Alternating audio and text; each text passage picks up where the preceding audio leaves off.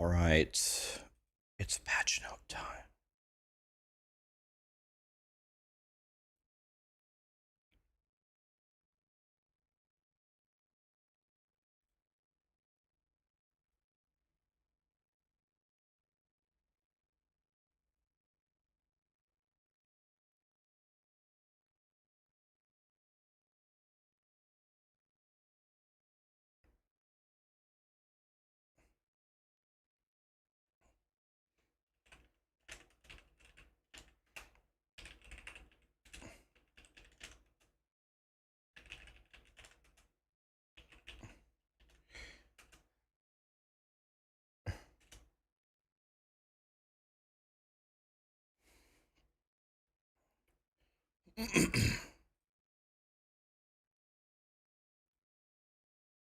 Hi guys. Are the patch notes out yet? Probably not, right?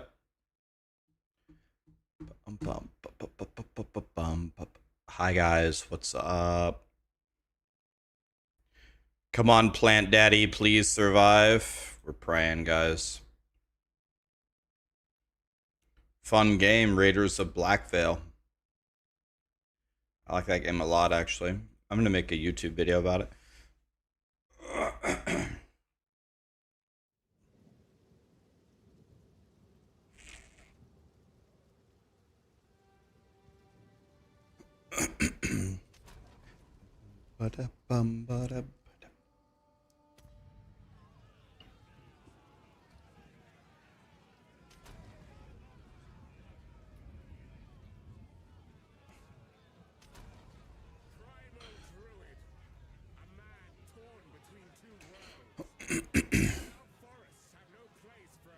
um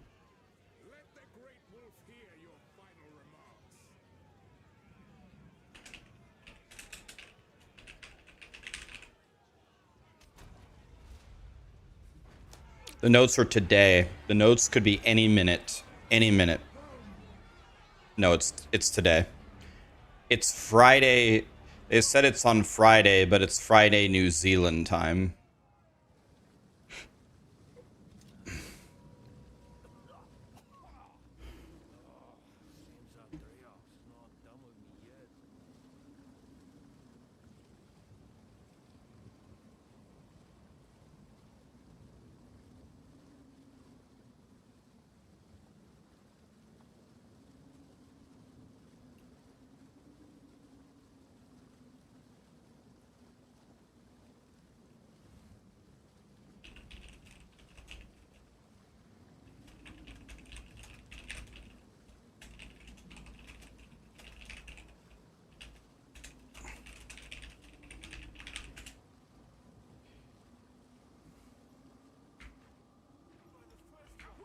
Hi guys. All right, look, we need to get a Plant Daddy set up in the early game. That way we can test things.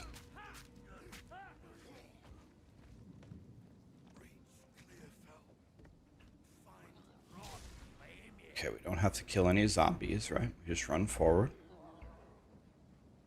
We just run forward.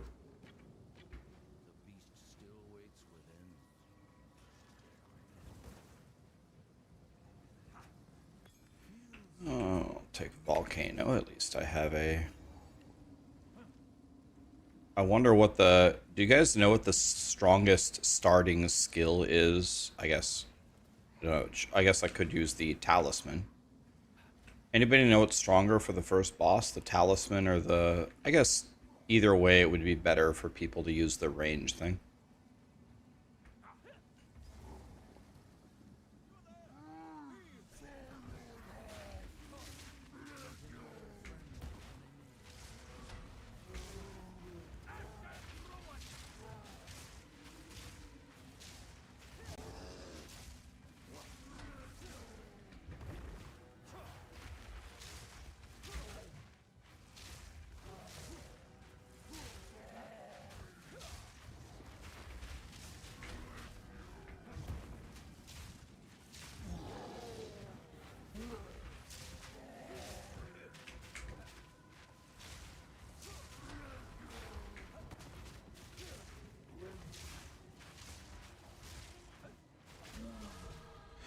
It's a win, boys.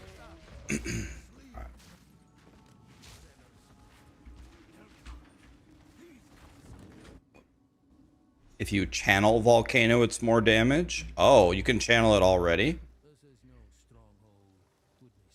Oh, you can channel it, oh, straight from the beginning?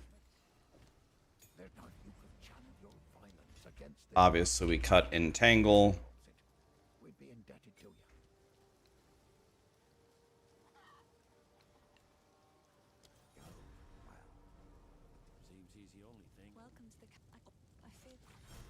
Okay, good hint, good hint.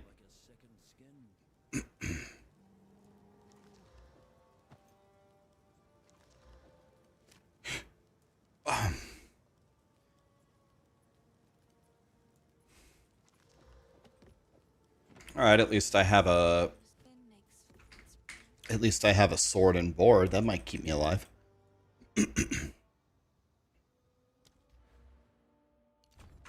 Okay.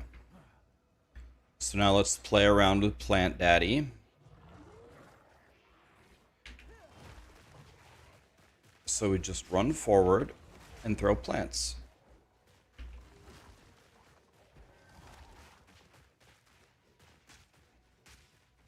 Okay, we do absolutely no damage right now, but that's every skill. Ah, yes, good hint, good hint. Gonna pick up every piece of gear we can possibly find. Because I'm poor. Take a lesser life flask. And then you just have the enemies run on top of you.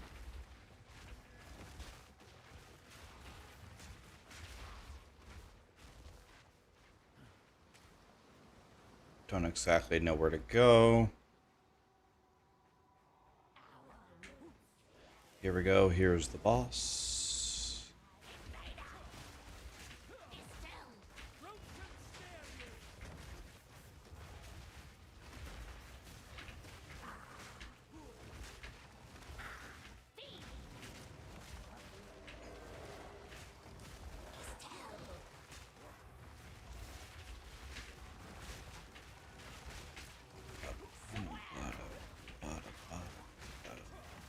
She's about to be stunned. Let's get a big old volcano under her. We're doing the most damage that's ever been seen in the history of PoE 2. It's crazy. Bam. It's a win. We have a wand. I can't identify it because I'm too poor.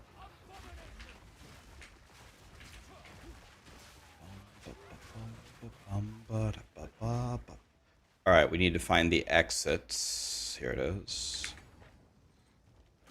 It's the Diablo goat has moved on. Hi, Haley. You beat the first boss with your fists? Are you warming up for the face breakers or what? We just kite the wolves with plants. Walk forward. You can lay a volcano if you want. I'll take that AUG. Oh, better flasks? Excuse me.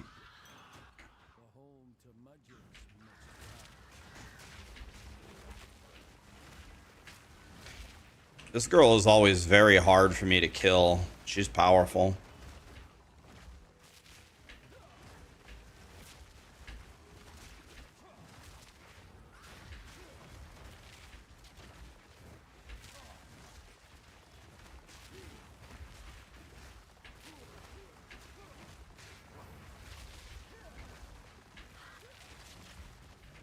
How did I lose my stagger? I was constantly attacking her.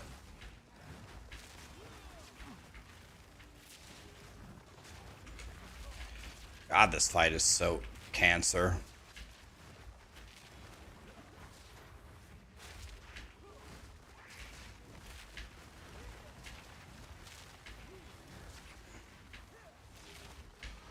Ooh. Oh, a support gem lit.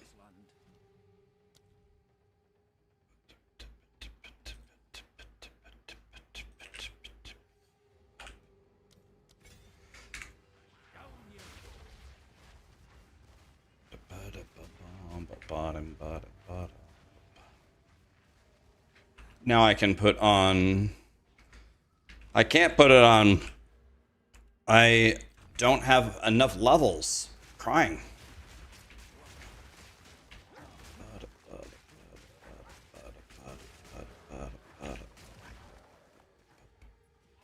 Cut Frost Bomb for exposure, but I'm doing physical damage. I thought exposure only gives you elemental damage. Oh, thank God. Level 2 plants, thank you. Excuse me, sirs, I'm cutting my gem.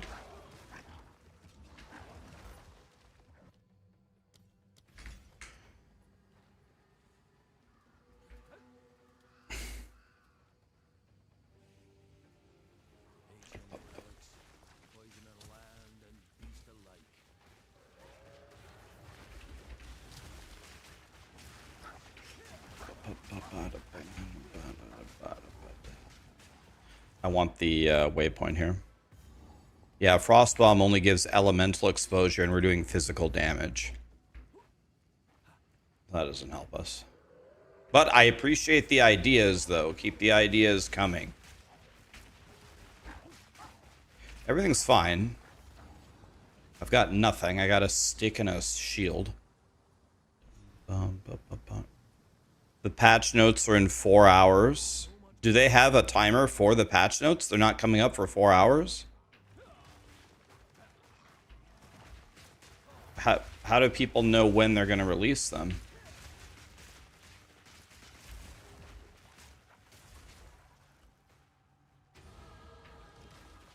Level 4.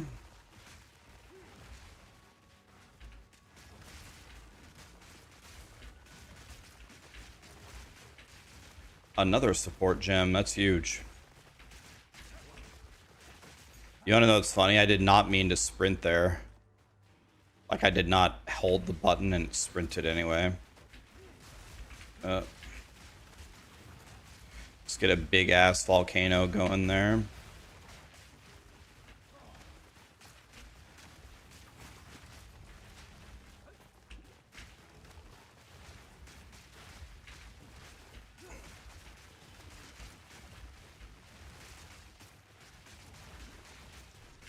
Okay, now I can check my wand, and hopefully the wand has some... Hopefully the wand has some... It has nothing on it that actually helps me. GG, man. GG. That was as big of a brick as you could ever expect. Okay, I don't have any mana in my mana pot. So we got to be very careful about the mana that we're using here. I can get 10 more spell damage. Let's do that. This is a problem because I don't have any mana.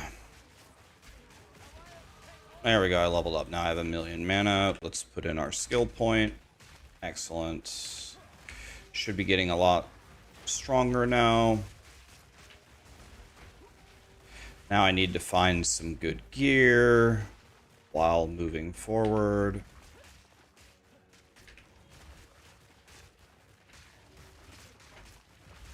Getting a lot of wisdoms, that's good. Patch notes are not out yet. If they were out, we'd be reading them. People are speculating it's not coming out for 4 hours. That's a lot of hours.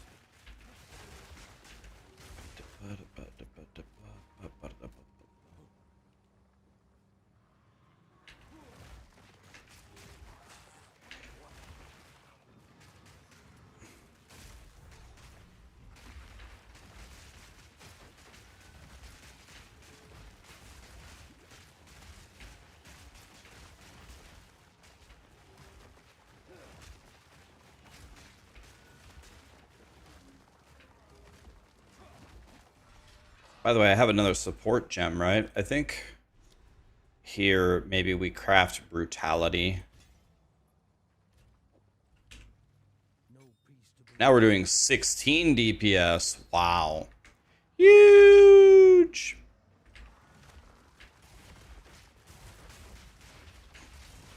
Get a big ass volcano going in the middle there.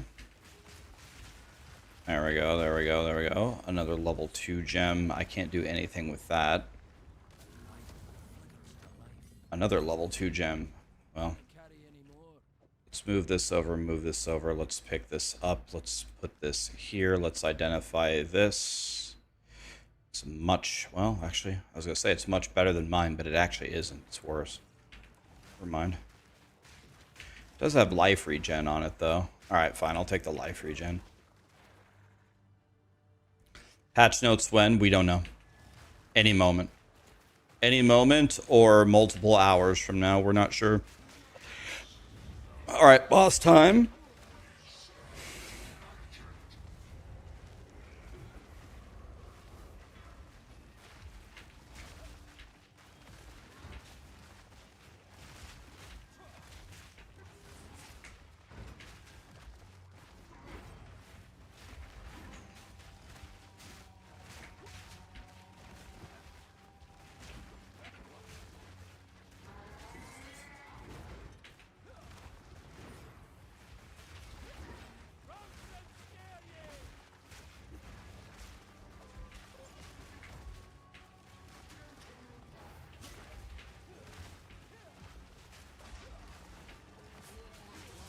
Keep in mind, my gear could not be worse right now. I have 0 spell damage and 0 spell levels on my gear. So you will never be weaker than this.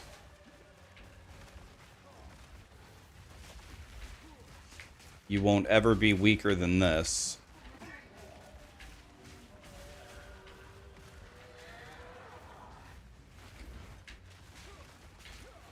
We're just slowly trickling him down.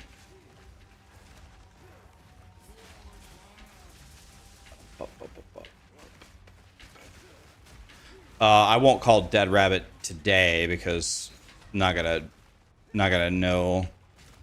Well, I mean, probably not today, no. But tomorrow probably.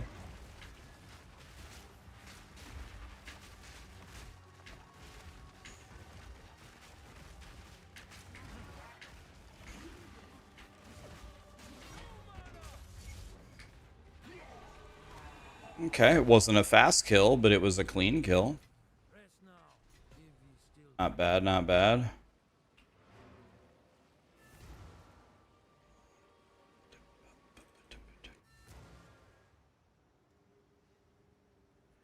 According to DM, Dead Rabbit's build got nerfed. How would DM know that though?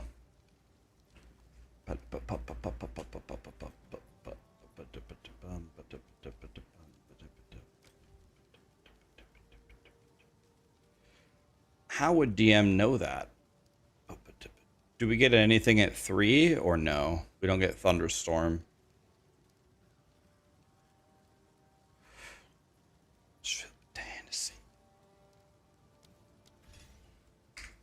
Okay, we're up to 20 damage.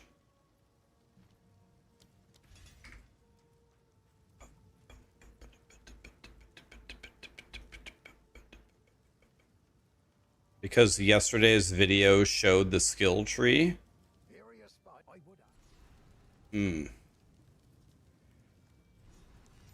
Oh, wow. Wait a minute. Life int dual res? That's about as good of a... That's about as good of a... Okay, we need to make a regular expression here. Rare... Rare... Move... Level... Physical... How do we search for...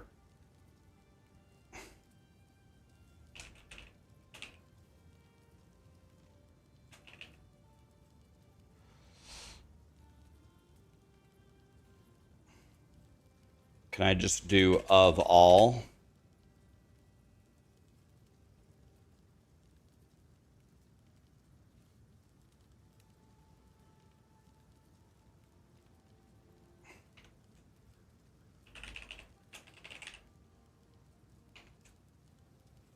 spell damage.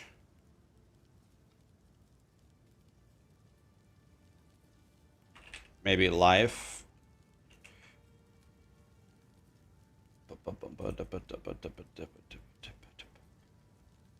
So this should have shown up.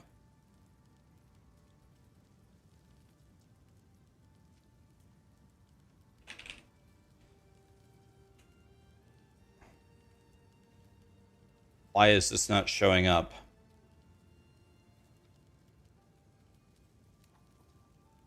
I typed in the word movement. Why in the world would this not show up?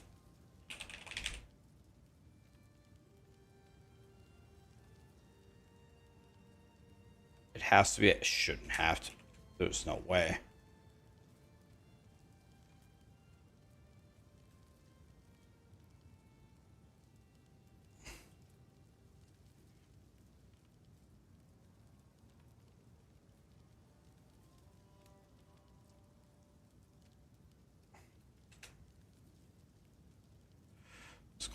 Get rid of everything. Movement. Rare. Okay, now, what? Now it works? That doesn't make any sense.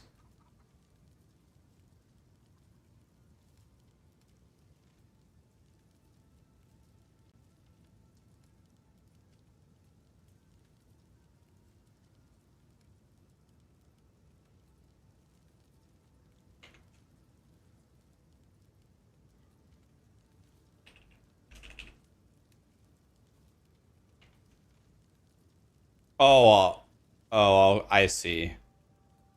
I think I know what was bricking it.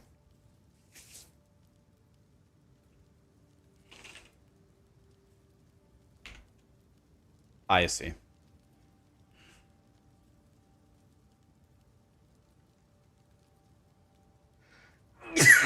Excuse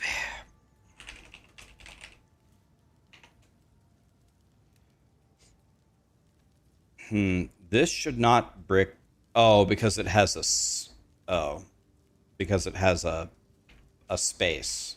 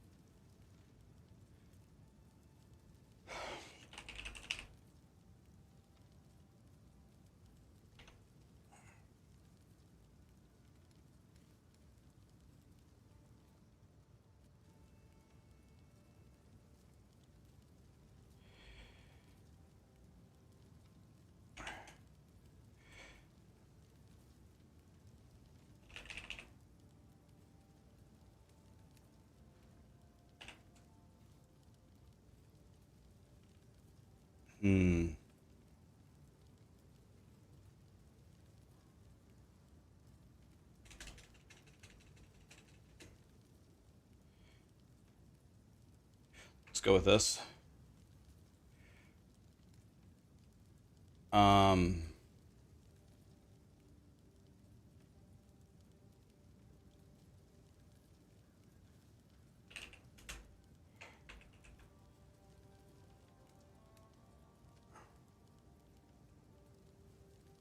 So this is absolutely not working, and I don't know why. It's probably because this has a space.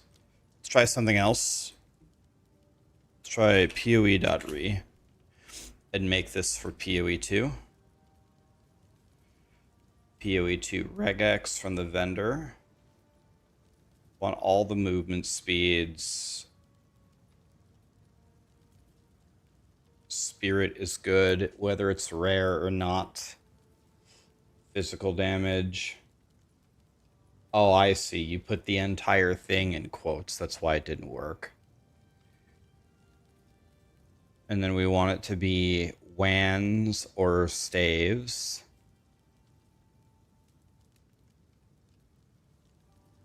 All of this is good.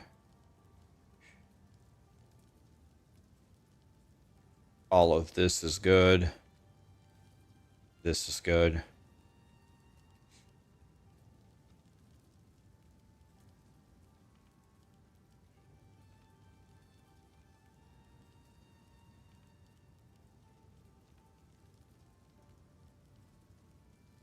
This is good.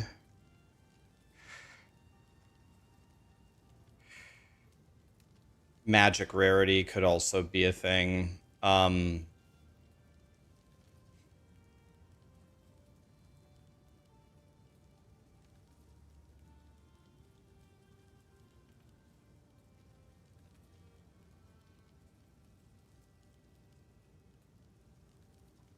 I thought they increased the amount of a regex you could have to 150.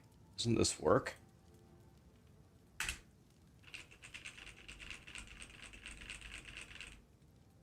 Certainly. Well, maybe not. We don't care about rarity in the campaign.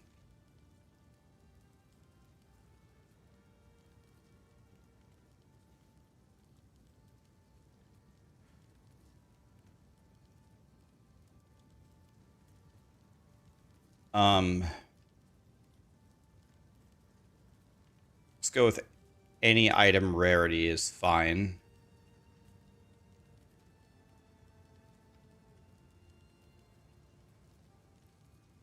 So now I have to figure out a way to make this regex 8 characters shorter.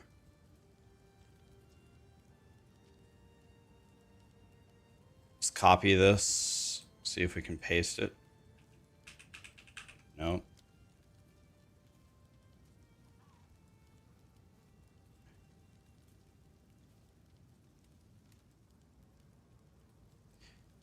We could just take out the item classes.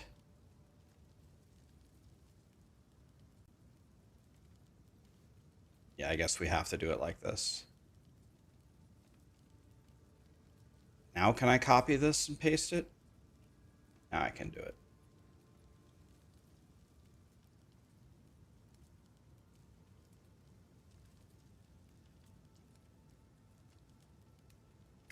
Okay. The main thing we care about is, does it work over here?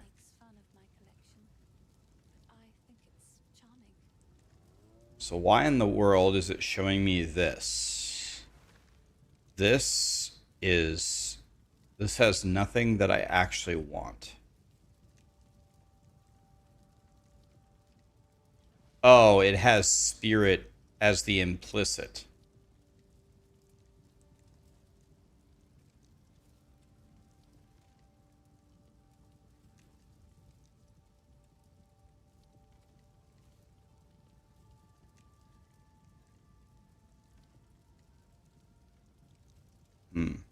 Okay.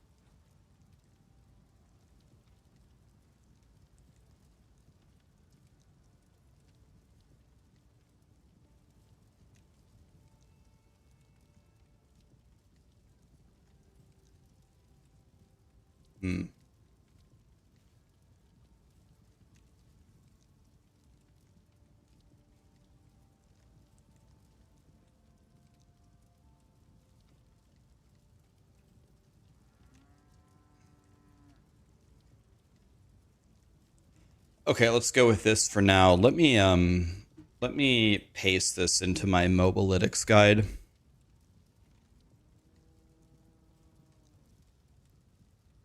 Real quick so you guys can have it.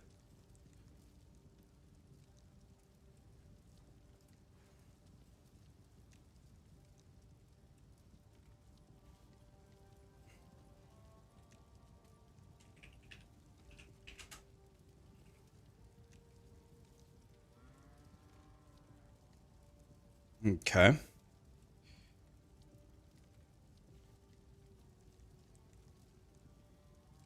Yeah, we would need to look for percent spirit. Or is it flats? Is it considered flat spirit or what?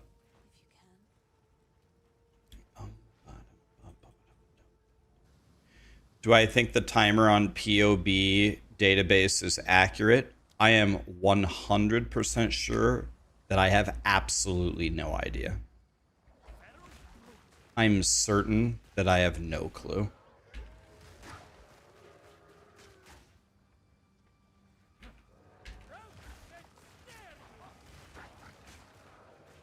Yeah, this Plant Daddy guide that I'm going to make is probably going to be the most detailed guide I've ever made before. I'm going to explain exactly what to do at every moment.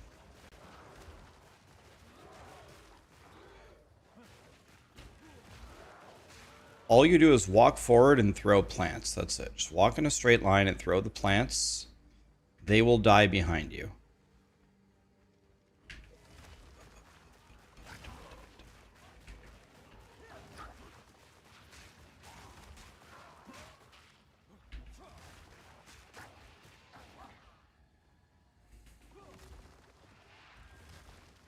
You level with plants the entire way. You cut plants as a level 1 skill gem.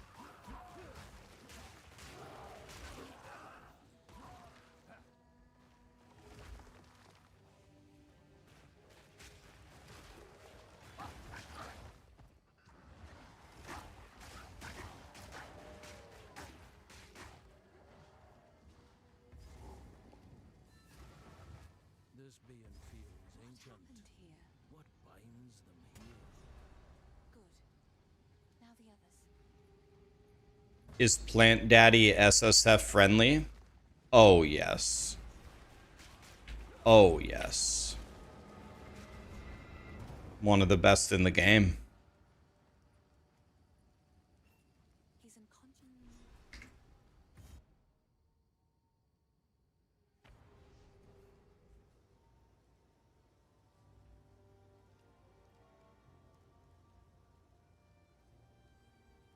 How do you keep plants happy so they don't turn on you? You pretend like your plants are your girlfriend. So, what makes your girlfriend happy? The number one trick to keeping a girlfriend happy is snacks. You have to give the plants lots of snacks. And then you got to give them a butt squeeze and a hug. And that's about it. That's about it.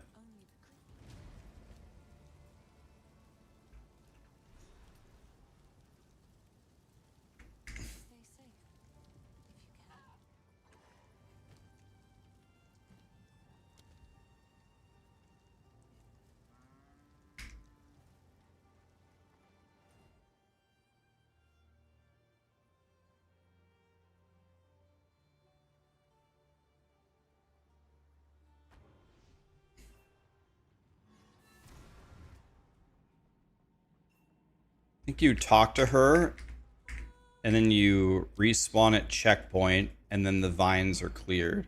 Yeah.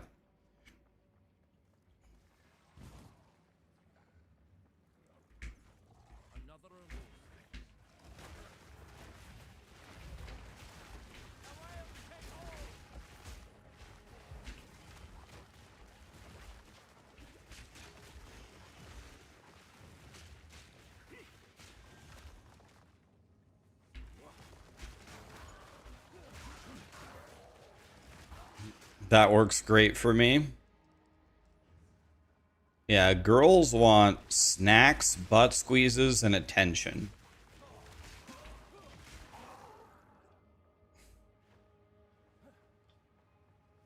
You give them those three things, they're very, very pleased.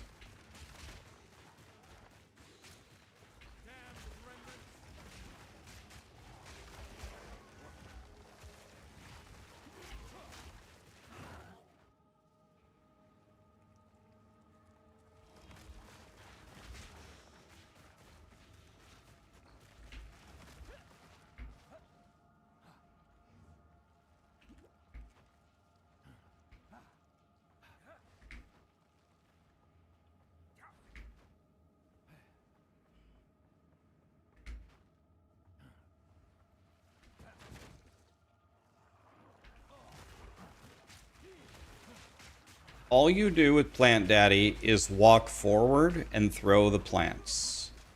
Walk forward. Walk forward.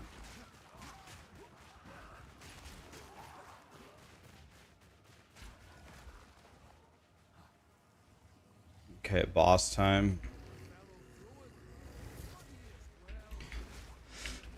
I'm not gonna lay a volcano until this guy moves. Now that he's moved, now we give him a big ass volcano.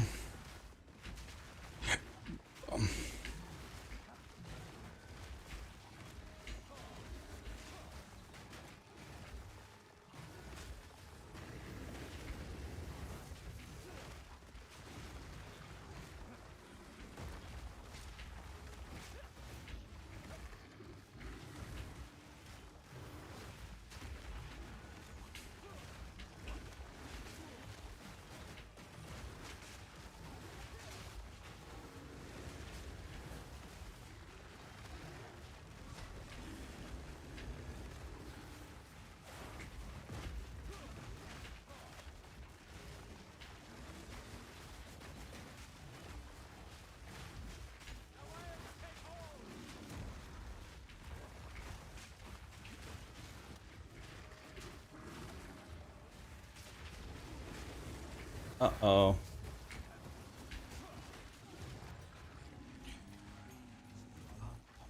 Please be better than mine. I mean, it's better than mine, but I'm using brutality, so the damage that's extra doesn't work for me. Thanks, God.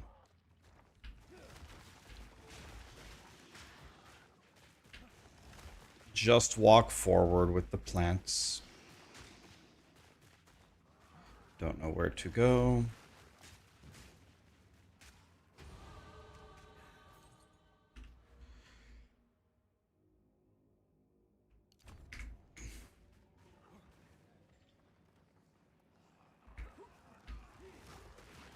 Another dead end. Awesome.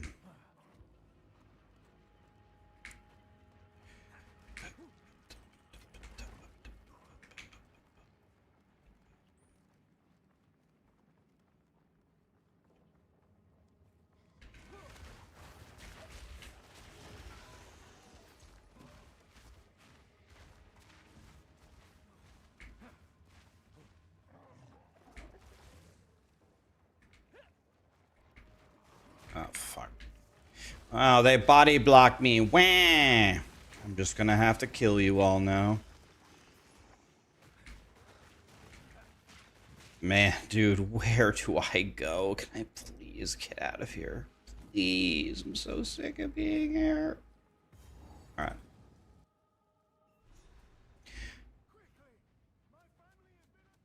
You're gonna follow somebody's guide in the beginning and then you're gonna homebrew something as the next build? Hell yeah, man. That sounds good. It's good to follow, if you don't know what you're doing, it's good to follow a guide in the as your first character, and the reason why is it lets you get some currency. It lets you get to the end game comfortably.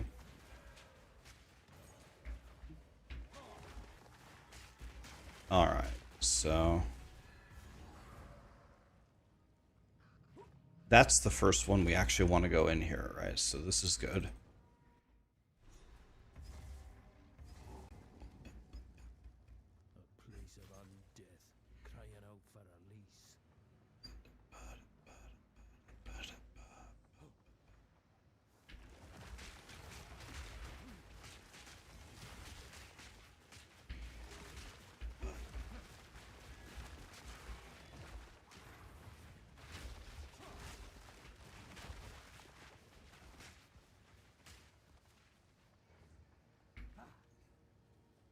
How long does it normally take to do a campaign run?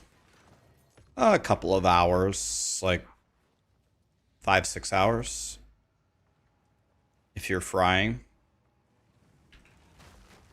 If you're just running in a straight line through it.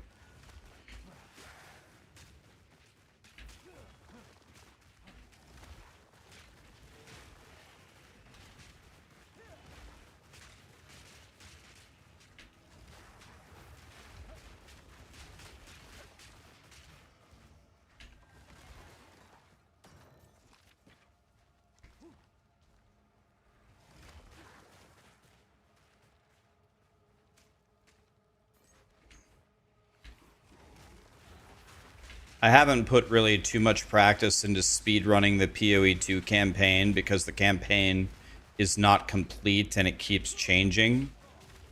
The moment that we get much closer to the launch, I will actually spend much more time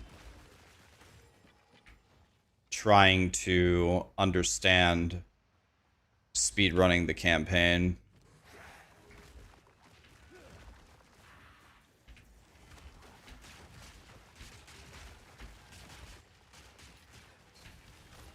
Let me take a peek in the middle here and make sure that the boss isn't here. And I'm so glad I did, because look who's here, the boss. Angurmus does it in 2 hours. The world record is like 3:31. 3:31 is the current world, like the current world record.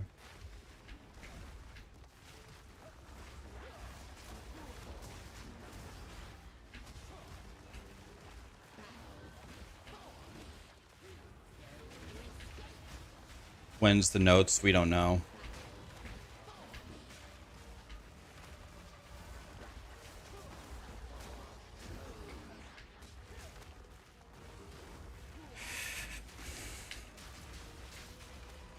This is the problem if you're under leveled and I don't have any spell damage on my gear and 0+ levels, so this is very, very low damage right now.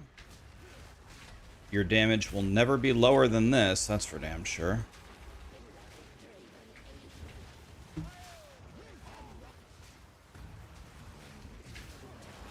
It's not gonna be lower.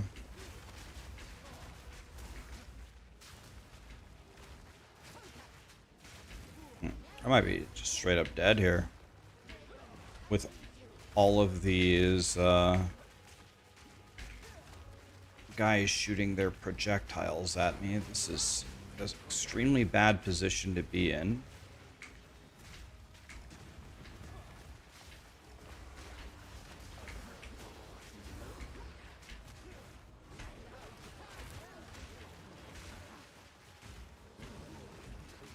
I have no mana, so this is just a loss.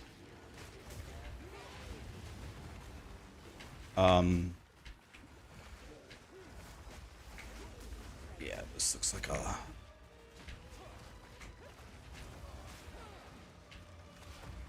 I don't know. Let's see what I can do here, I guess. I don't have any mana to break this wall. I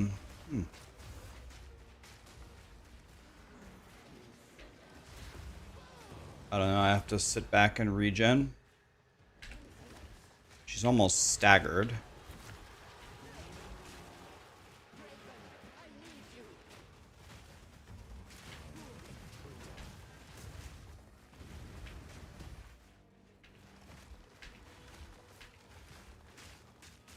This is crazy work. I have 4 tacos.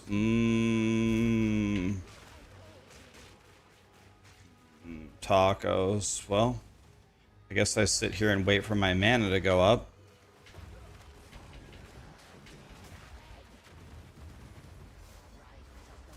I gotta hold at least 1 plant cast for when she ults. Right there. There we go. Okay, I won anyway. Don't try that at home, kids. Don't try that at home for sure.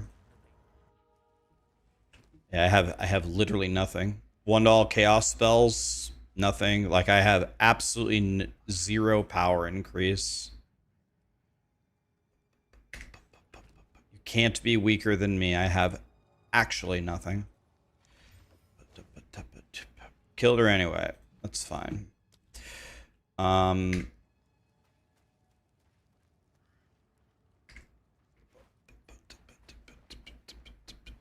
You have 27 pounds of brisket. God, I wish I had 27 pounds of brisket. We need to go to town and see if we can get anything that does anything. This is going to be a very tough fight with nothing. Have I ever played Destiny? I have. I'll tell you, think I started in Destiny 2. But my history with Destiny was we were playing with all of our IRL friends, and to protect the names of the victims in this story, I'm going to call my friend Kyle. His name wasn't Kyle, but we're going to pretend like his name was Kyle. Anyway, Kyle was one of our friends, and we love Kyle. We've loved him our whole lives. But Kyle sucks the most gigantic donkey cock at video games. So I believe Destiny 2 is a 6-player raid when the raids first came out, and we essentially we had Kyle, and then we had a second friend. We'll call him Chalmers to protect his name.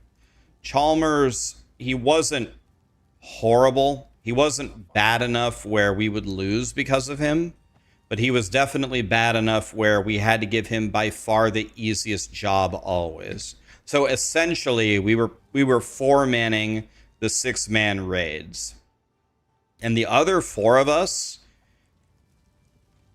were gods. We were gods, so we were just murdering everything easily. But after doing a few of like the newly released raids and having to play with Kyle and Chalmers, I just said, you want to know what? I'd rather just off myself than carry them through another raid, and so we stopped playing. That was my Destiny history.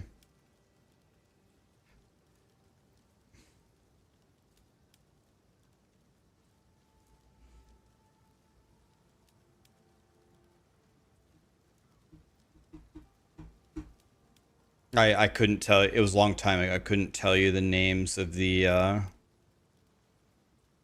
I couldn't tell you the names of the raids. This is 86 spell damage, by the way. So let's aug it and see what happens. Come on, +2 to Fizz. Damn it. Well, I just gained... Let's see. Without this staff on, we were doing 22 damage. Now we're doing 34. What's 12 into 22? Slightly over 50% damage increase. We just got 50% increased damage. For 1 buy at the... So my Regex sucks, because my Regex doesn't show me spell damage.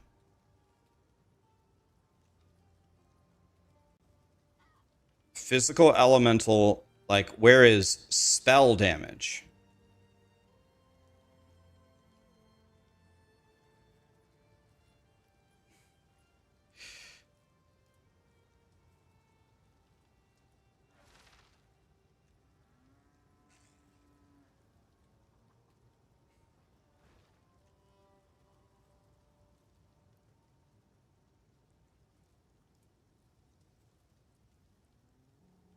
The raid that we stopped on, we cleared it. We cleared it with like 4 people. By the way, Miso just raided me while I was ranting about Destiny. What's up, guys? Oh, fuck yeah. Miso, what's up, dude? Ugh.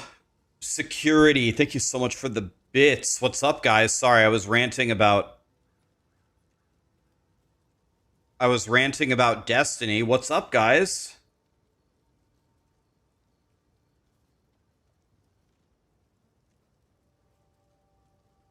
How we doing, guys?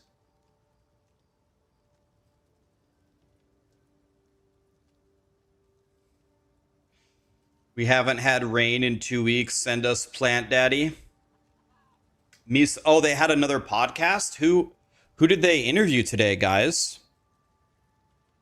Dude, my notifications are not playing my Peter Griffin laugh. I need to be laughed at whenever something happens. I gotta fix this. Pox? Oh yeah, I love Pox. Is Pox going the Righteous Fire build, I assume?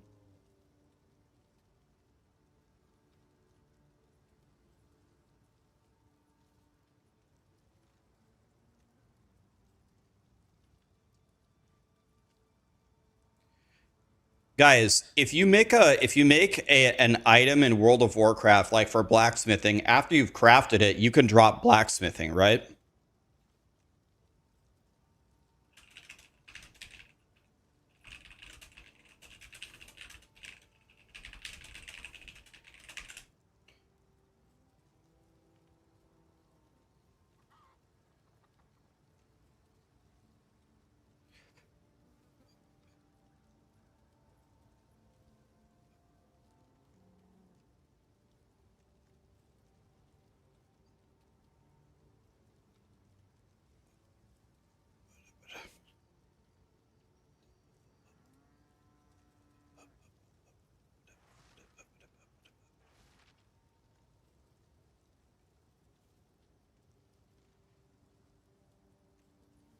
He's going the Witch Hunter Permafrost.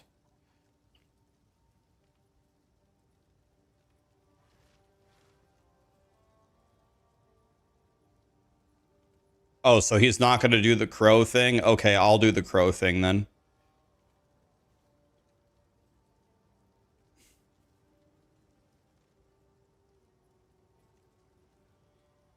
Yeah, guys, we need the patch notes. I'm going to thank... Let me send a message to Miso and thank him.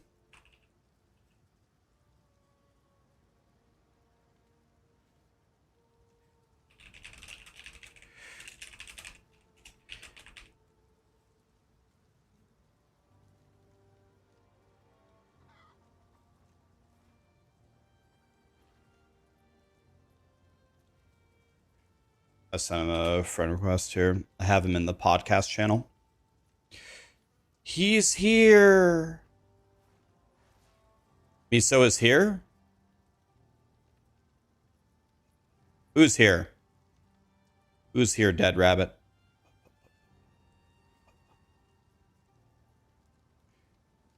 Me.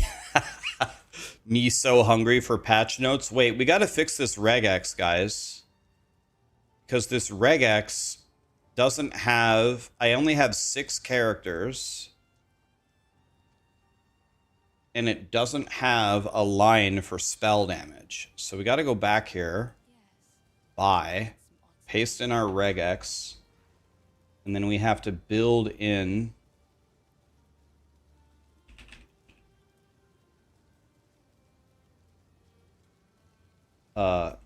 this. There we go. All right, I fixed it. Okay, let's copy that. Miso, thank you so much for the raid, buddy.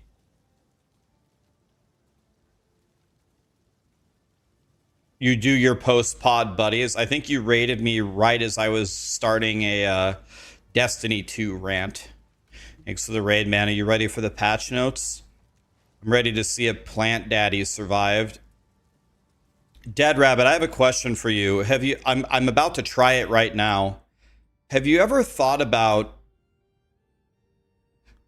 So the spirit gems in this game suck, and I'm trying to find something to use. I was using attrition, but attrition requires presence, which I ain't got no time for presence.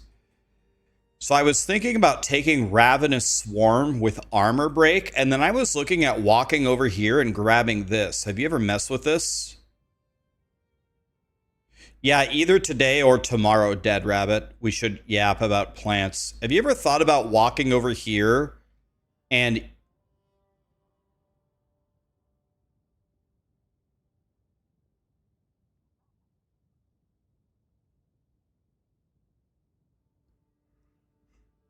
Dead Rabbit has an ad? I'll just give him a sub, man.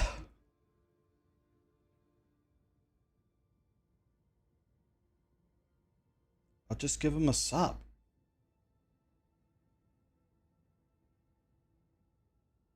There.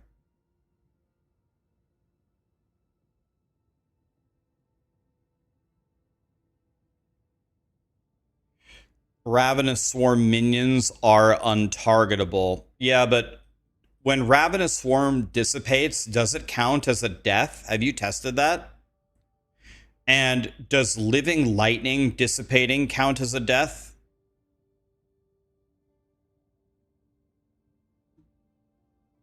Have you tested that? Because I haven't. I was going to test it right now. Do you know if Ravenous Swarm dissipating or living lightning, yes, but what about Ravenous Swarm?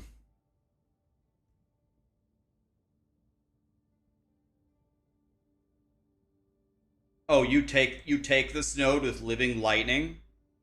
See, I'm trying to figure some things out. I'm trying to figure out if it's worth spending the 5 points walking over here. And I'm also trying to figure out if it's worth taking these two Impale nodes or not. And then I was looking at Impale, and then Impale requires an attack hit. And we don't have an attack. So I figure I don't want to add Bone Cage or Bone Storm to my build. So Living Lightning is also an attack. But my question is Impale worth it? Have you been able to accurately test whether Impale is worth a shit or not in the early game?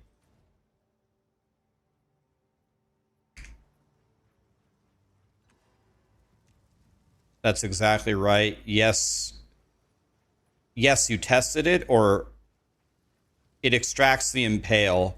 Yeah, I was messing with Living Lightning kind of in the mid game, and the Living Lightning, it was doing no damage, and it was like never applying shock, so it seemed kind of dog shit. But if the Impale is worth it, maybe you take it anyway. But if you don't take that, then you lose like something like shock conduction. And I could not get my Thunderstorm until you get the T5 support. I could not get my Thunderstorm to reliably apply shock, which is a huge damage loss. So I don't know if it's worth it or not.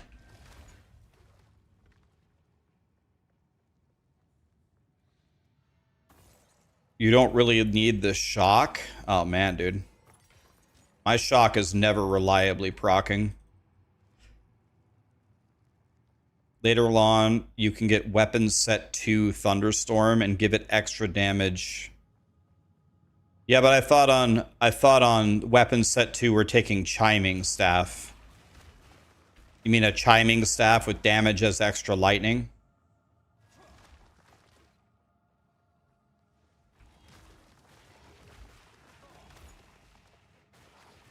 Okay. I usually take Chiming Staff in weapons set 2.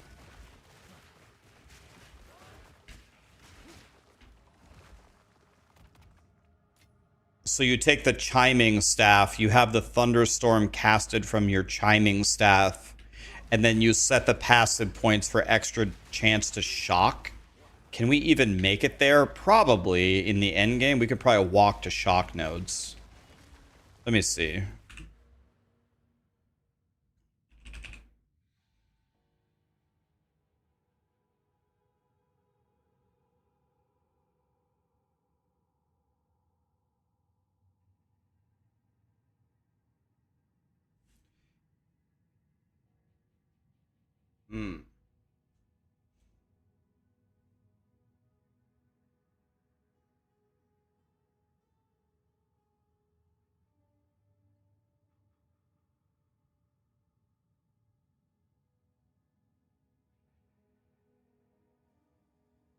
We will absolutely be over here. This doesn't help us at all.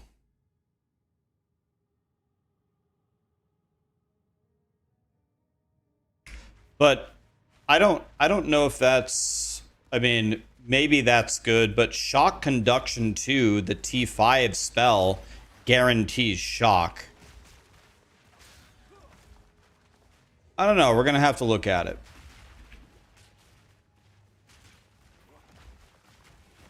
All right, dude. Yeah, we're definitely gonna theory craft. I want to theory craft Plant Daddy with you. It's gonna be fun. I'm gonna test early game Living Lightning and Ravenous Swarm right now. I'm almost to the level where I can try them both. And I want to see I'm actually just genuinely curious, how strong are they early game? Like, do they do anything? Like, if I just stand here, will they do anything for me? It's gonna be interesting.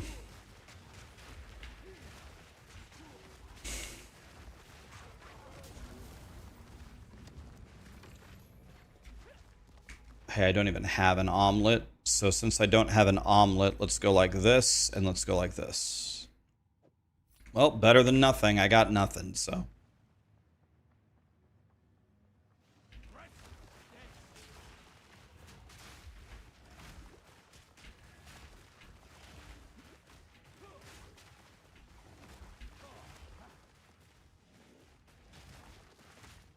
Ow! Yeah, we're gonna get Living Lightning early.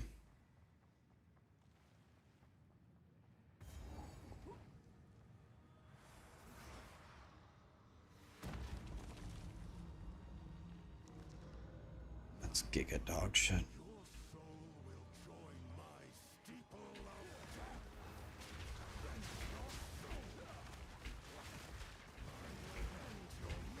So my damage is not super impressive here. I have 0 levels to spells right now, unfortunately.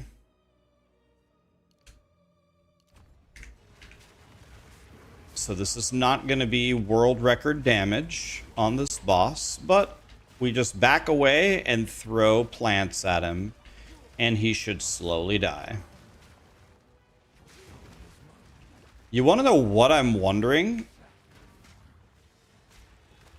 Should I cut either Essence Drain or Contagion with plants early on?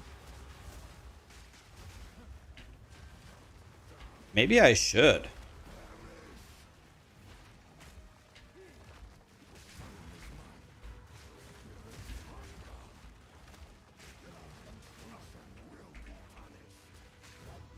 Hope you guys take him off the podcast. You guys can do so much better finding a third.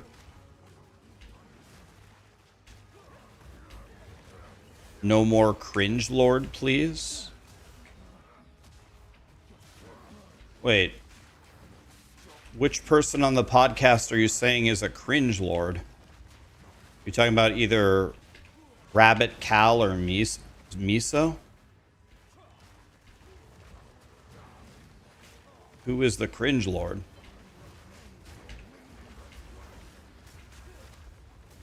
Cal is the cringe lord?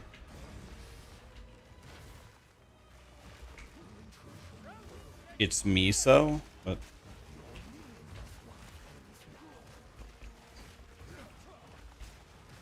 okay, not impressive damage, not impressive damage, but slow and steady wins the race.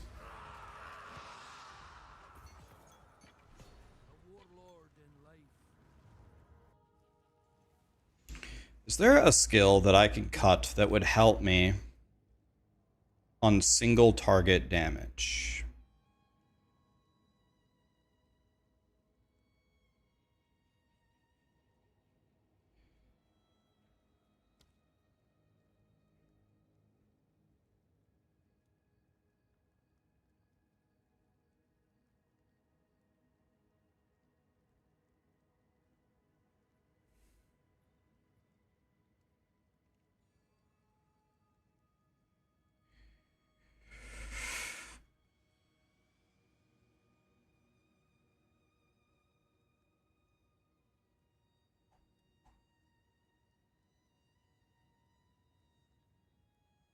I feel like Miso, Cal, and Dead Rabbit have good synergy because they all seem to have a different approach to the questions. The worst thing you can have on a podcast is an echo chamber. Everyone just says one thing and everyone just chain agrees is probably the most boring content possible. Going to bed, buddy. Have a great night.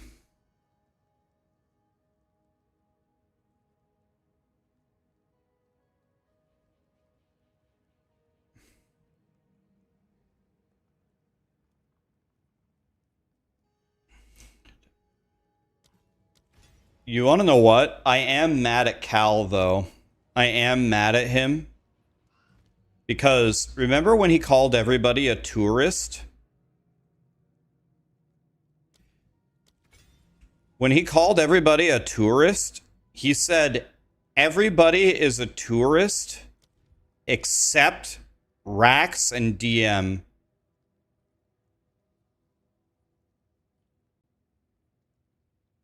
I wanted to be a tourist.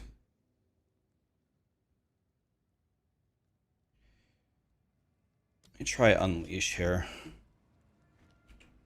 Let me see if I can do anything with Essence Drain here. Let me see if I can make this do any single target damage. We can get rid of this stupid volcano. We can put this here and then go like this.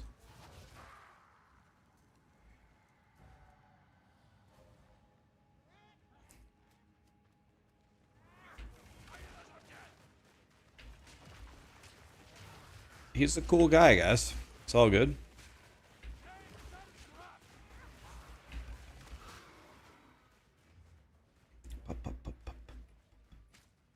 I wanted to be a tourist.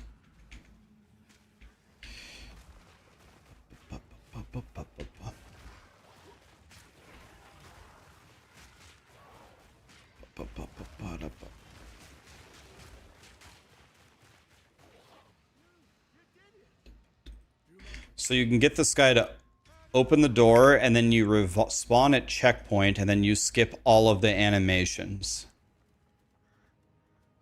Dang it, I don't have any mana. I want to see if Essence Drain provides me some much needed single target damage.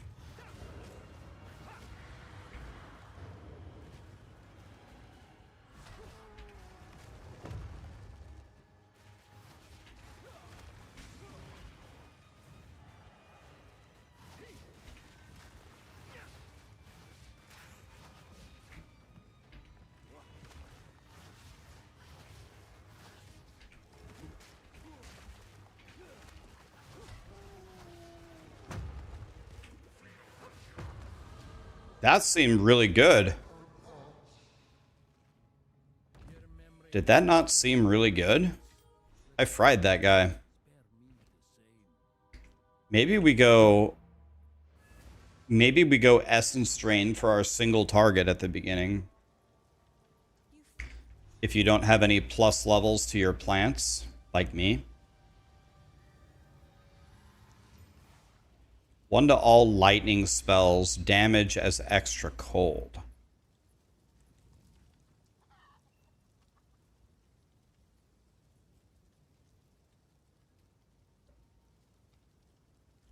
Security, Polylove, AFK. Thank you so much for the primes, guys.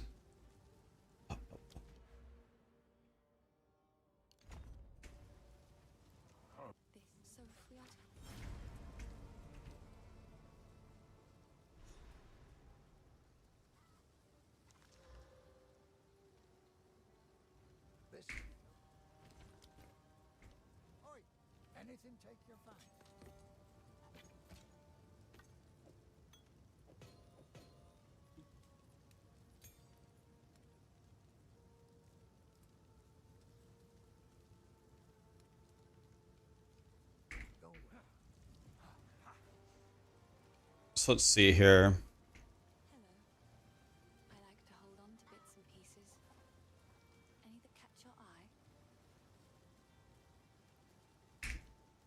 Okay. World boss in 3 minutes. Oh, thank you.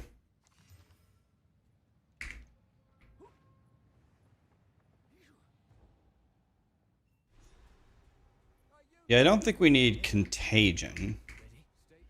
Because our plants will AoE kill everything.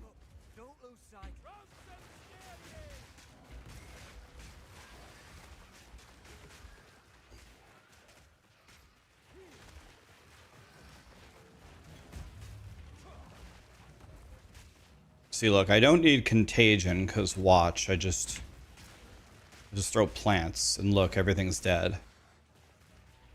The only reason why I'm even considering using Essence Drain is because I don't have any plus levels to my physical spells.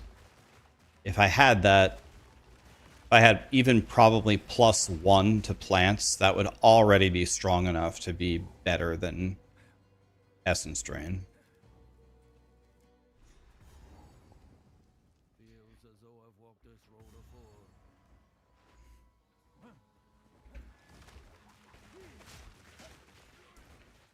Now I gotta figure out the two best... I gotta figure out the two best supports for Essence Drain. I'm currently using Swift Affliction and Unleash. See, guys, just walk forward and throw plants. Then if anything survives, throw an Essence Drain.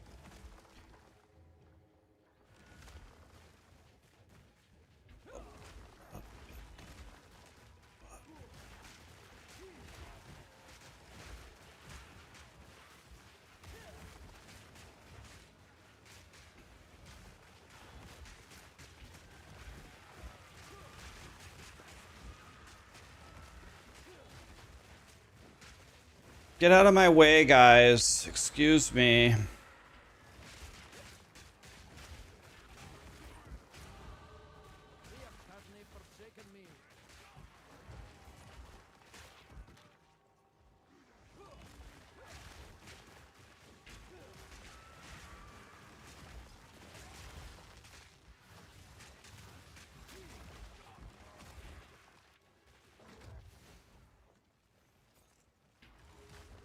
When do the notes come out?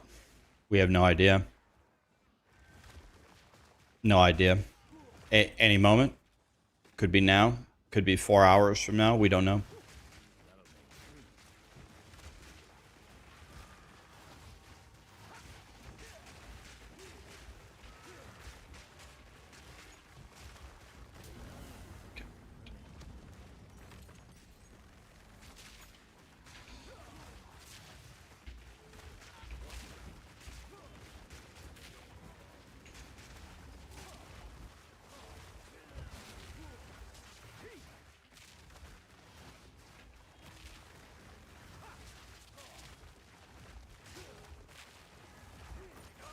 Another support gem. Nice.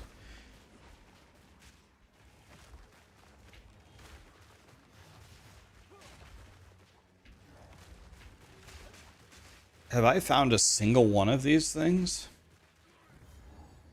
Oh, I found the endgame boss.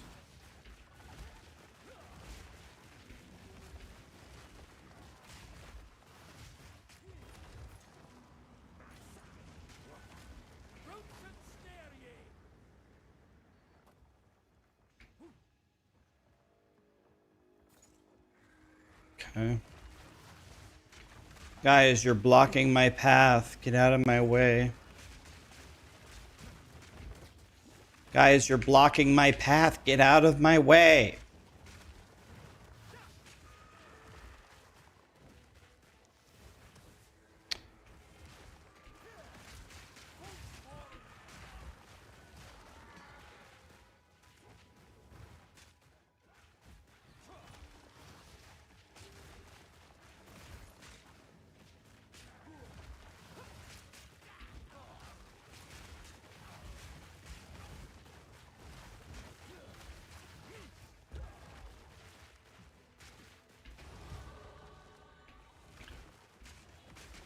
Man, I ran around the entire perimeter here.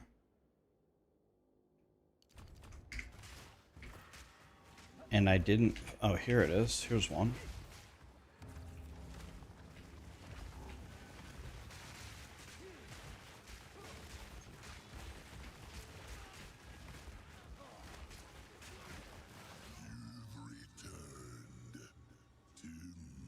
Here's the other one. Lay the plants down, get them going.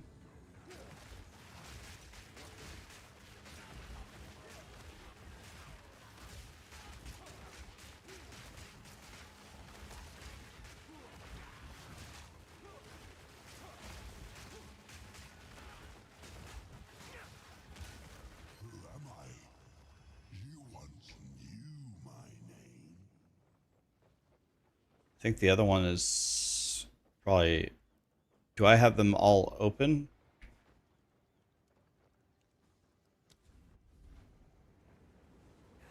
No. It's probably by this other checkpoint right next to me. Yeah, right here.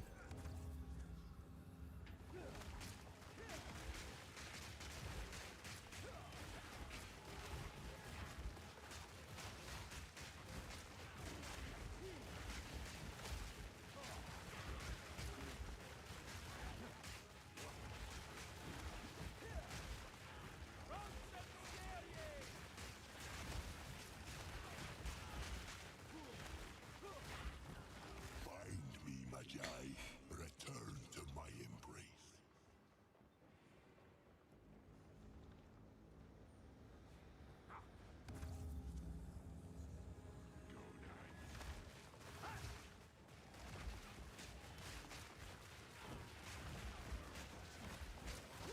Okay, here we go. Boss time. The Hanzo guy. Ayad. Yeah, Ayad. Did I get even close? Thank you, my friends. Say Barrio. J-Rock.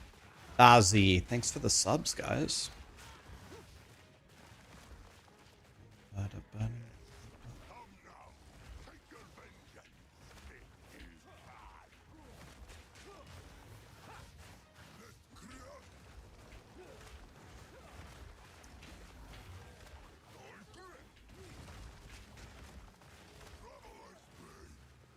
Okay, I have to stop moving.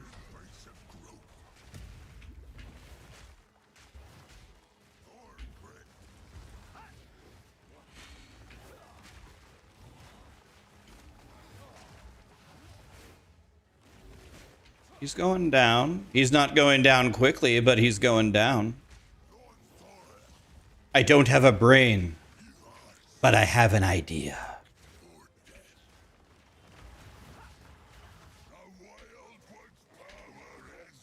Alright, let's get our mana back.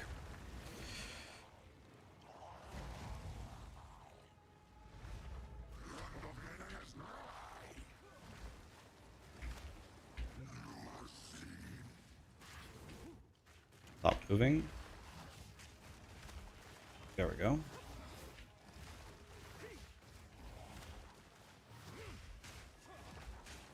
His health is just very comfortably going down at range.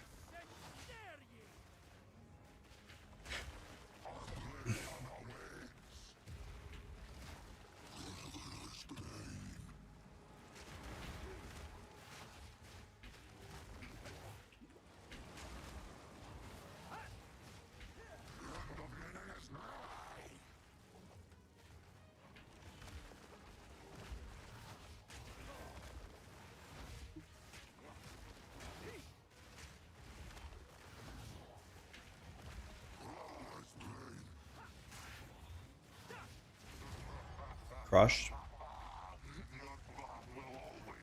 I mean, it's very easy. I don't have super good damage right now, but it's just very easy. All this is dog shit. I guess I'll take the AUG. They could definitely make the rewards for completing this quest much more interesting and actually teach you about ritual. They could, you know, put some yellows in there or something. All right, here's the million-dollar question.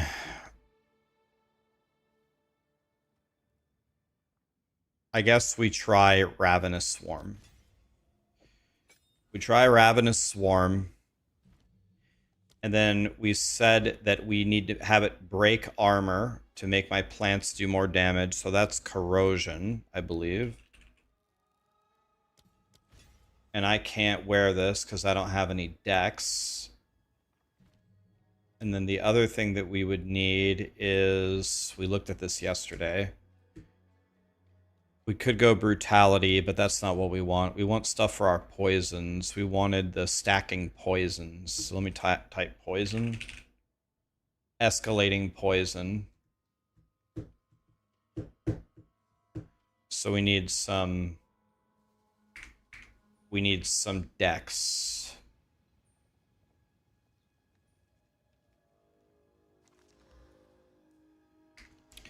We need some decks, boys.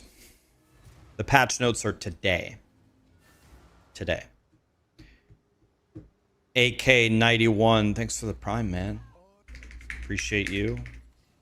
Definitely take the Sapphire Charm reward. Let me type that in to my guide here. Let me go to my guide here. Guide, edit, reward,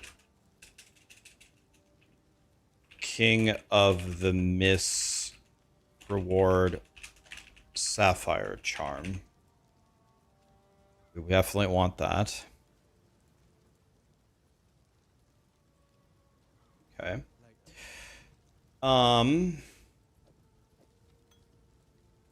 All right. Now the $1 million question is, does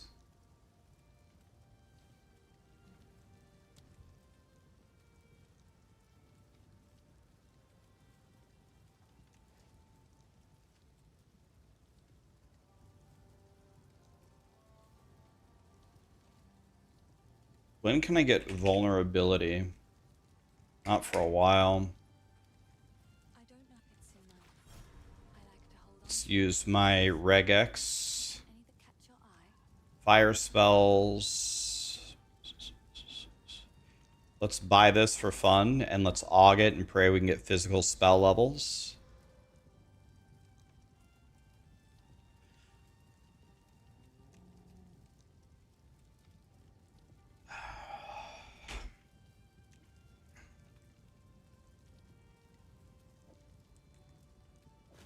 It's just pure talent, guys. I don't know what to tell you.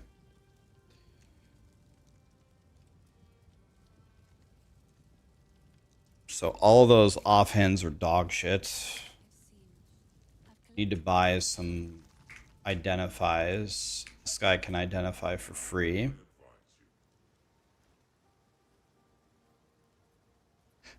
Should you go Essence Drain Contagion instead of Spark right away?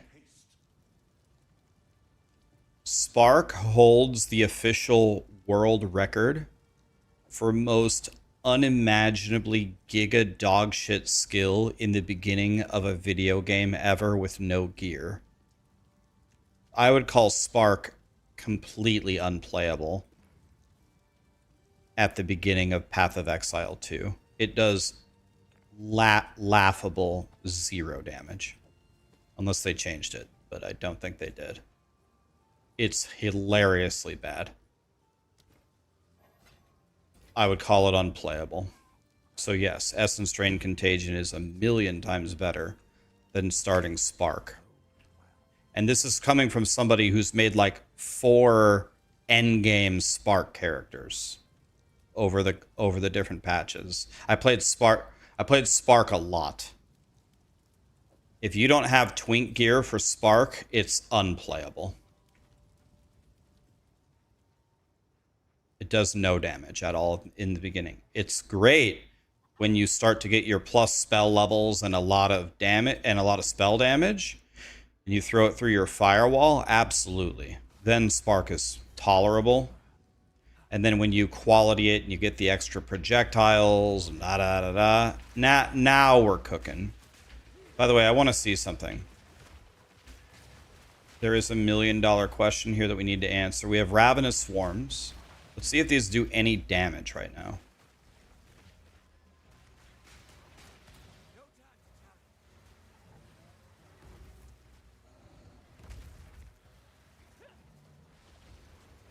I mean, not really. Not really.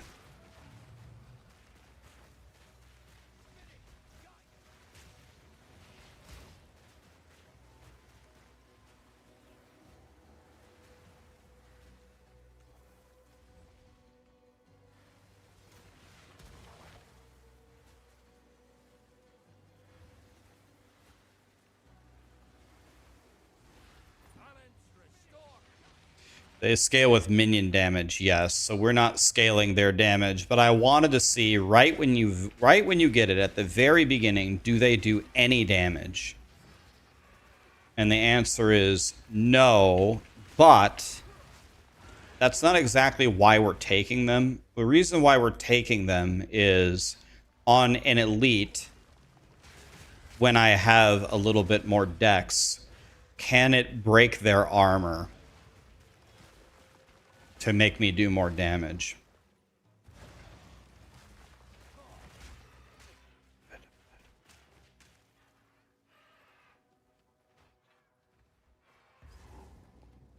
The problem is there aren't any good spirit gems to take this early.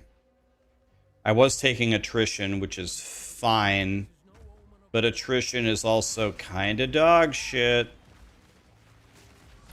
Let's see how much damage the swarm is doing. It's biting for like between 1 and 9.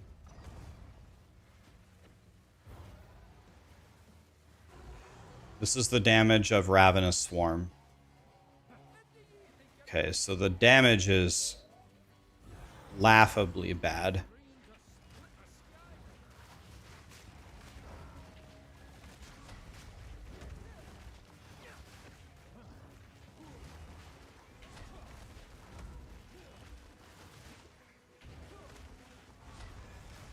We got to think about what's everything that we could take advantage of with the fact that the monster is poisoned.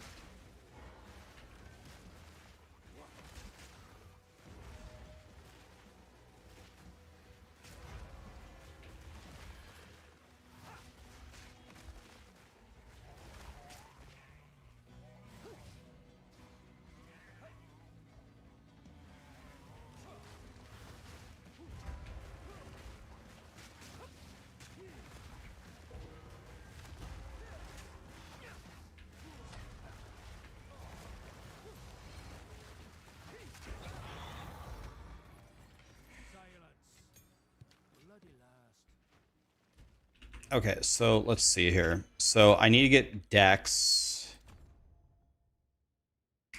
So now with Dex, I can corrode.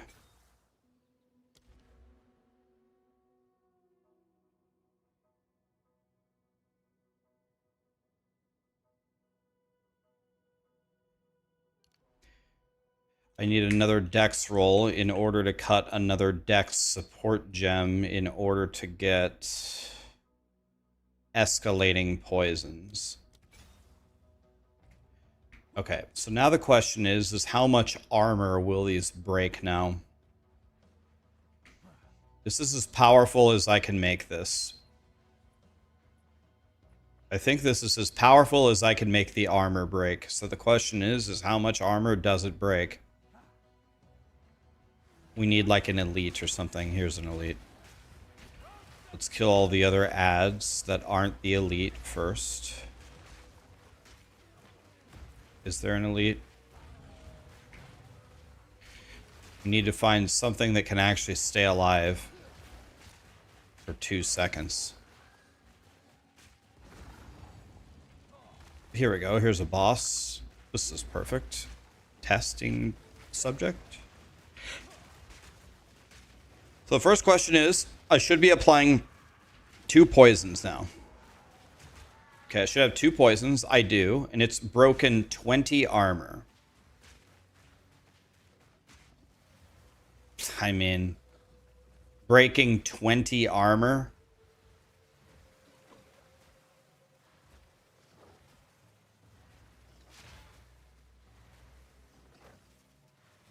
I mean, okay, it does have fully broken armor. And now if I attack him,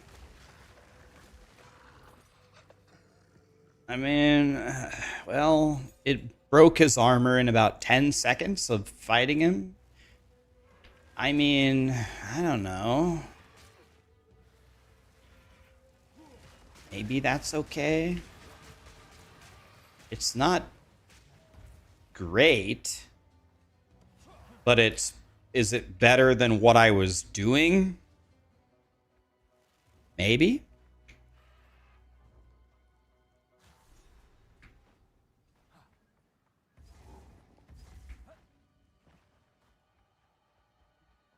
I don't know.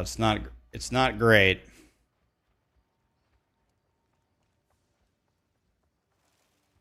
But it's not the worst thing I've ever seen. I've seen worse.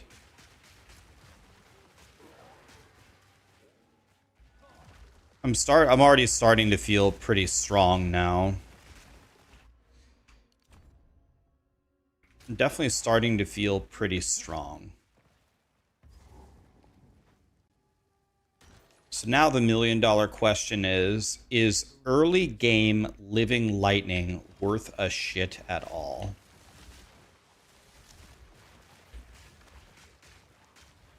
Because it won't be triggering any impales. So we just kite the elite with us and walk forward.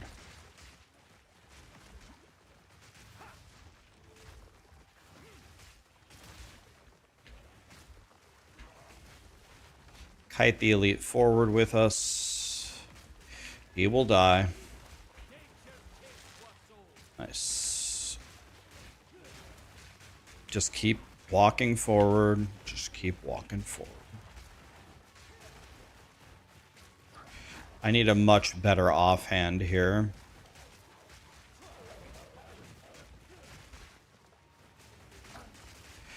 Just keep walking forward. Ignore the monsters and just keep walking forward. They'll die.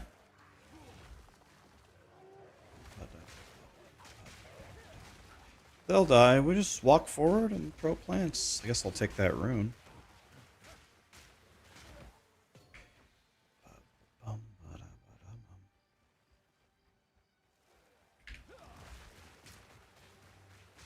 Retro games stream when? In 3 years.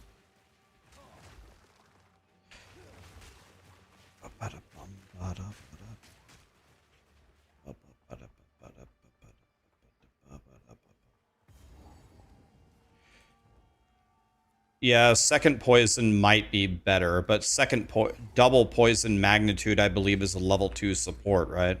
So I don't have that. So for now, we take escalating poisons.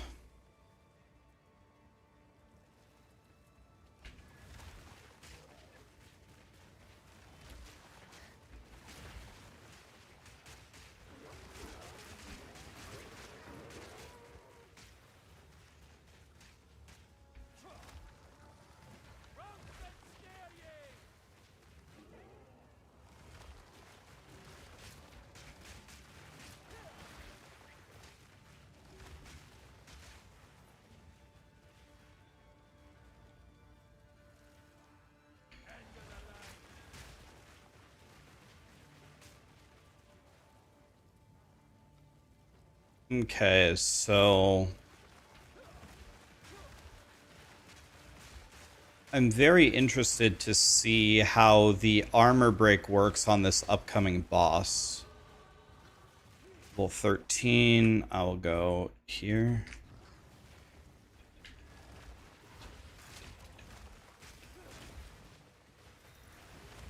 It's broken 17 armor, 20, 21, 23. He's dead. Okay. Do you think we need to be tankier as they release different content? Or can we just one-shot with a bow skill? Well, I think if you take any character and take him to the actual full potential of its power, I think you're going to be one-shotting most content in the endgame still.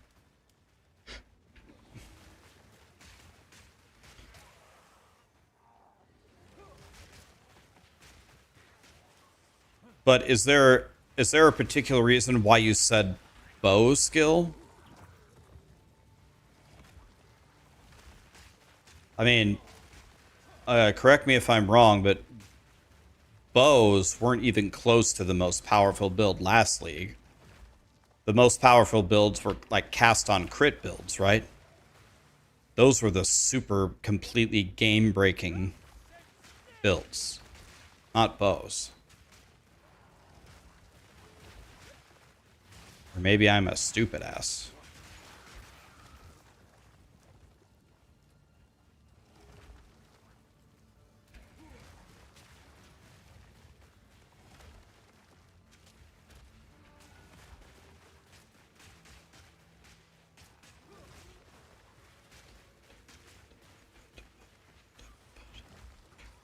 Didn't they nerf the reverse chill in the middle of the league though? I thought they was it like the gloves or whatever did it?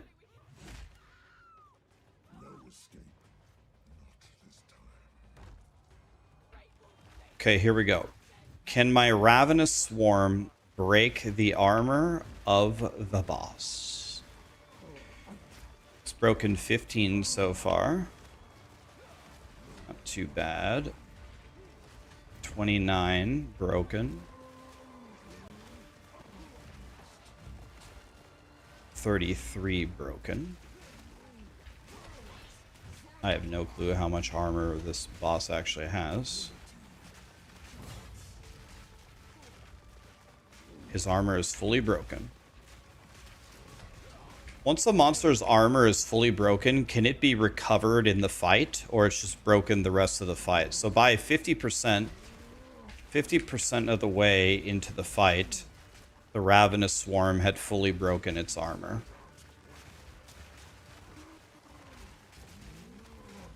That's not bad.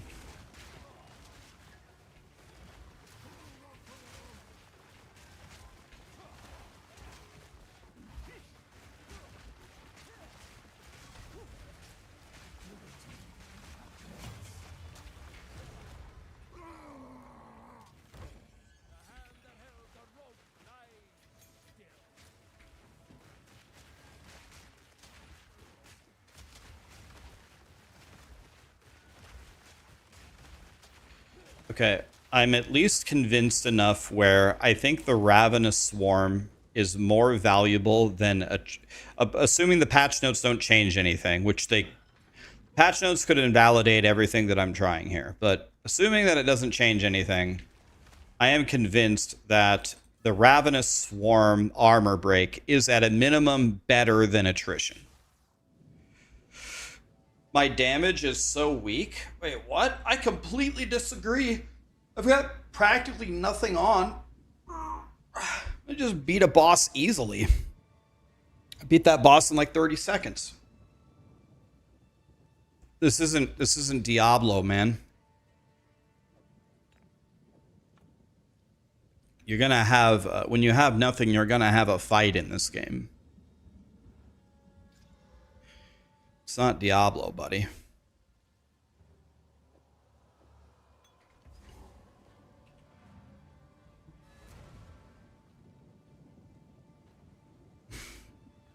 All right, so that's pretty good. But now we need to think about it some more.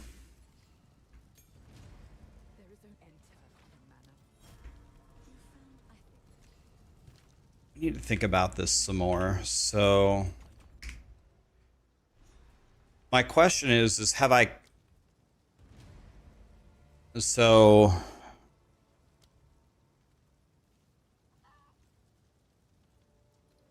What is everything that I could have given to Essence Drain?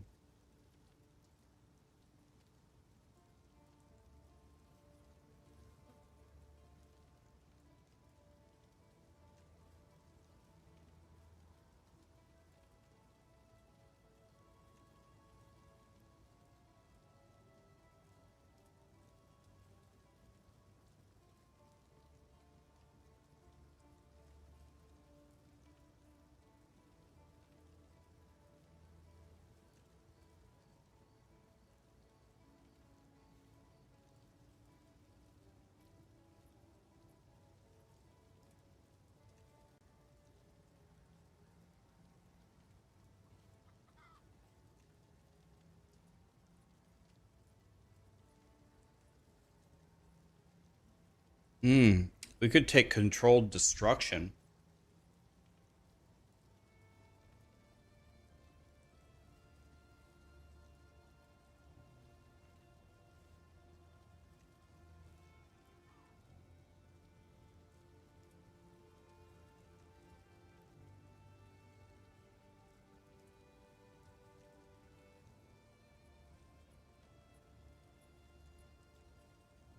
Yeah, that's the difference between Diablo and PoE. Diablo has a difficulty slider, right? You start on hard difficulty until you reach level 15 and you reach your class bonus. And then, depending upon what class you're leveling and how strong you are, you slide it all the way up to Penitent. For example, a Spiritborn at level 15 goes straight to Penitent.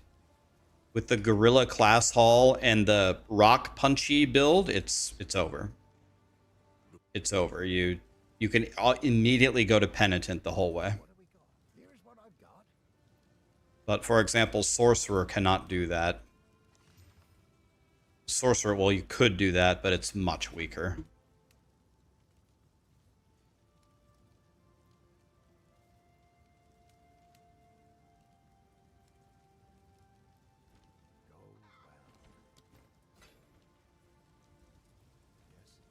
You feeling lucky? See ya. It is good to see.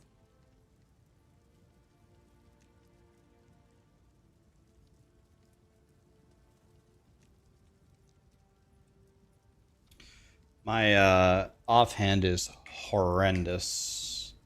Let's see how good gambling is in this game. What if I gamble? Bad. Bad. Bad. Okay, so gambling looks like it's useless in this game.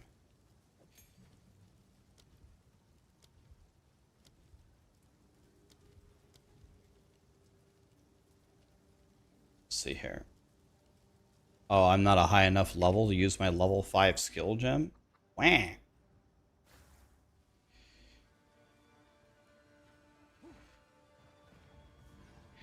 Didn't Grinding Gear Games say the more we ask where the patch notes are, the more that we delay it? I can guarantee you Grinding Gear Games never said that. That would be a horrible thing to say. Imagine that you have a community that loves your game so much that they're willing to log onto the internet super hyped about an announcement, and they're on the edge of their seat about the announcement and reading through it, and your response to that community is stop asking. There's no way they would say that. Every other video game company is willing to throw hundreds of thousands of dollars in marketing for people to care about their game. If you had people caring about your game and your response is stop asking about our game, that would be marketing death. There's no way they said that. No way.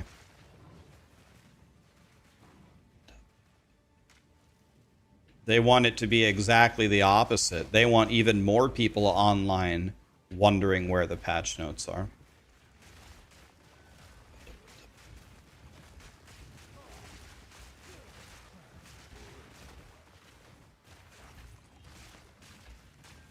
Nice, I don't have a belt. I'll take that.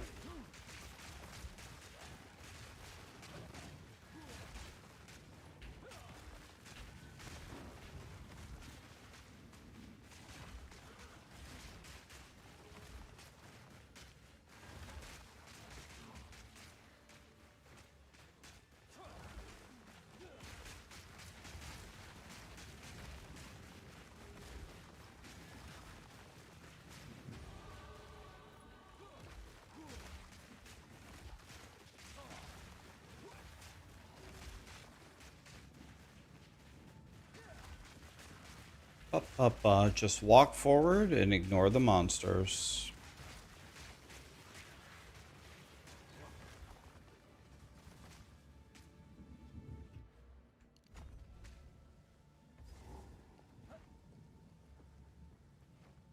Can I cut my level 5 gem now? Yes, I can. I just gained 2 levels on plants, by the way. I didn't realize I was fighting that guy with only level 3 plants. Now I have level 5 plants. Oh yeah, I'm just way stronger now. It's not even close. Oh yeah. Oh yeah, I'm way stronger now. This is nice. boys. Watch out for the splody boys. Oh, yeah. Very nice. Very nice. Hey, I don't even have a second ring. Hey, I don't even have a belt either. Nice. And now I have my sapphire charm. Wow. It's a whole new paradigm, boys.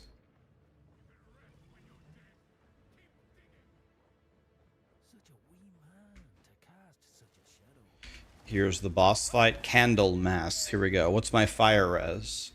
16. Better than 0. Here we go. Me versus the fire boss. Alright. I have a feeling we're going to kill him pretty easily.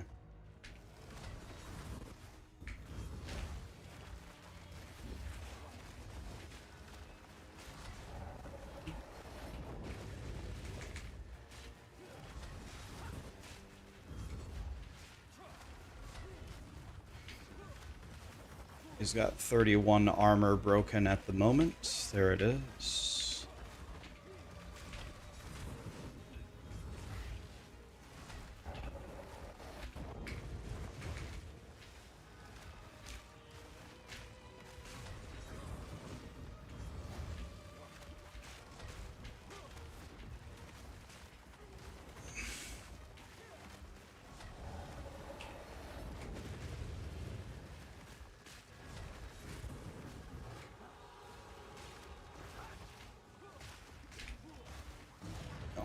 Okay, not bad. Not bad, not bad. Okay. And now we go to Geonor.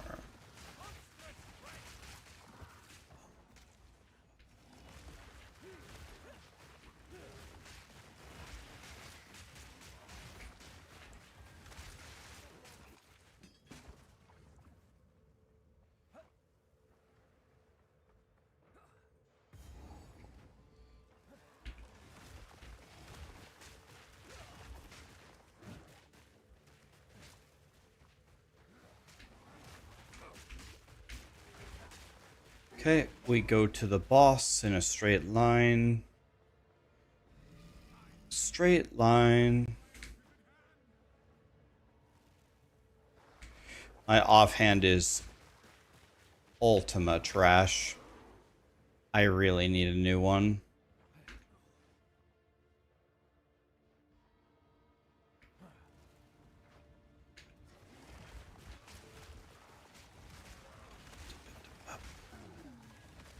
This is not a sorcerer, right? This is not a sorcerer. This is a druid.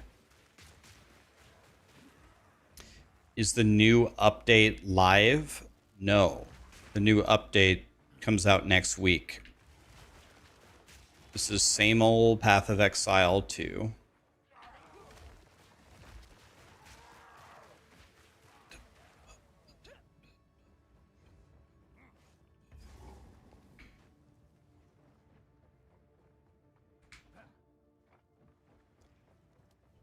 Today we get the patch notes of what they're going to change. But we don't get the changes today. And then your follow-up question is going to be, when are we getting the patch notes? And the answer is, we have absolutely no idea. There is a timer on PoE2 database, but we have no confirmation that PoE2 database should know the time any sooner than any of the rest of us. Maybe they have someone that knows somebody that works at grinding your games. I don't know. I just don't think we know the answer. So we're just playing and chilling and waiting for the patch notes. And who knows? It's possible maybe the patch notes are going to get delayed. Maybe they're not ready. So we'll wait. I'm patient. We'll wait for several more hours. If we don't have them in several more hours, okay, we read the patch notes tomorrow. No big deal.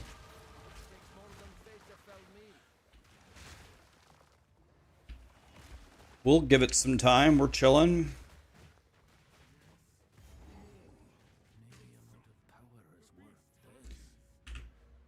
All right.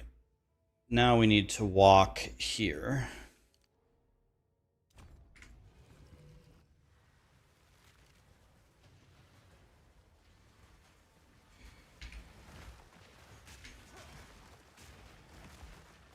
Anything I'm hoping to see in the patch notes, I hope they double plant damage and they have the plant mana cost.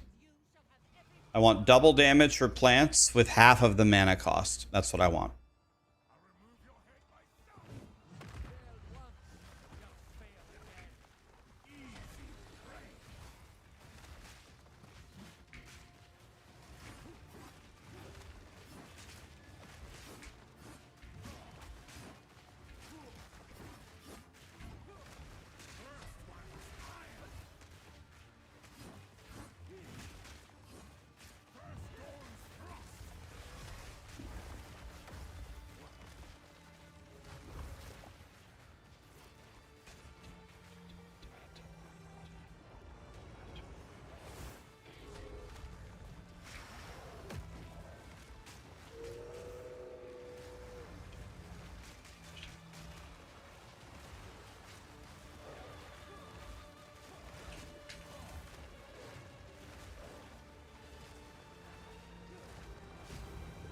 Oh, what is this?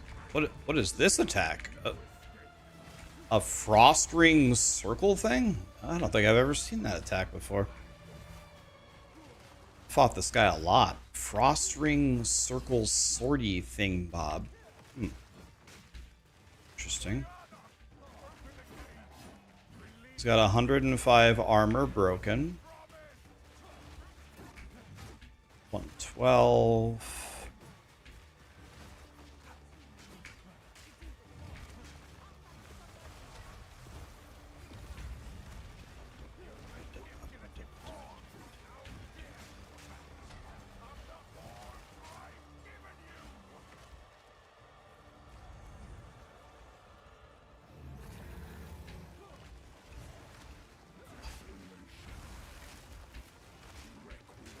Oh, you have to break his armor in both phases?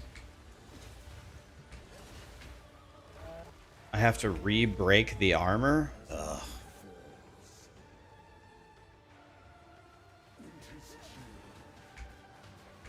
I rolled way too early.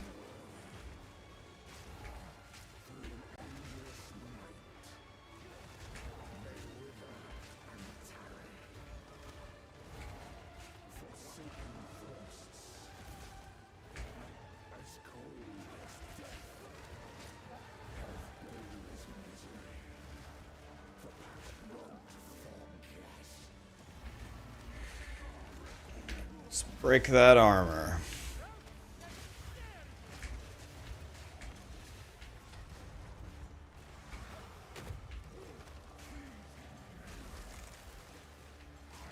Oh, and then every time he phases, you have to re-break the armor again. Oh man, Ravenous Swarm is completely useless on this fight, pretty much.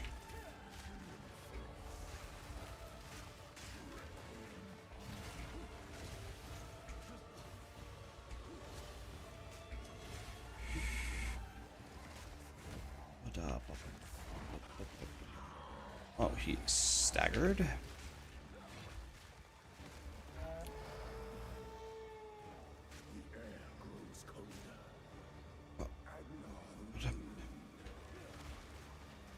Yo, it's out. It's out. Okay, if the patch notes are not out, I'm going to permaban you, by the way. It's going to be a permaban.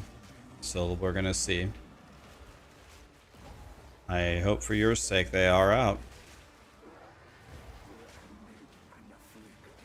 I regret nothing. Okay. Are they out? Okay. Texasy, can you permaban him? Please.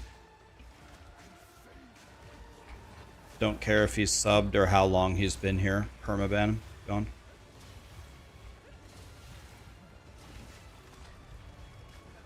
Thank you. You just got Employee of the Month.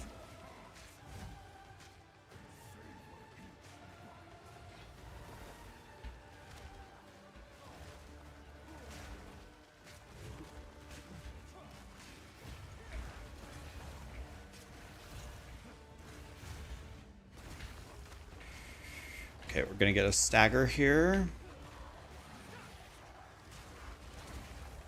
Wait, he's doing his ultimate attack while he's staggered? Oh no, a third round of poetry?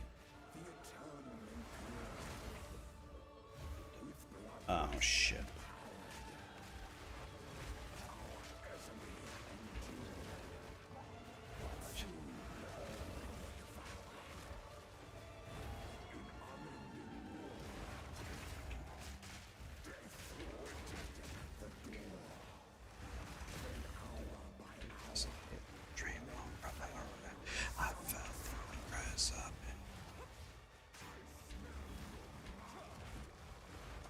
Please, health potion, help me. Alright. It's a win.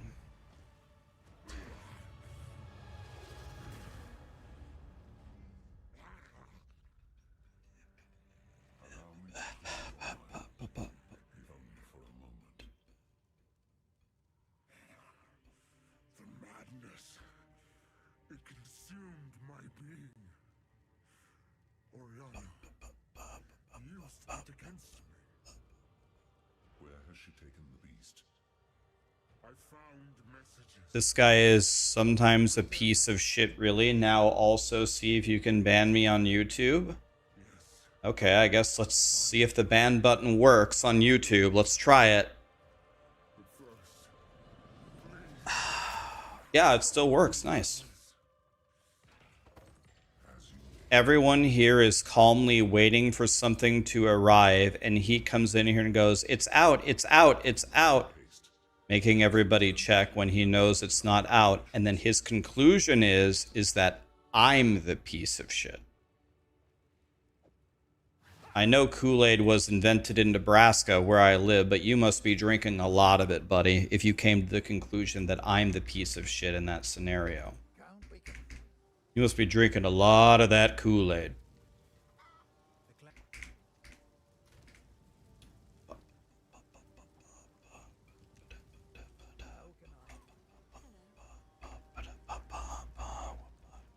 We must pursue Oriana. The seed of corruption has...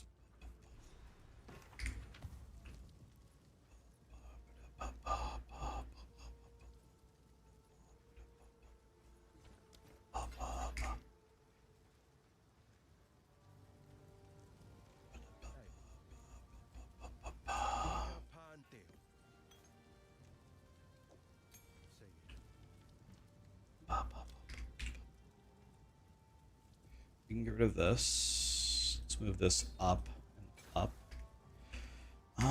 Let's see if is there better gear that I could buy. Hello. Finn makes fun of my collection. I think it's charming.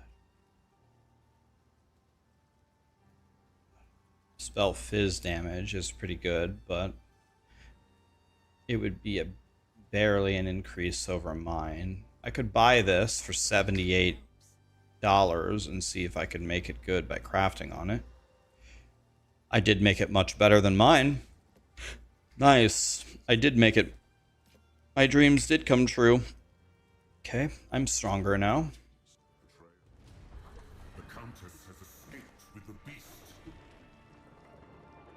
Is the PoE DB timer real? I don't know. I have no idea. We must pursue her to the plains of Bastille. We should find the Marrakech caravan.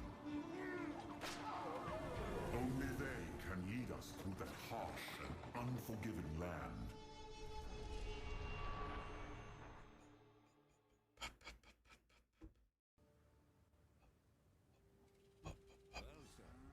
This out.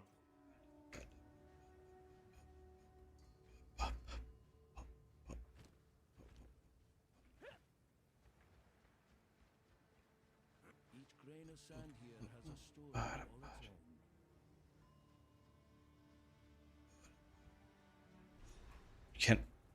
You can oh, you're saying you can play this on a Steam Deck?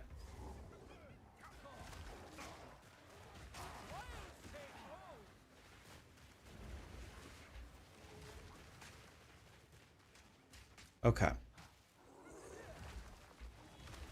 Will I be uploading my Plant Daddy build in the new in-game format? Yes, I will be up. Dang it. I laughed. I was gonna make it. I was gonna make a joke, but I already ruined it. I laughed.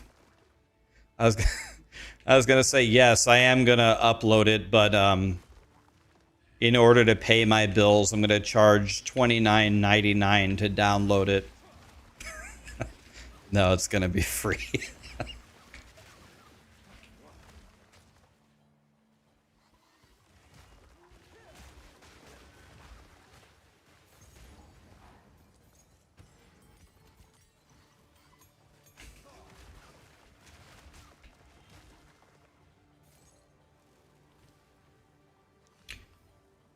It's a lot of words on this item.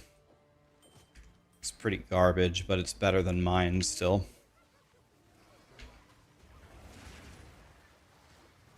Wait. What? Where did all of my...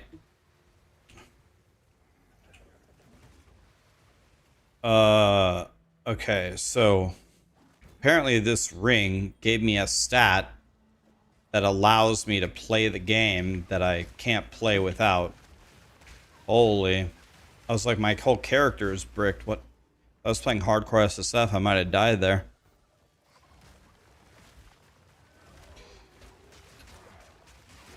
Do you know if Mobalytics is working on a conversion to build file from the site? Or will we have to manually make it? Well, that would be a great tool if they could make that, but I'm just assuming we're going to have to manually make it, at least in the beginning, so... I will have it... See, I have a very, very powerful weapon that I don't think a lot of other people have. I have a brother. I have a brother who used to be a streamer and a multi-year guide writer, and... So, the moment that the build thing releases, my brother can convert any guide that I give him into the actual build file while I play, so we will have it up literally as early as it can possibly exist for you. And the other great thing about it is if he does anything wrong, then I can just blame Lee. That's also great. I plan to be blaming Lee. If everything goes great, then I'll take the credit for it, but if something goes wrong, I'll blame Lee. I'm practicing for my future career in politics.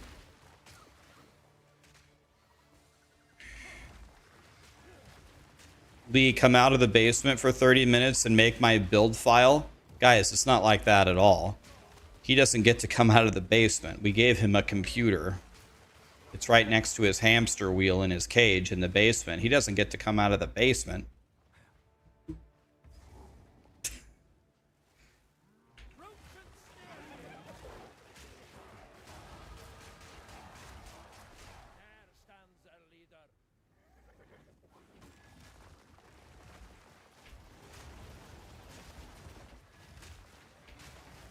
Alright, I want the ads dead, so my Ravenous Swarm is on Jim Bob.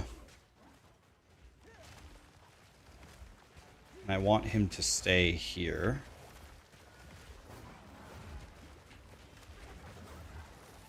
They have broken 6 armor so far. These guys are pretty much completely useless. The Ravenous Swarm is pretty effing useless, I must say. Let's keep him down here.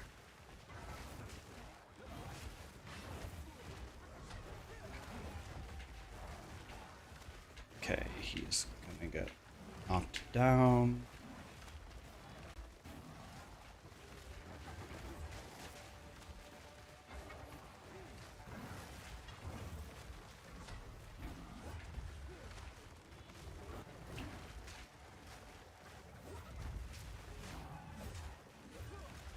I'm out of mana.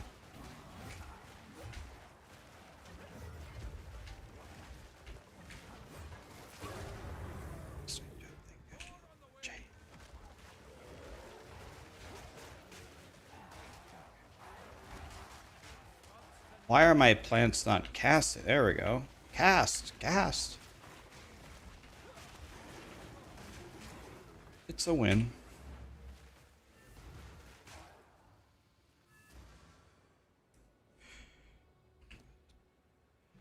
So now I have Thunderstorm. And now that I have Thunderstorm, now I can water my plants. And instead of escalating poison, we can try...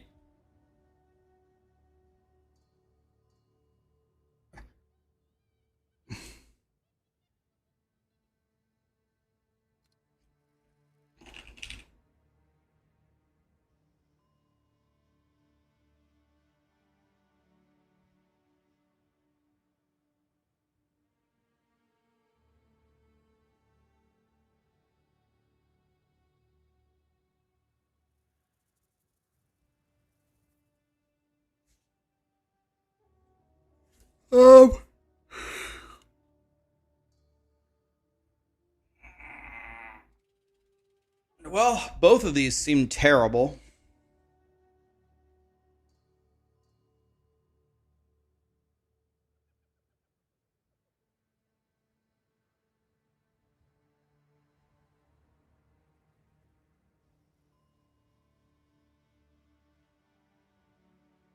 Yeah, it's already written on Mobalytics. I just haven't published it yet. I'm just finishing it before I publish it.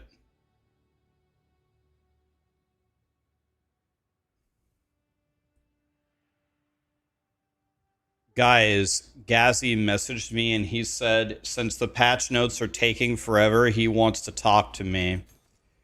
Should we talk to Gazzy? You guys want me to talk to Gazzy or what?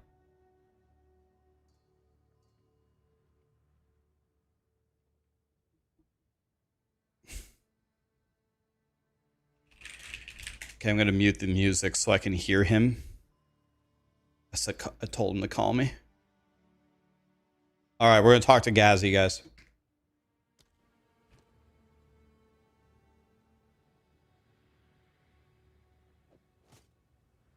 I need to go here for strength. 1, 2, 3, 4. So we can definitely go here. Here we go. Yo, what's up, dude? How's Gazzy's volume there, guys? Up, down, or fine?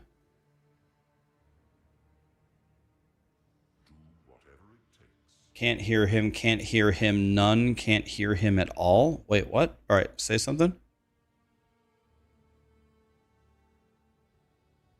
The audio is coming through as system, which is not where it's supposed to be coming through.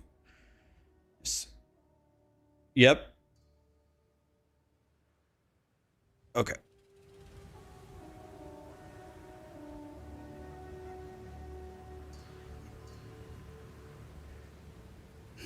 I have you at 100 volume on system. I can hear you fine, but they can't hear you, and I don't know why, actually. So the Discord chat, I'm going to move that into... It is in chat. Okay, try one more time, sorry.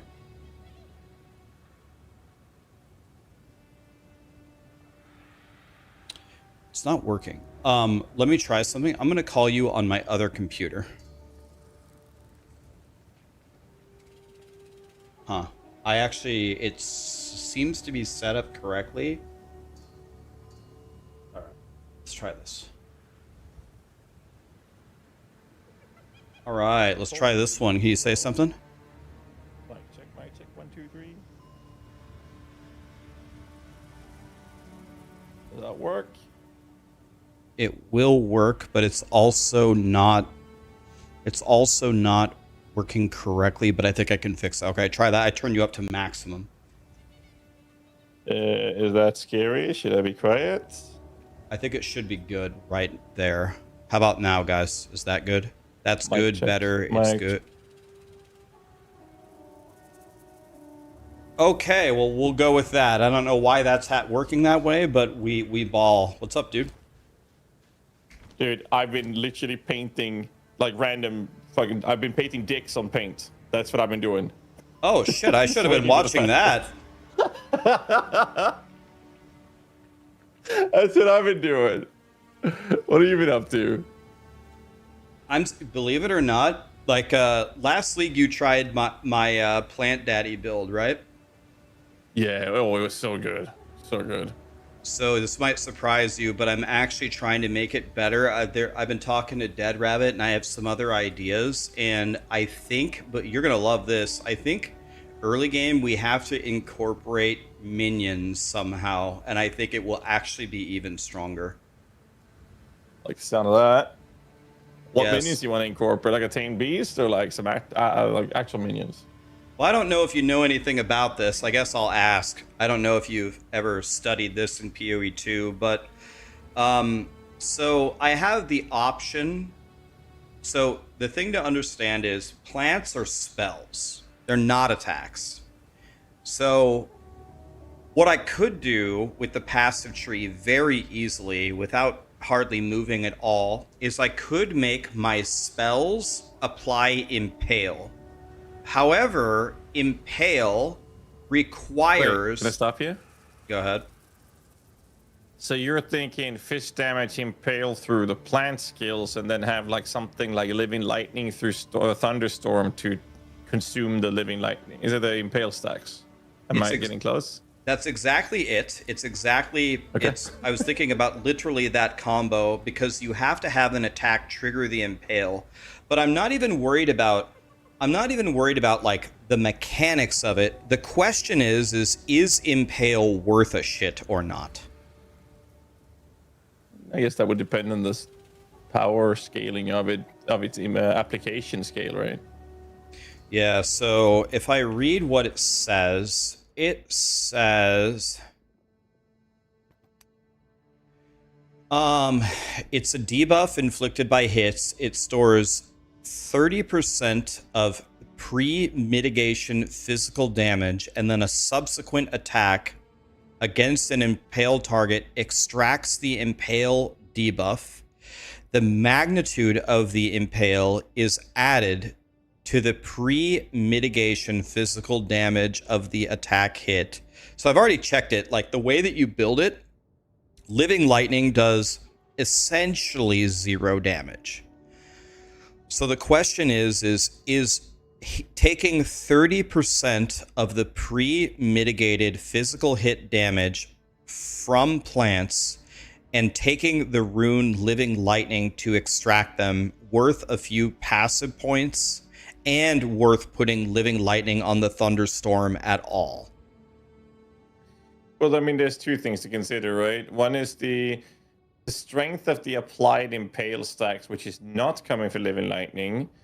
And then that will then, quote unquote, be the majority of the damage applied from the Living Lightning, because their damage is whatever.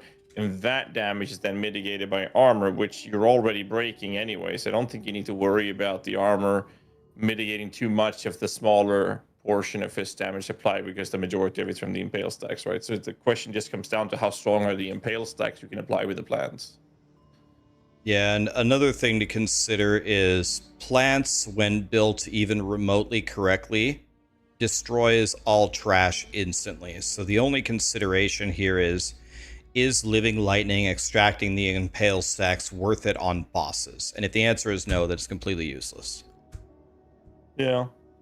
I mean, considering how strong it is for clearing, you sacrificing a very, very insignificant investment towards making the Living Lightning setup work, it's not going to change your clearing efficiency. So even if it's just a tiny DPS increase on bosses, I'd say it's worth it, right? Well, here's what you would be giving up. If I put that support gem, so when you get a level 5 support gem, which you don't get in the campaign, or you get at the absolute very end, if you get a level 5 support gem, then your Thunderstorm is guaranteed to apply shock instantly. It always applies shock. But Yeah. when you actually play in the campaign and you're stacking physical damage, and you don't have very good gain as extra lightning runes for your gear, your thunderstorm cannot reliably apply shock. So what you're giving up by doing this living lightning stuff, and I tested it, the living lightning almost never applies shock because they do so little damage. What you're giving up is supports and the couple of passive points to apply more shock. And then, so then your next thought process might be, oh, well, I know what you do. You take a secondary weapon and you put your thunderstorm there with damage as extra lightning or something and plus spell levels, and then you have a different passive tree pathing point to get the plus shock skills or plus chance to shock, which they are there. But the reason why you probably don't do that is because your offhand has to be a chiming staff. And the odds of you getting those stats on a chiming staff while you level up are 0. So it's like, okay. Yeah, because you need the sigil of power thing for boss damage. Yeah, that makes sense. That's exactly right. Ooh. So you actually do give up. And then shock is just straight up 20% multiplicative damage that you don't have an easy time putting up until you have a level 5 support. So that's what you would be giving up to gain the impale. But in the endgame scenario, is there a problem with applying the shock at that point as well, or is it only in the stages leading up to that point? No, because the way that I build my character is I just go maximum quality of life. I could care less about doing the rank 1 damage. So you put Thunderstorm in cast on crit, and level 5 shock conduction says a hit with this spell is guaranteed to apply shock. Guaranteed. It doesn't matter if it does 1 damage. That if you do the living lightning. Okay. Yeah, we would insta take that in the This is only for campaign. Plant Daddy beyond the campaign fucking murders everything, right? It's no chance. The question is how do I optimize the campaign? I mean, I wouldn't bother setting up the living lightning things. That feels like it wouldn't be worth. It's like having the shock instantly, having that guaranteed instantly early on is way more valuable from my perspective.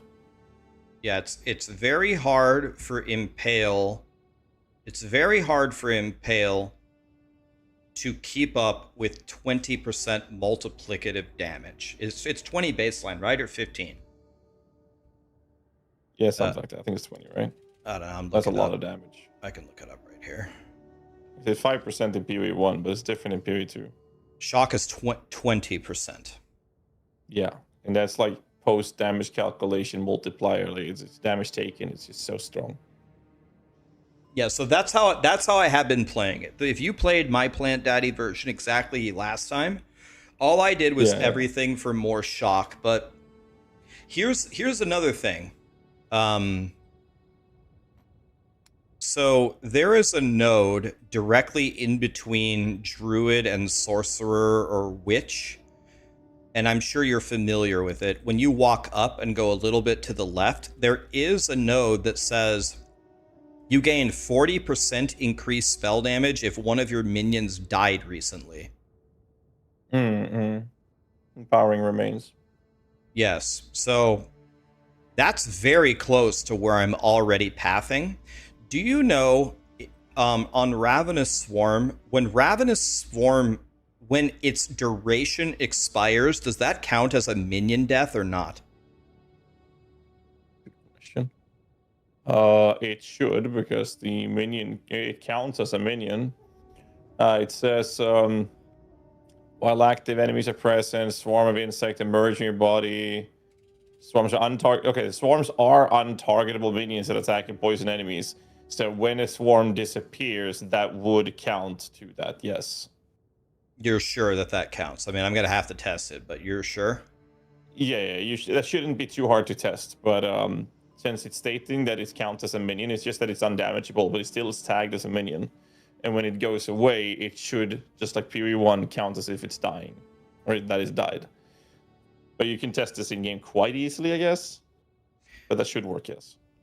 And it should definitely work with Living Lightning, right? You spawn the minion, it attacks, it dies. It should work with Living Lightning.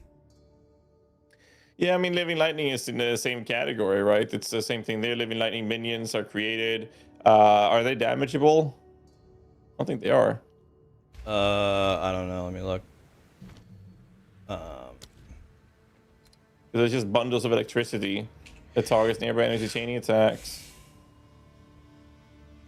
It's a min. It has the minion and the duration tag. Yeah, it's the same thing as Ravenous. So they either both work or neither of them work. I mean, it's early access. We don't know, right? Realistically and logically speaking, and from the information we have in front of us, both should work. So that's another consideration because that would only be 1, 2, 3, 4, 5 points to gain almost permanently 60% increased spell damage for 5 points. Sounds worth it to me. I mean, the nodes leading up aren't bad either, to be fair. Yeah, it's 10% each, right? That's where you get 60 from. Got it. Yeah, 10, 10, and 40. Yeah. So, yeah, it's either you do all of that, or you do what I was doing and just go all in for shock until you can guarantee the shock, and then the other things that you're grabbing are fizz damage, chance to crit for spells, 25 fizz damage, crit chance for spells, magnitude of crits, crit chance for spells, and crit damage bonus. I mean, you have to have those nodes in the end game, so it's like it's less respecking, you have more guaranteed shock, but you could argue the other thing is more fun. You're poisoning the enemies, you have living lightning everywhere, you have more just flat spell damage. Yeah, I don't know. It sounds like both will be fine. I think I like your original idea, simply because of like how valuable shock is, and you don't have to jump through hoops before you see the damage output. It's just very straightforward. The enemies show up a screen, you grow some plants, you water your garden, you're done. Whereas the other part is like you water your garden, you wait for impales to pop out, and then minions to take the impales, and pray something hits the crit, gets the shock out. And the other one is just lean back and just walk through the world kind of approach, right? Yeah, and definitely the first one is much more my strategy. Again, the entire conversation is just on bosses. The plants are so strong, you just throw plants and walk forward, and everything chases you, and they touch the plant, they die instantly. Yeah. So it's just on bosses, but yeah,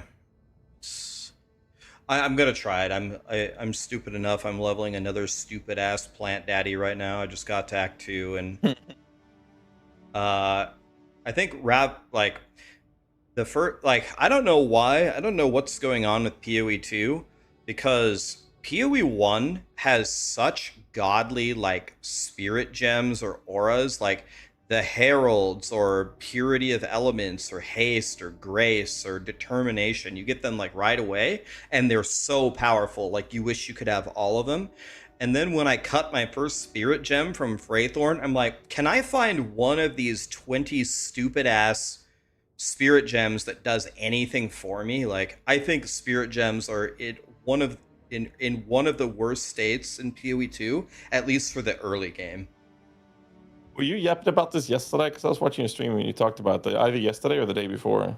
Oh, I think I complain about it every day. I'll probably complain about it tomorrow too.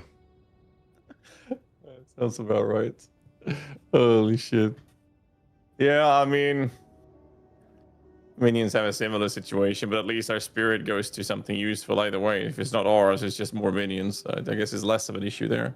Yeah, I see what you're saying. Yeah, I mean, for you have a ton. Yeah, you never experience this phenomenon, because if you don't have anything, you could just pick more minions. Yeah, that is true. So I have two choices. I either pick attrition, which is what I used to take, and that says enemies in your presence take 1% increased multiplicative damage every 2 seconds they're in your presence. So that does something. The problem is when you're fighting bosses, standing right next to the boss with Plant Daddy is exactly what you don't want to do. You just run away from him. So it doesn't really do anything. But then you could take Ravenous Swarm, which is a physical minion that, you know, does my Ravenous Swarm, cutting him and putting him on enemy, does between 1 to 9 damage. So it's essentially 0 damage.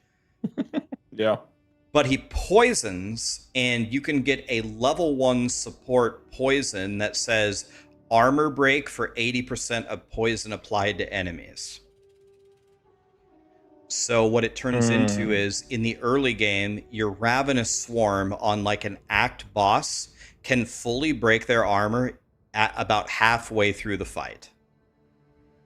When you don't have that much armor break on the rest of your skills before that. I mean, that seems like it's doing something, right? Because the armor break is valuable at that point, right? Sorry, guys, the guy I'm talking to is Rax. It's Rax, the blue hoodie guy. Rax, the one and only. People keep asking. I sent you one of those collab invites if you want to do that. Gazzy, you sound surprised that people don't know me. I'm like the least important person around here.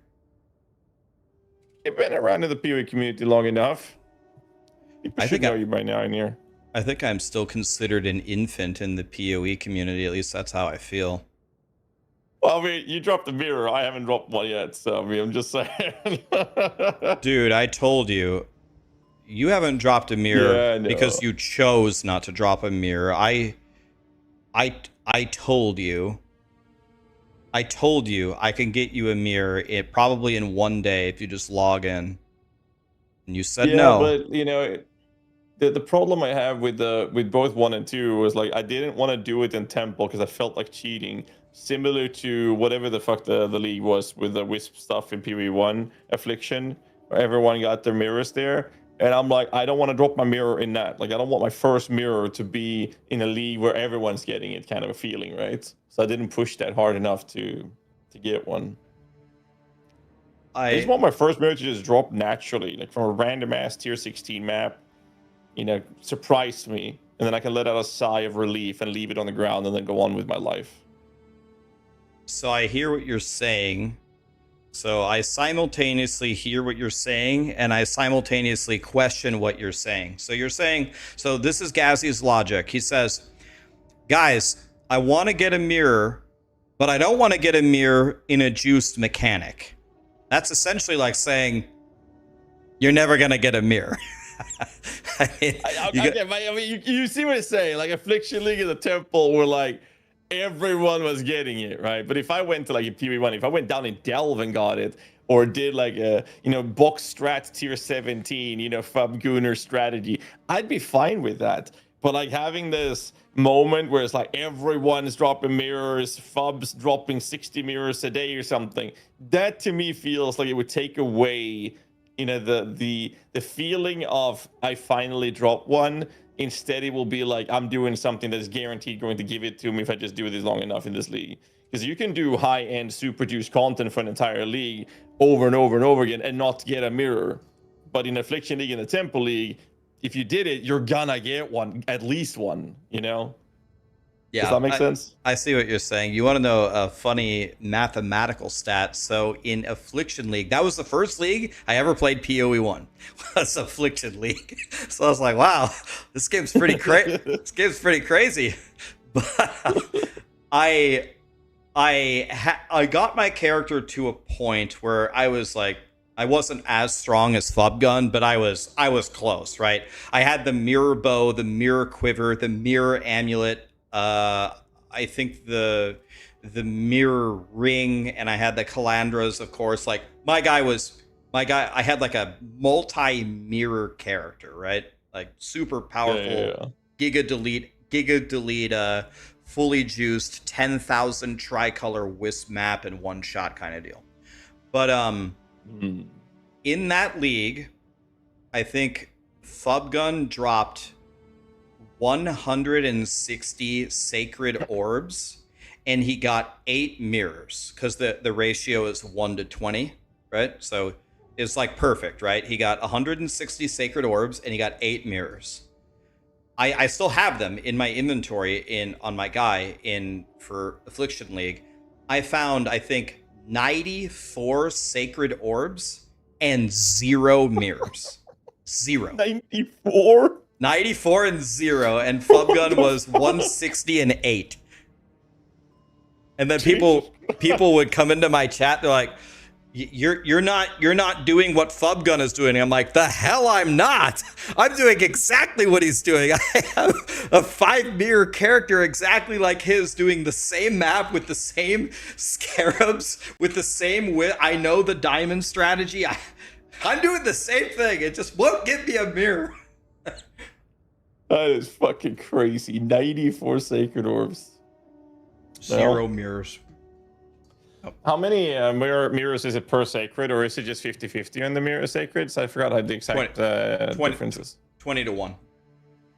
20 to 1, there you go. 20 to 1. That's why Flubgun at 160 and 8 is like perfect odds, right? Yeah.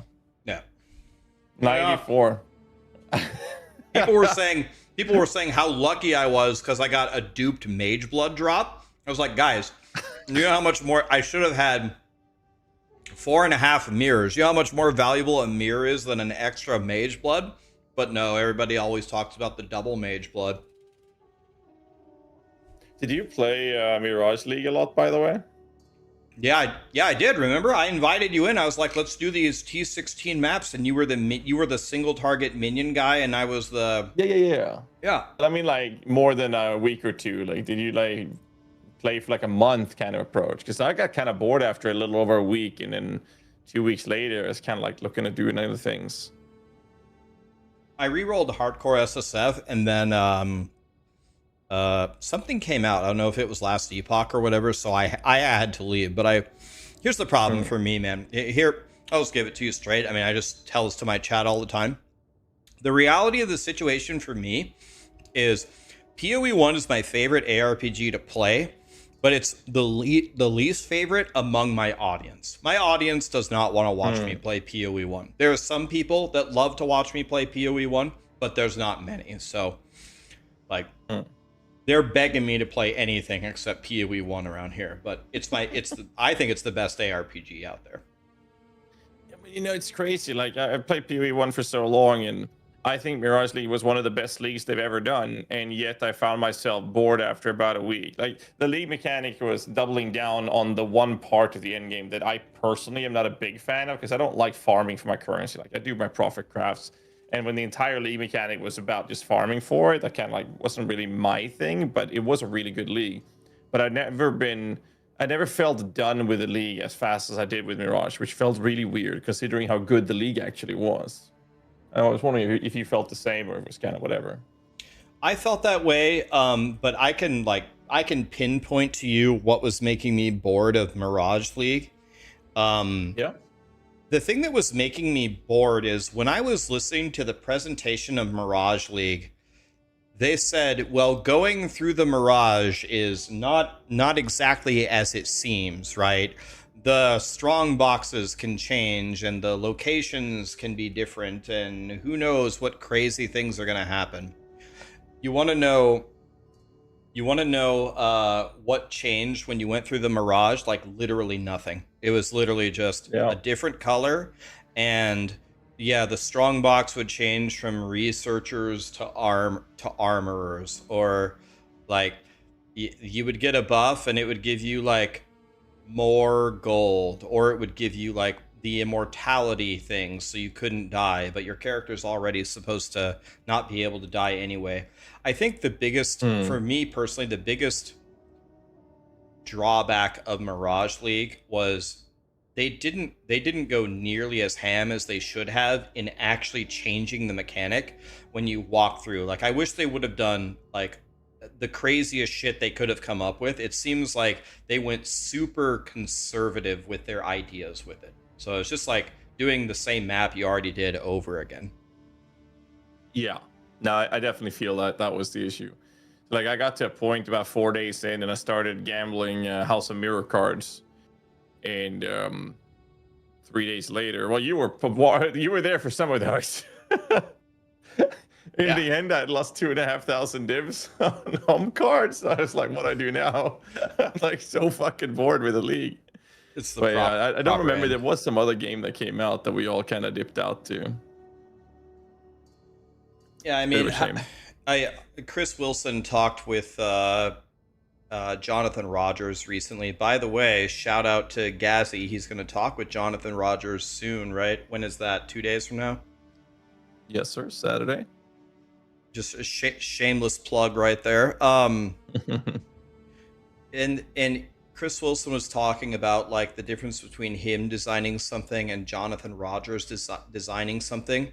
You know, over the history of ARPGs with all of them, it doesn't matter, Diablo or Last Epoch or PoE, I think it really, really rewards being very, very brave. Like, just take a mechanic and make it abso-fucking-lutely ridiculous. Like, even the temple last league, it was so broken or whatever, but you had to actually put so much work into building the damn thing. I don't call that a failure at all. I'd call that a success. I thought Affliction League was a success. Oh, the economy's broken, bro. We need something crazy. Like, I don't need it to be overpowered and broken, but I need it to be crazy. When it's like, hey, here's Mirage League, you do this 1/4 of the map again, and the color's a little different, and you get a shrine buff. Like, that's not crazy, man. Like, I wish they would just fucking YOLO the craziest ideas that they have in the office and unapologetically just throw it in for a season and see what happens. Yeah. I mean, there's pros and cons to doing it, but I mean, GGG has a track record of doing some crazy stuff in the past. I think my main complaint with like PoE1 at least right now is the whole argument of keeping the good old reliable. 'Cause like back in the day when they shaked up the meta, they shook the meta. You know, if something was overplayed, it was gutted. It was triple slapped. Or I've learned that there's an Australian saying called turkey slapping. Do you know what that is? I know what a turkey is, and I can imagine slapping it. Yeah, it's dick slapping. I don't know. The Aussies are kind of weird with that one, but I've learned that. But that's what they did to like the high end, most popular builds that was played, and then they buffed some other things, and the meta shake was shooken to the point where like the people were playing different builds. The last couple of years, just look at minions, poison minions. Okay, we're done with that, but it's still really good. Let's play some Spectre minions. That's really good, but it's not getting nerfed. So both of those are really good. And then the new league comes out. You can choose Spectres or any poison minions. And the next league comes out, same thing. Next league, same thing. Next league, same thing. Just shake it up for the love of God. It's fun engaging with new content, but it would be fun if we were kind of like painting the corner that for all the FOMO players that, we were kind of forced into playing something new and something different. That would be very fun to do again, but it hasn't happened for a few years now in PoE1. So when I joined the PoE1 community, there was one build that was better than every other build, and my chat tried to get me to play it every time, but I watched like people play it, and the playstyle looked horrible to me, and it was Detonate Dead. So Detonate Dead was like 100 times better than the second best PoE1 build. It's not even close. At least on no gear anyway, as a league starter, it's just 100 times better. And everyone on Hardcore SSF and in the Gauntlet is playing it. I remember the first Gauntlet I watched, Ben's name was Muns before Funds. So he said he wants the money and he doesn't want to have any fun, and he played Detonate Dead and won. So it's like, that was the best build in PoE1 for a long time. And I was just like, the community seems to hate the build, and it seems to be by far the best. And grinding your games is supposed to have like the biggest patch notes of any company every league, and yet Detonate Dead has been untouched for it stayed like that for a long time until they finally switch it. And I was just like, I wonder why they don't just do something to it. I mean, that's what like Octavian started talking about when we saw more and more of him on screen. They were referring to the good old reliable, and I really hope they don't do that with PoE 2.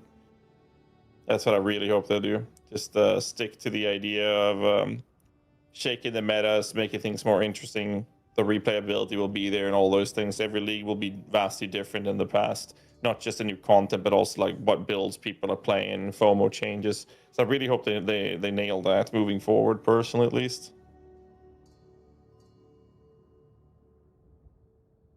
We shall see. Guys, don't click that Dude, link. I don't know what that link is. There's a weird guy in my chat. I banned him. Go ahead. Sorry. Someone's posting weird shit in my chat, so check your chat, Gazzy. Forpo guy? Yeah. Yes. Yes. Yeah, permaban. Gotcha, thank you. Yes. It ended up on my channel as well. I think it was from my channel, actually. Sorry about that. Way to go, Gazzy. Attracting the scum. On a more important note, since we're waiting for patch notes, did you hear about Seol from Rakin and the guys? Did I hear about He's going booming for us. About who? The warlock is Seol, the warlock. Oh, but he's really good though. Like we want him on warlock. He's going boomy. He's going boomy. Oh fuck, man. So that means we need a boomy. We don't need a boomy anymore. We need an affliction lock to join us now. Surely that's easier to find, right? I mean, Boomkin literally plays one button, presses one button. Yeah, but I'm thinking finding a player that's good at warlock would be easier to find than a good boom, because surely there are more warlock players, right? I don't know, man. I don't know. I think it would be the opposite. I think it'd be easier to find a good. I mean, you don't even need a good Boomkin. Who cares? Just fucking stand there.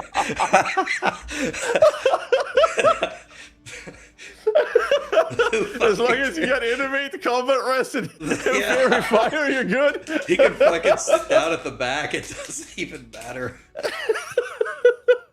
Fucking click duty and running balls on Vash. Click cubes on Magtheridon and throw the cores and.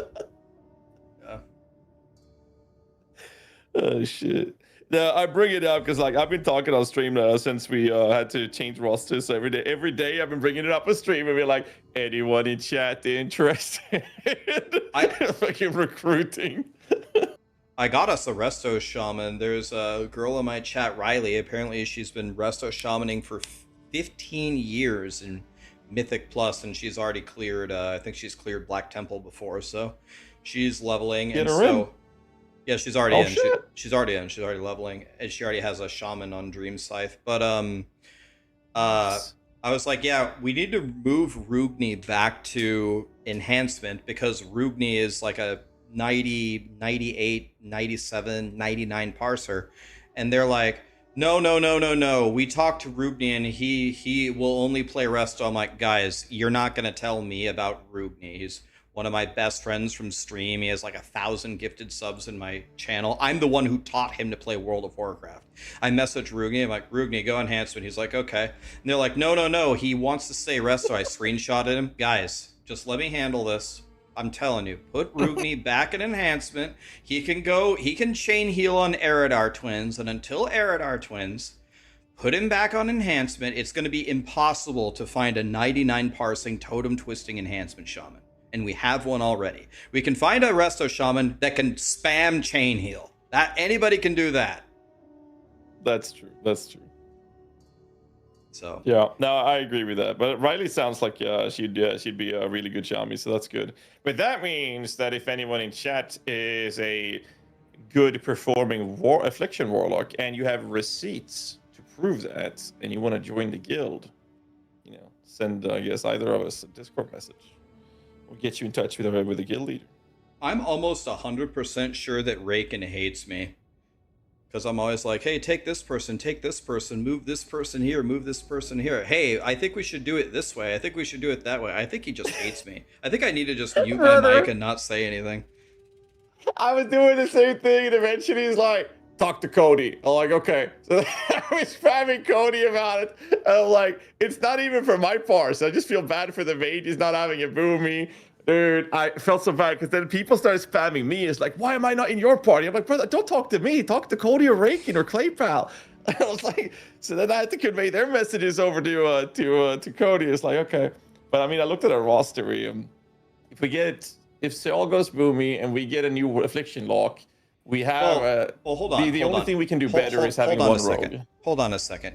Don't we have a trial warlock in our guild? There's a guy with his name starts with an A. I don't know. He was in the raid yesterday. Starts with an A. He's a trial warlock in our guild. What about him? I don't know. Starts with an A. Open up WoW and sort by the A's. Look for a warlock. You're making me log in. Asperal or something. I don't know. As what? I don't know. We'll call him Ass.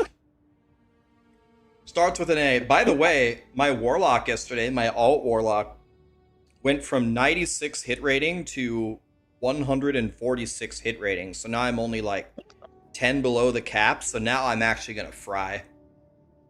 Nice, dude. The first week we had Dayhawk. For those of you who don't know what we're talking about one of Rax's buddies, a mage. First week I was like, what is this guy? What is he doing? And I wrote to Rax for this week. I was like, dude, he needs to fry. Rax was like, Cassie, sit down, chill. He's gonna fry. And oh boy, did he fry. Holy fucking godlike performance. Love to see it. That was perfect. I was so happy. He doesn't have anything either. He doesn't have any trinkets. He doesn't have icon. He doesn't have Quag's Eye. He was using a medallion of the Alliance. He needs a medallion of the Alliance. Yeah, he's using a PvP trinket. So there's no way. What? Inspect his case. Yeah, so when he needs to do heroic slave pens for Quag's Eye and get 41 badges and get the Serpent Coil braid off Tidewalker, and then he's gonna start dropping 99s. I said I whispered him and I was like, Josh, listen to me. He's like, I'm scared, I'm nervous, I'm raiding with you guys, I don't know the fights. I go, I can tell you every fight. Stand fucking still and cast Arcane Blast unapologetically until you're completely out of mana. When a Lar's flying around or goes in the sky, evocate, then fucking do it again. Just blast. He's like, oh, okay. I'm like, yeah, fucking blast. And then he threw up some. He had a couple legendary parses. I think he had a couple 98s at least. So he'll be a 99er soon. I think I misspelled the name and I wrote it to you in Discord. I'm trying to find his logs. Oh, I found. No, that's another. His name's Dayhawk. It's the easiest thing to spell in the world. I'm looking for the warlock, the trial warlock. Why are you looking at guy logs? Open WoW. Nemesis. Gaz, you ever heard of a game called WoW? Open the game. He's in our guild. No, I did, and then I wrote the name to you in Discord, but I must have misspelled it because I can't find his logs. Oh, I don't know if he has any logs. The trial lock? I don't know. I didn't recruit him. Oh, I thought you said he was in the raid yesterday. He was, but that's Group 2 Magtheridon. Do you think we're logging that? Well, okay, to be fair, actually, glad you said that, because Group 2 did log it. Hold on. Okay, so it's there. Yeah. Found it. Here. Okay, let's see. Did he click? I can't remember. Okay, but you have a bunch of pugs. This doesn't count. It's not fair to look at his performance with pugs. Gazzy, I know. Wait, okay. Gazzy, you're the one trying to look at the logs. All I'm telling you is we have a trial warlock. That was I'm not telling you to look at his logs. I'm just telling you we have one. I just want to make sure that they're performing. Oh, believe me, I know. I hear you whispering everybody about their Every time you die, we always get a 20-second monologue about how somebody fucked up and got you killed. Okay, dude, I've been so mad at Karn for weeks now. First week, our tank, he gets griefed by getting a salve on him. And Karn didn't have a threat add-on. He has it now. He has Tiny Threat on now. He rips. The boss goes past the line. I have all buffs running with Giga.Sun. At Fade, he crosses the line, threat resets, dots ticks, I get aggro, he one-shots me, and then everybody else just kills the boss without me. And I'm like sitting there, well, fuck my parses. Like, yes, motherfucker. I'm so mad at him. Yeah, well, my fate was the exact same. Karn pulled aggro, he blocked, he one-shot you, they picked up the boss, but do you notice something? The boss is now in nature phase and I do 0 damage. I lost the entire frost phase, so I might as well have just been dead. So I lost my entire pars too. God. So Karn is the one fucking is over. That's what's happening. Well, very typical. Yeah. Fucking Frenchie, I was about to say. Did you watch The Boys? Speaking of Frenchie, I haven't seen the final. I'm pretty caught up, but I haven't seen the final 2 episodes. But people keep whispering me, saying that the final 2 episodes are godly. I just hope everybody dies. I don't want to spoil anything. Yeah, I don't want to spoil anything. So yeah, I just want everybody to die. That's my hope. They all die. that's a lot of deaths. Good, excellent. That's a lot of deaths. Oh shit. That's great. Yeah, there's that. Did you see the Australian TV show, Mr. In Between? No, never heard of it. Hastily recommended it to me. It's actually pretty good. It has like a proper ending to it as well. It's not very long either. Mr. In Between. Yeah, in Sweden I could watch it on Disney Plus. I think. Not sure we have it in the US. Oh, I mean, I can watch anything anywhere. Don't worry, I'll find it. Don't worry. Yeah, that one was really good. I know things. You know things. Well, that's good to know. I know things. Yeah. We can find it. But yeah, no, it was very lean, like laid back, good humor in it. Speaking of good humor and TV shows and movies, have you seen Project Hail Mary? Heard people talking about it. I haven't seen it. Did you like Interstellar or The Martian? I've seen both of those movies probably 20 times each. My entire life, I wanted to be an astrophysicist. Whole life. Dude. Oh, you're gonna... My God.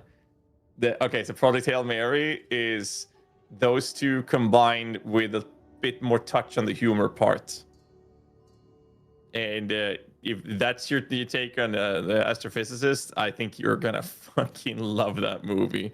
I wept like a baby towards the end, and I laughed my way through the rest of it. It was so good. Okay, I'm gonna watch Project Hail Mary. Since we're on this topic, this is like my favorite topic of all time. Are you interested in space and physics and stuff? Do you ever look into any of that stuff? Not in particular detail, but I do find it interesting. Yeah, so one thing that I love to research this stuff. I do it for fun all the time. But one of the super interesting topics that I've been looking into lately is about the speed of light. And it's so interesting because our universe is expanding, and we think that we're calculating it as it's expanding faster than the speed of light. And we don't really understand why. We call it either dark energy or dark matter. That's the space, that's the material filling in all the space that we don't understand. But the fascinating thing about the speed of light is it's not like the speed of light is the fastest thing that we've ever measured. So we consider that the fastest that you can move. As far as we understand, you actually cannot move faster than the speed of light, which is 3 million meters per second. So the funny thing about the speed of light, with how big the universe is and the fact that it's expanding faster than the speed of light, is since we can only transmit information that fast, it actually kind of nullifies a lot of arguments that we make about a lot of things. For example, we talk about aliens all the time.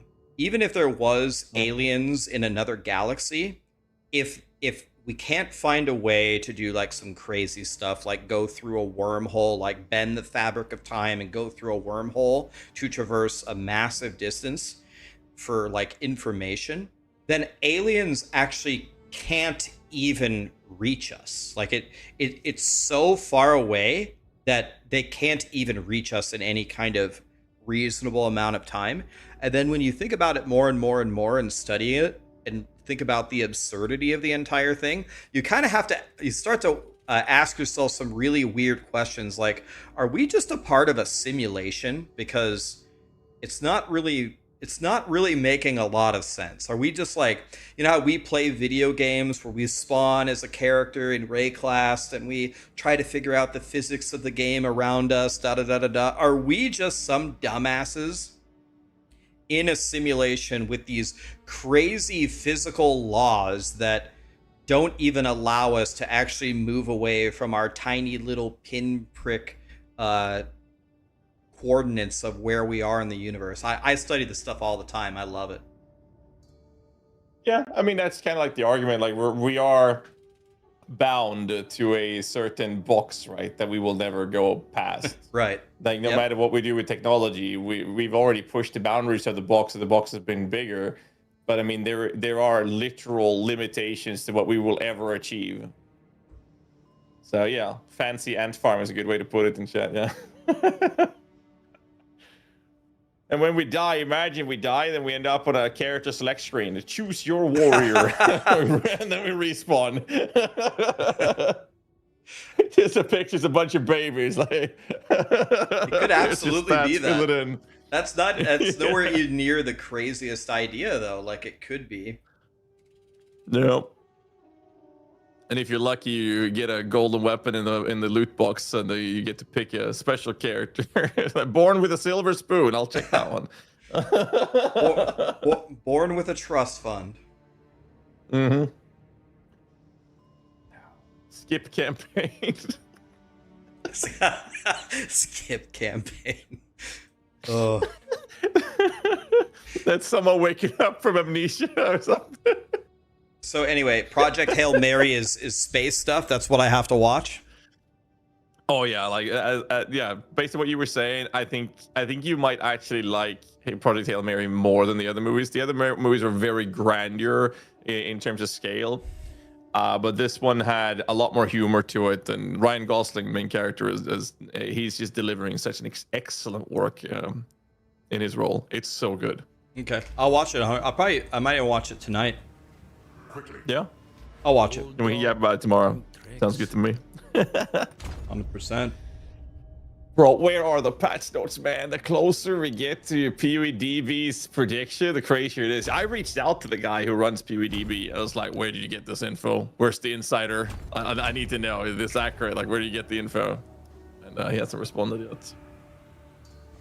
You know the guy who runs it? I mean, I think if I remember correctly, historically, their predictions have been wildly accurate, so... Beast. Okay, so I know that he communicates a bit with the guy who runs Craft of Exile, who I help out a lot and have been helping out a lot. Nebuchadnezzar is his name. He's a fantastic guy. So that's how I got in touch with the PewDB guy. I know that the prediction for league starts was very... I haven't gotten it confirmed, but my understanding is that it was based on ads. When AdCom kicked in on websites to do the whole marketing setup that they're doing for a league launch thing. There's NDAs and whatnot, and that kind of gives a pretty good idea of when those predictions could be landing based on that from ad purchases. That was my understanding, at least, but I haven't gotten that confirmed. Oh, okay. But I mean, there's nothing for that for patch notes, though. So I was trying to follow what you were saying. So what you were saying is their original prediction for the fact that the season was going to be on May 29th before we knew it. They predicted it based upon how they were seeing ad purchases. and how they That got is that my right. understanding. Yes. That's what you were saying. Okay. Yeah. And but I'm not because saying that's the case, but yeah, I think so. I mean, yeah, there's got to be some kind of smoking gun that makes sense. And then it's like, yeah, like you I mean, said, the counter argument is he knows someone who told him. You know. yeah, I did not know. Like sometimes with some of these games, like sometimes I know the dates ahead of time, like for planning and stuff. But I had no clue on this one, and they said it was on the 29th, and I'm like, well, that seems. I was kind of sad when I first heard it, because I'm like, that's very far away. And then like they, like it, they had the presentation like 5 days into D4, and then they're like, Rax, are you gonna play PoE 2 tomorrow? I'm like, guys, do you know how far away 21 days is? Let's start counting. 1, 2, 3, 4, 5. We're not even close to 21 yet. We have to wait that many days for it to come out. It's Yeah. gonna take forever.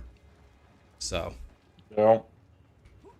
And I mean, the time between reveal and patch notes have been excruciating as well. Not gonna lie. And now we get patch notes, and then it's an entire week to go on top of that. But at least we have content to milk the crap out of now. Well, here's the question: is when are they going to release the build thing early, like a day or two early, for the content creators to make it, or is it just launching with a patch? Because, like, I'm lucky. I've got a brother. Like, I'm gonna write the guide and just tell Lee, make the damn build file if we don't have it. But Yeah. like, I don't know. What are other content creators gonna do? Are they gonna plan for somebody to do that? Are they gonna stop playing and build it? Or I don't know. Well, I got my slave. I have my slave. It's not a brother, but I have a guy that's his name You have a is Molesh, slave? that I'm. Yeah. Well, he's actually getting paid, so I guess he's an employee. He's employed. So he helps me with writing of the guides, because normally in launches I don't have time to do the writing. So basically we do all the prep work prior, and then he carries writing, and then when I'm done with like the first initial big streams, I help out after that. But for the most part, it's just the build files. Like, so if we get those on launch, he's going to be carrying that. But I don't know like how much prep work. I know that they apparently talked to Sys about the whole build thing. So I don't know like what information has been given, or if there's like if Maxwell, for example, have been getting some information more than other sites like Mobalytics and Ice Events. I have no idea what's happening, because like I've heard nothing. So I don't even know where they're like how it's going to work. All I know is Local Identity was talking about making an export function in PUB for it. Yeah, I'm so like it would be great. First of all, I'm not aware that mobile. I'm not with Maxwell, so I have no idea. But Yeah. on Mobalytics, I'm pretty sure we found out when everybody else found out. I don't think we had a clue. Yeah. But I'm so used to doing everything manually these days. Like if they had an export function in POB, or if Mobalytics build it, or Icy Veins, or anybody, for the guides that you built to make the build tracker, obviously that would be amazing. But honestly, just opening it up and just making it again, where I'm so used to manually doing everything, been doing it for 5 straight years, it's whatever. Got it. But obviously, if they had that functionality, it would be better. But I would be shocked if we would get it immediately.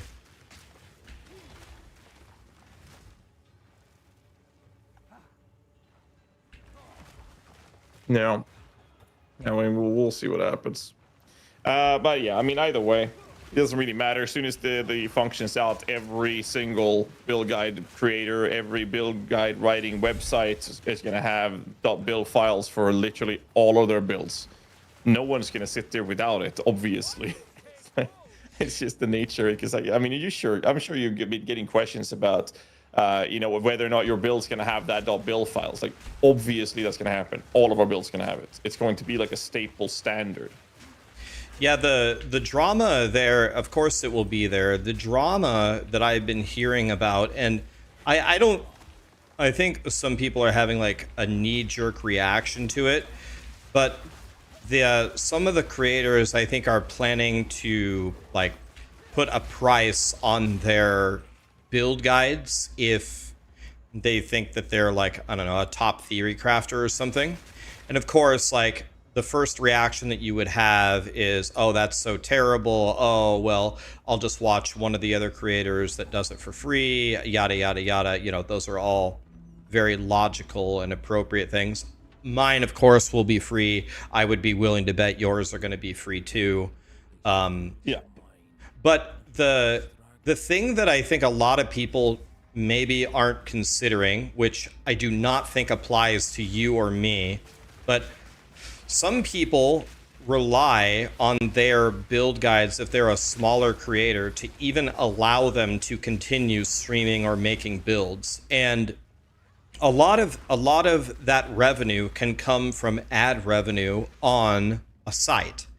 So if the main way to digest that information is to just download a file and leave the site, then some of the best build makers who maybe don't have the largest audiences, who were making all of their money from that ad revenue, might have it cut by, I don't know, 90%. And if they don't charge a fee for that guide, they simply stop creating content. And that's like the natural order of things, right? That's just the way that the world works. So boo-hoo, yeah, you could say that. But if I had like a favorite build guide creator and he told me, hey, I'm not going to be able to support what I'm doing anymore if I don't charge $5-10 for this guide, I'd way rather him try to charge $5-10 for the guide and still give me the guide than not have the guide at all. You know what I mean? Yeah, I was talking about this before because people said it was scummy, and I said, well, two things I said. One was that I don't think it's scummy, but I think it's counterproductive because I believe this was the guy that got Dice, right? He also called himself guy that paywalls. It was hilarious. But, like, I don't think it's scummy because, like, the situation that you're talking about, it definitely applies. But I also had the counter argument of one of two things will happen when you paywall your content. One is there will be vocal people who think it's scummy and will react accordingly based on their beliefs around that and their feelings. You can't get away from that. So taking that aside, the other problem with it is if it's gated behind paywall, then it will inevitably have less reach and less exposure, which is counterproductive for the end goal of making a living off of your guides or content creation, because now you're losing the exposure and marketing from it. But then again, you know, if you have, there's a difference between having 100,000 clicks or views on your guide and, you know, kicking in 500,000, 1 million clicks on your guide. Like, that's a massive difference of ad revenue. So, you know, it goes both ways, I guess. And if you can, if you only have, like, say, 50,000 people watching your guide, and, you know, a fraction of those buys the guide, you're actually making more money of the sales of that than it is from the ad revenue you would get, right? Well, a lot of people might not know this as well, but at least in the ARPG space, ad revenue has actually, over the last years, went down. It's actually gotten worse. Yep. So, yeah, exactly like you said, that phenomenon, even if way, way less people would buy the guide, you're probably actually making money relative to the more views on the ad revenue anyway, at least in the current state. Yeah. It's also very seasonal, right? Like, you make way more money in October, November, December than you would in January, February, March. But you got guides that you get ad revenue from, I'm assuming? Yeah. So you remember the last surge we had where the CPM actually went really high when KFC was promoting Diablo 4? That end of the year when they did that? Holy fuck. That was crazy. But we went from like the ad revenue being so fucking hilariously low, like nobody cared about it. And then that happened. And then in January when that kicked in, I was just staring at it. And like, this is not what I expected. Yeah, it's crazy how certain things like that can impact the numbers so greatly. Being told that Bex made a tweet.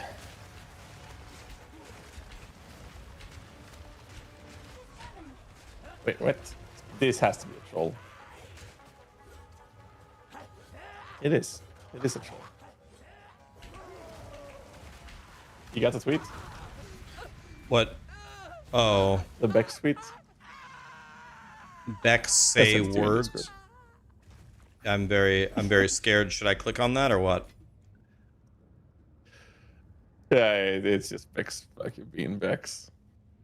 The Path of Exile notes are here with another link. I learned a long time ago, buddy. We don't click stuff like that.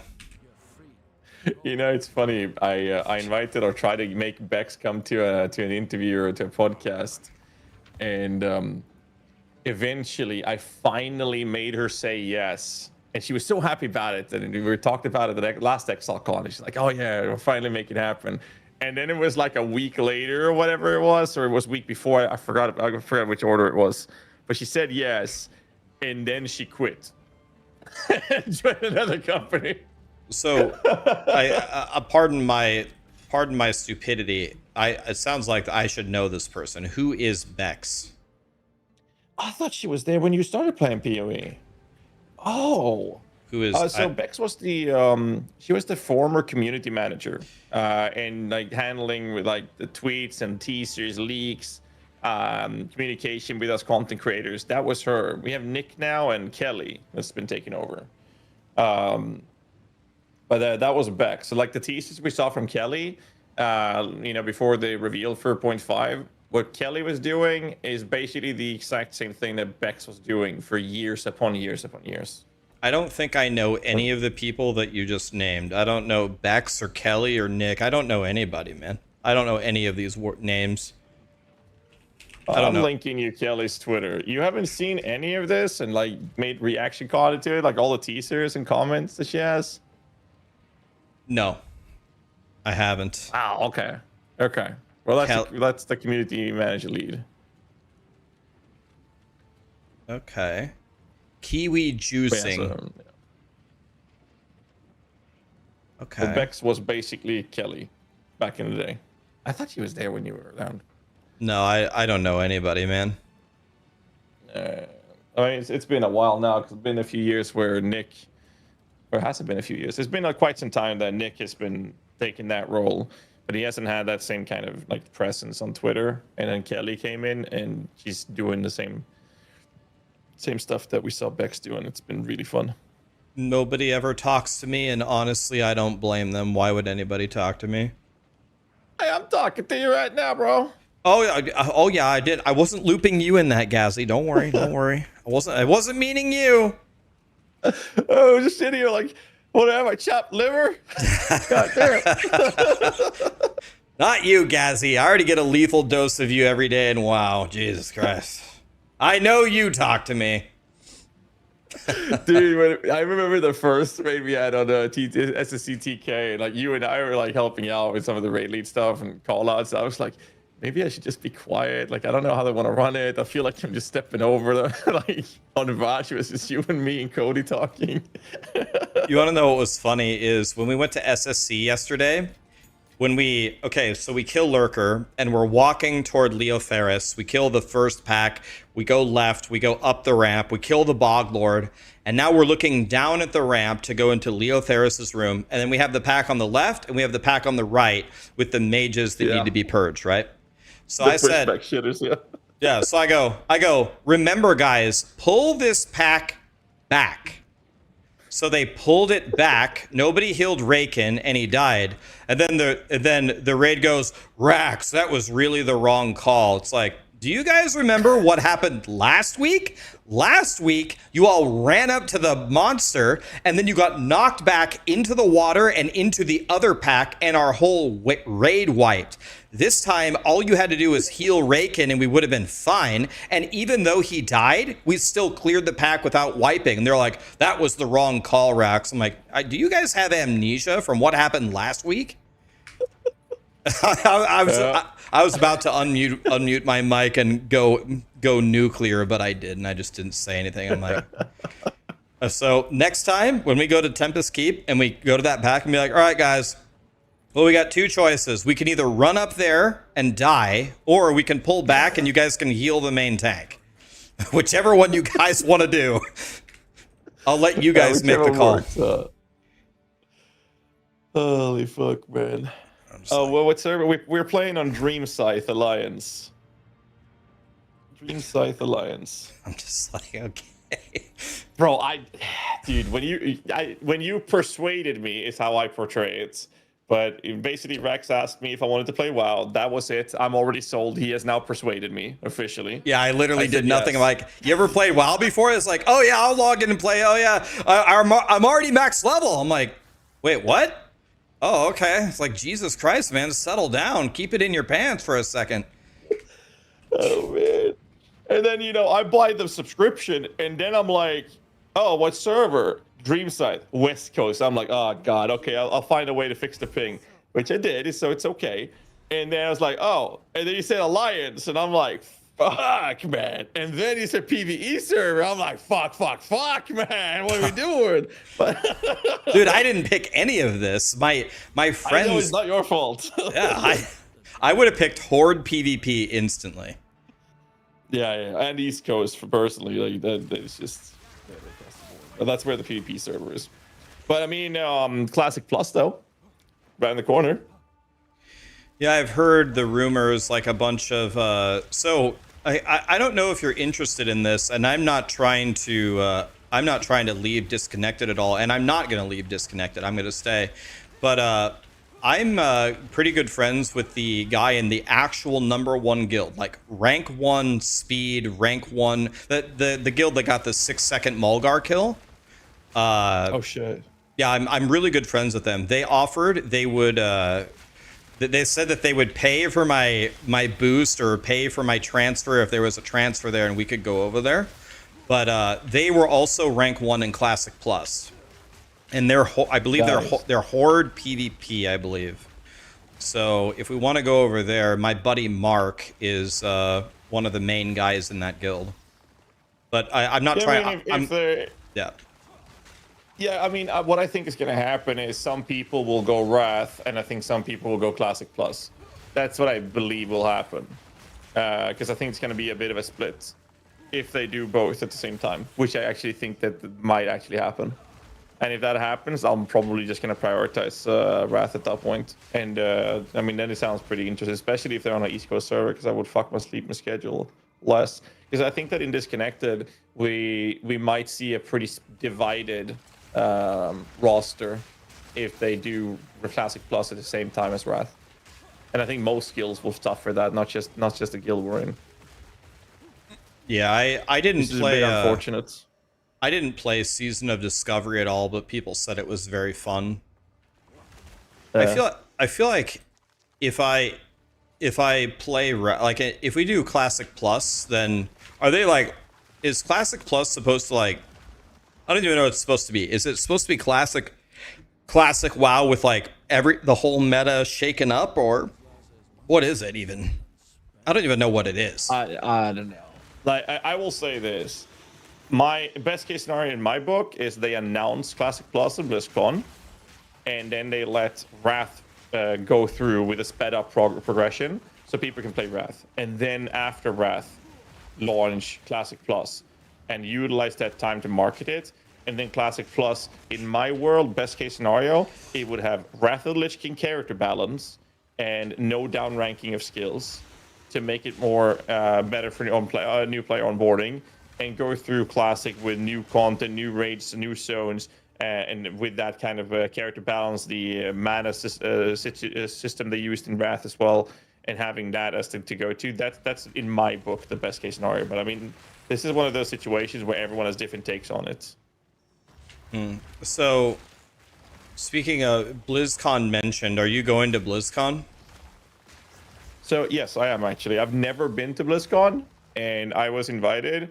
And I said yes, and I know I was invited because of Diablo, but the reason I want to go is because I think they're going to announce Classic Plus, and I've never been, so I figured if I'm going to go, now would be a good time to go. It has nothing to do with Diablo.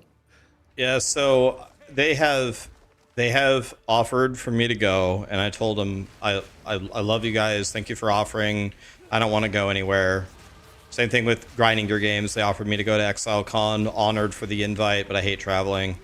But Blizzard keeps messaging me not every day, but every week. They're like, all right, Rax, we're actually down to the final week. Please come. And they're like, we'll help you do whatever. Will you please come? And I was like, who all's going? They're like, they gave me a huge list, and I think they said your name. I was like, I don't know. I still don't want to go, but I was thinking about going and just hiding in plain sight. I was thinking about just wearing like, I don't know, just like a dress-up shirt and some glasses, and just as long as I don't speak, I don't think anyone will recognize me. Like you'll be fine, man. If I walked into BlizzCon, if I walked right by you without my hoodie, and if I didn't say anything, do you think you would notice me? I bet you wouldn't. I think I would. If you didn't have your blue hoodie? No blue hoodie. I might even put. Okay, that's harder. I'm even gonna put glasses on. I'm just gonna walk right by you. I might even. What if I even stop and ask for your autograph? Okay. If you did that, I feel like I should be able to figure it out. Okay, I will say that. But here's the thing. Clark Kent fooled the world by just putting glasses on. So I don't know, man. Maybe I wouldn't. When I went to the Xbox Live reveal thing, I walked downstairs. We were going out to dinner with the devs for the launch of the Spiritborn. And so I walked down there, and like the first person I saw was Macro. He's like, yo, Rax, what's up, buddy? He gave me, like a bro handshake, pat each other on the back. And then I saw Seattle, which she's like, hi, Ryan, gave me a big hug. I saw Echo Hack, da-da-da-da-da. And then at the very back of the room, I'm just giving everybody a hug as we get ready to go out to dinner. And I'm looking at the back, and standing at the back is Woody. And I'm walking toward Woody, and Woody is looking at me with like one of his eyes half closed. He looks like he's trying to solve a Sudoku puzzle, and he can't for the life of himself, I can see it on his face, he can't figure out why is everybody giving this guy a hug or whatever. And I walked up to Woody, and I held out my hand. I looked him right in the eye. He's looking at me like all puzzled. I'm like, Woody, it's me. And he didn't even get it right away. So he's looking at me, and then you see the light bulb come on, and his eyes got all white. He's like, oh my God, it's Rax. I'm like, oh my God, Woody, come on. You fucking kidding Bro, me? you need to travel more so that doesn't happen, bro. No, no, it's awesome that happened. I want to be a nobody. That's the best, man. That's fair. Dude, I'm gonna bring Darth into the call as well. I think we have a group. Yeah, we have a group chat. I'll call you from that one. Okay, yep.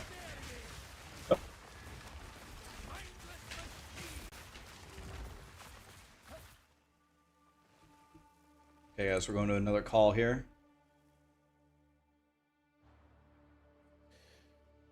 So he was taking a bio break. He'll be here in a sec. But that's kind of easy though.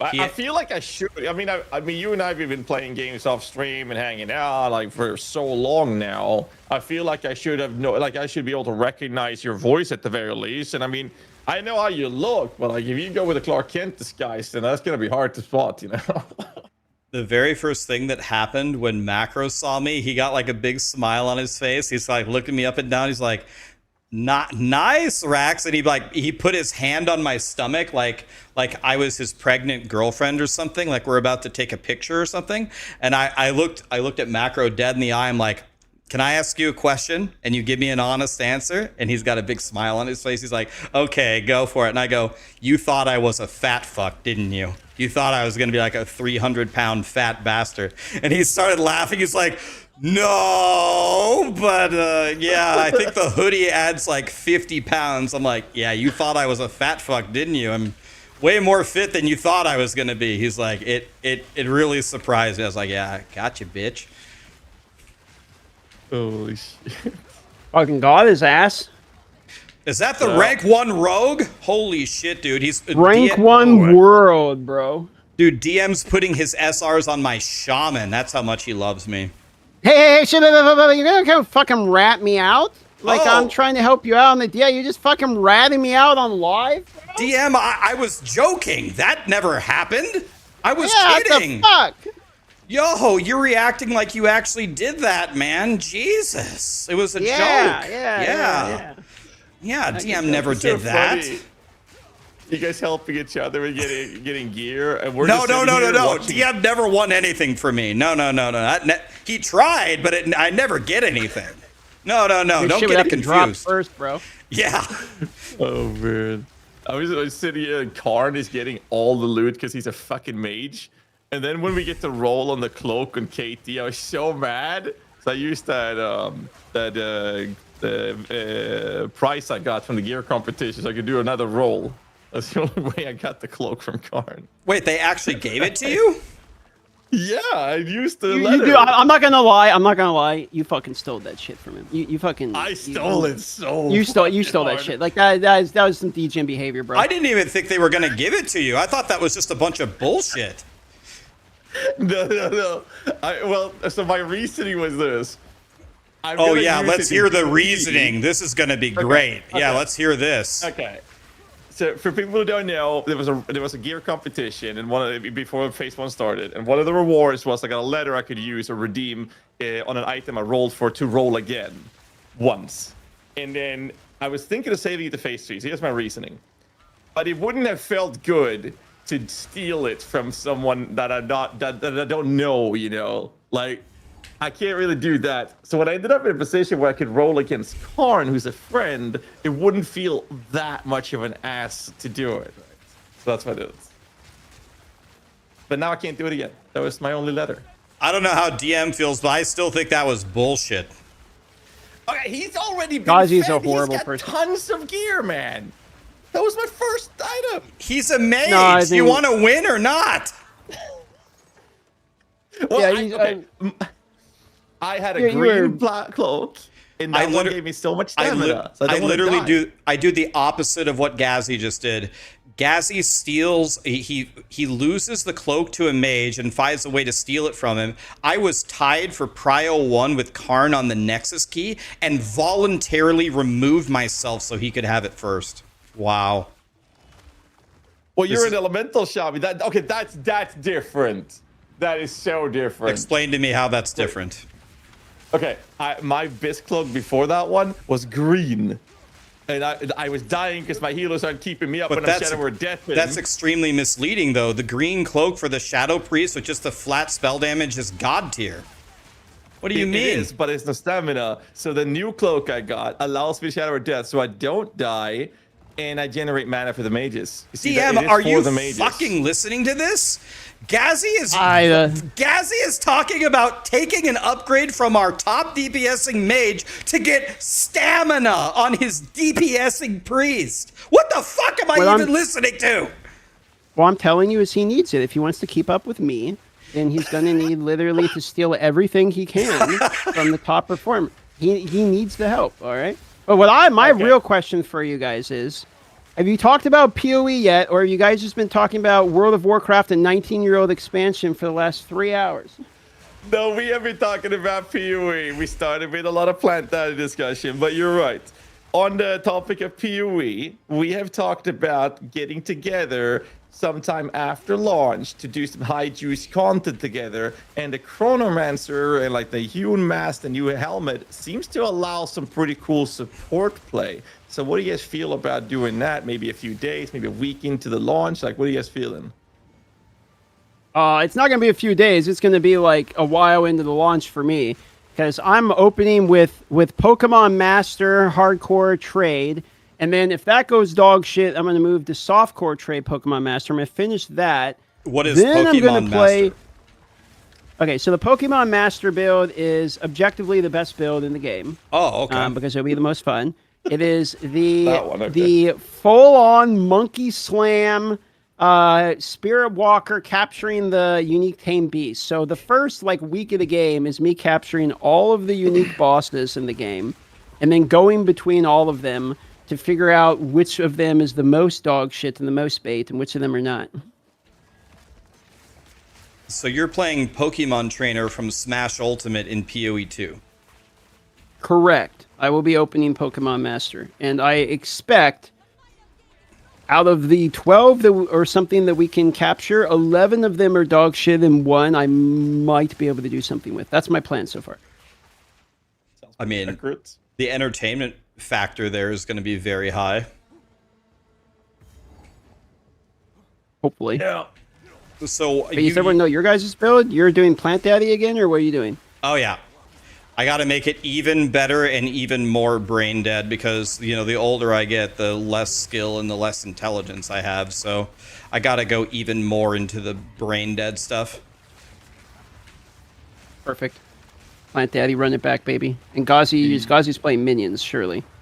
Well, I mean, if you're gonna be Gary, I'll be Ash. I got the hat on already. You probably stole that from Karn too. Come on! No, Gazi. No, come on. I'm not going to let this go for a long time. Alright. It is what it is, man. We killed the bosses. Karn's happy with the mana. We're good. Do you know what Karn's starting in Pee-wee? It's got to be Bro, war. you think he's starring anything but Shield Ball? Like, It's got to be a warrior, right? is he a Shield? I know he's been doing Twister runs, but I think Yeah, Twister's exactly. getting nerfed. Did you guys make your bingo sheet of Yeah. nerf predictions? Yeah, it's very minion related though. Okay, so if I go through mine, you guys gotta tell me if it's on your predictions or not. All right. Okay. So Twister's nerfed. Yay or nay? 100%. Yeah. Armson Twister's nerfed. All right. Mace is buffed. Yay or nay? Hey. I'd say nay. Yeah. Okay. I'm all right. But nay, as in I don't have it on my board. As in, okay, I'm asking you if you think these predictions are like, Well- like, do you think what's your guess on these? So here's the thing though about maces. Isn't the new face breakers is attacking as if you had a mace, right? So would they be brave enough to introduce that unique and buff maces at the same time? I'm not sure. I mean, one can That's hope, unfair. my dude. Like, you take hope from a man, you have nothing, right? Like, Okay, I am hopeful for DM that you want to know what? I'll use one of my SRs to buff maces. there you go. That would be great. And then I'll Okay. use mine to get the shoulders that won't drop anyway. Thank you. Yeah, I agree. In I think maces will be buffed because they need it. It has nothing to do with the new unique. They just need a buff there. Energy shield nerf. Yay or nay? Nope. What's the council say? Nope. I think this might be a bad take, but I think it would be more likely that they would buff the other defenses before they would nerf Energy Shield because it's been nerfed a couple of times already in different ways, and it doesn't seem like outrageously overpowered anymore, even though most people still go Energy Shield. So I would say it's more likely to get an armor buff than an Energy Shield nerf. Armor buff seems to be kind of given since the Nightfall shield with the armor increase roll it had was a tower shield, whatever its base was, and that is higher armor than what we can achieve right now with that base. So it seems like we're going to have more armor from the patch notes today. Didn't that have a percentage armor roll on it, or am I It misremembering? did. And Karn did the math on it and saying that it's higher than what we can achieve right now on that base. But that might be capped. I Okay. don't know. That seems to be the case at least. Let's just assume Karn's wrong about everything. Okay. Yeah. So then the next is cast on crit nerf. Yeah, I wrote within parentheses mostly Comet, but Cock nerfed somehow, yes. Yeah, I cock mean- will be nerfed. It should be shrunk. Yeah, I have a multi-mirror cast on crit Comet boy that was doing 6-player 78 room temples, and we were hitting the elites for like 170 million in 2 seconds. So, and it's all because of cast on crit. So I would be surprised if Grinding Gear Games is going to allow that kind of a ceiling to exist in the game. Yeah, I Okay, agree with that take. Yeah, this is like, I think cast on crit nerf is like the most easily this is happening level of on this entire thing. Like this is getting, they're going to throw the cock into the pool. So basically. here's the question. If you were going to nerf cast on crit, how would you nerf it? Like, what about cast on crit? Oh, do you think- I already thought of this. I have a very elegant solution to this. It's called Okay. delete it. You just Oh, delete I have a cast. better solution. It just fucking get it out of here. Yo, that's the whole have a idea very of good Plant solution. Daddy. No, Too don't bad. delete it. It can't be deleted. I have a really good suggestion, and it's actually from my boy Lolash.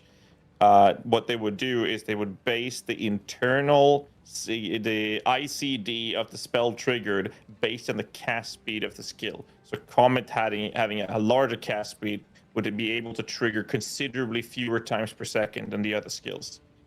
I love this idea because it would nerf all the other builds and Plant Daddy would change none. That's what I want. Something like Exactly. that. Like, the utility part of it remains, and like the lower damaging skills will still be able to be cocked out, right?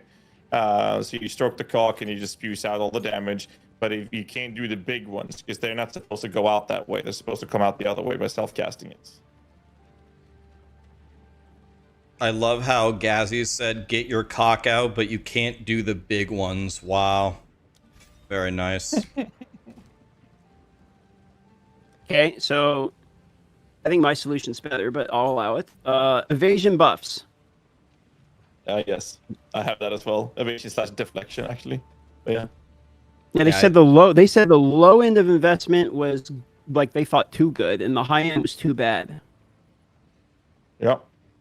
Yeah, I think buffing the low end of it will overall be a nerf, right? Because I don't see many people willing to invest their entire character into just buffing that one stat. So if the floor comes up, I think it's overall going to be a buff for everybody.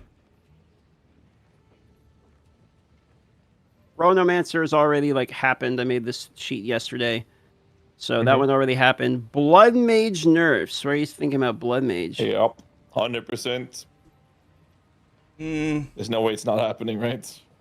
Well, I mean, Blood Mage is really good and seems to be like the go-to for a lot of casters because like spending your life with the synergies on the spells is very, very meta right now. But I don't know. I feel like it does have, there are some other options against it. And I don't know if it's so far ahead to where they're just going to gut it completely. I guess I would be surprised if they just crucify it. I mean, it's the entire point of the Ascendancy. So I don't know. I don't know if they'll do that. Yeah, good points in chat that like they're kind of nerfing Leech already, which is like part of it. Oh yeah, that's fair. That definitely impacts it for sure. Yeah. Plus the levels nerf. I mean, they already said this is coming. I think they said this was coming, like in particular in reference to weapons, if I remember correctly. Though, like, do you think we're going to see other plus the level nerfs like across the board? So I think it would be mostly weapons. yeah, I don't think they'll touch like amulets, etc. No, I don't think so. Sorry, Rex. No. Go ahead. Do you have more thoughts or? Oh, I'm done. I've always thought that so the plus to skill levels is one of the most like interesting like game design discussions because plus levels on one hand is great in some ways. It's very straightforward, right? It's good for the masses. Like, oh, well, I'm playing Whirlwind and when I add one skill to Whirlwind, my Whirlwind is better. And that makes sense to me and that's good. One of the issues that I think with Path of Exile 2 is the way that you're designing a character, like the allocation of power between all the different systems, like the skill gems and the supports and the quality and the ascendancies and the passive tree. Because it's still in early access, I don't feel like it's as fine-tuned or where they want it to be relative to like a game like Path of Exile 1. And some of the things that they had there just really didn't make any sense. For example, yes, our last league, I got my plants to level 40, which is the cap. But when you get your plants to level 40, the mana cost is so absurd that even with like the legendary gloves and even with Arcane Surge and even with investing into mana, it's like a cast or two on a boss and you're completely out of mana and running around and picking up the mana remnants.